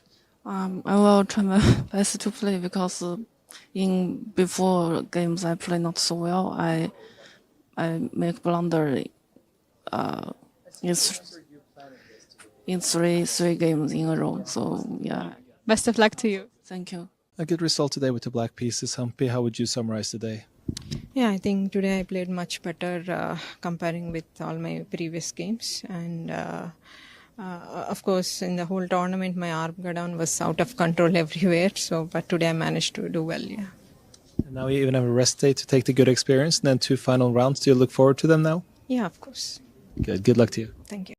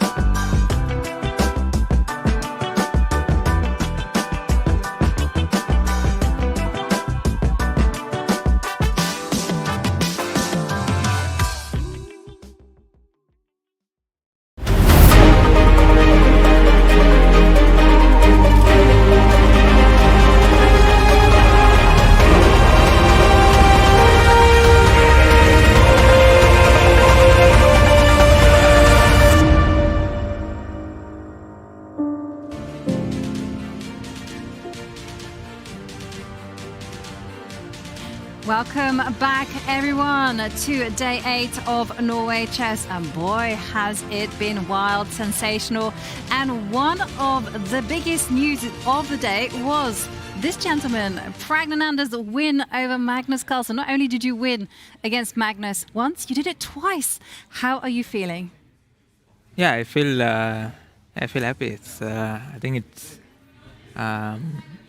yeah, I'm happy that I think it's more important for the tournament that I get this win than thinking like it's Magnus or of course it's great to do it against Magnus, but I think winning any game at this stage of the tournament is good. Yeah, and well, tell us about your game. Walk us through the moments, because your opening was pretty inspired. You went to the confessionals. Thank you very much.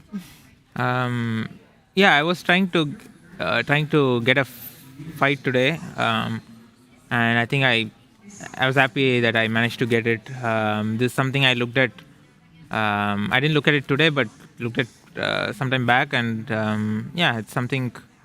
It's just to get a new position early on, and I managed to remember this one detail where I need to take this d4 pawn, which can be tricky if you don't know over the board, and then. I think I was putting a lot of pressure both on the board and the time, and I thought he defended really well. But it was surprising that he blended in this way towards the end. And what were you ever confident you would win, or did you always just think, okay, pawn up, but maybe best play at least it would be a draw still? At some point, I started to get really optimistic, especially when he started to go low on time. Yeah, I felt I have good chances, but yeah, he defended really well. I didn't really see a way where I could have played better.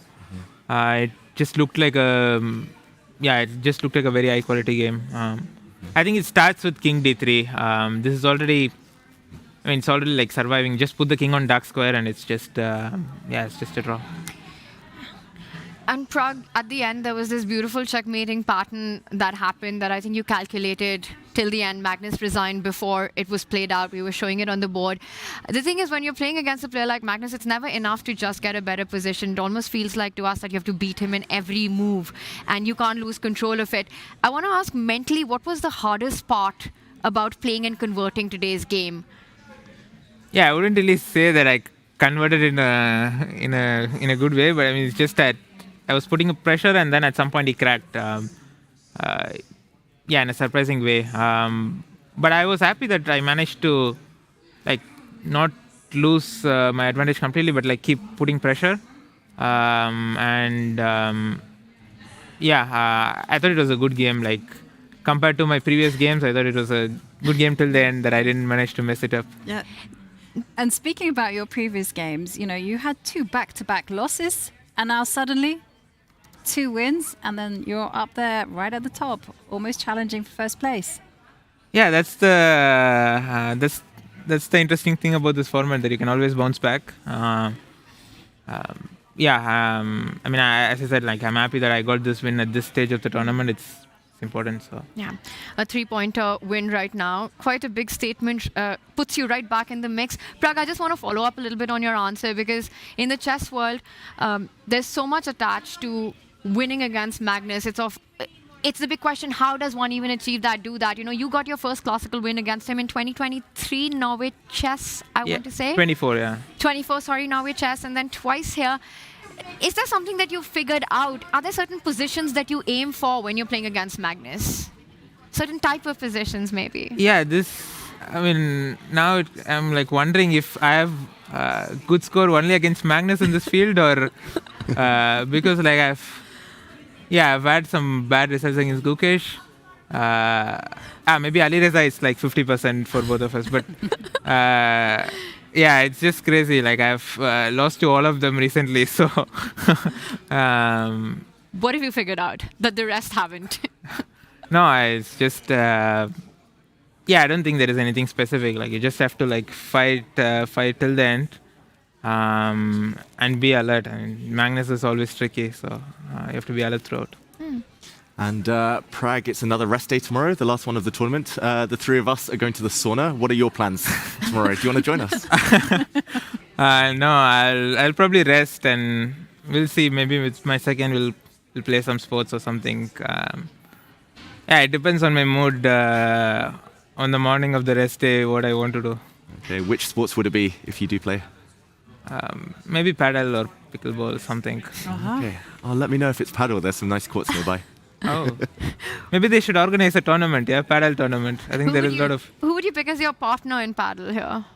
I don't know. I haven't really played with a lot of players, so I know Jawhawker played during candidacy, so I'll probably take him.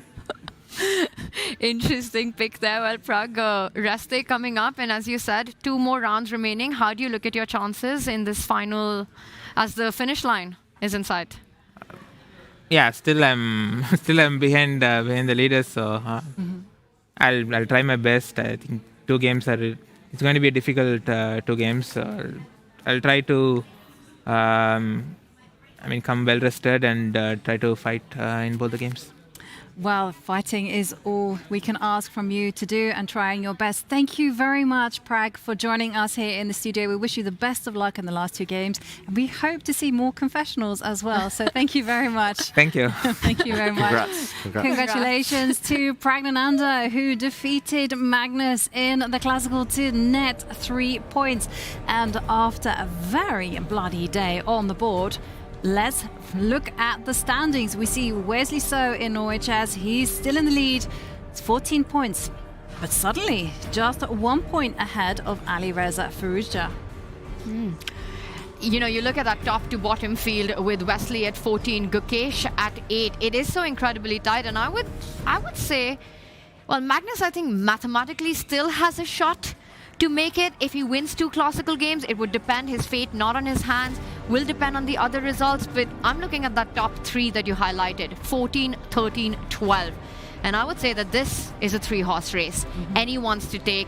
And the matchups that are coming up after the rest day, it's going to be super spicy because they're all clashing against each other. And in the women's, Bibisara, 15.5 points. What do we think?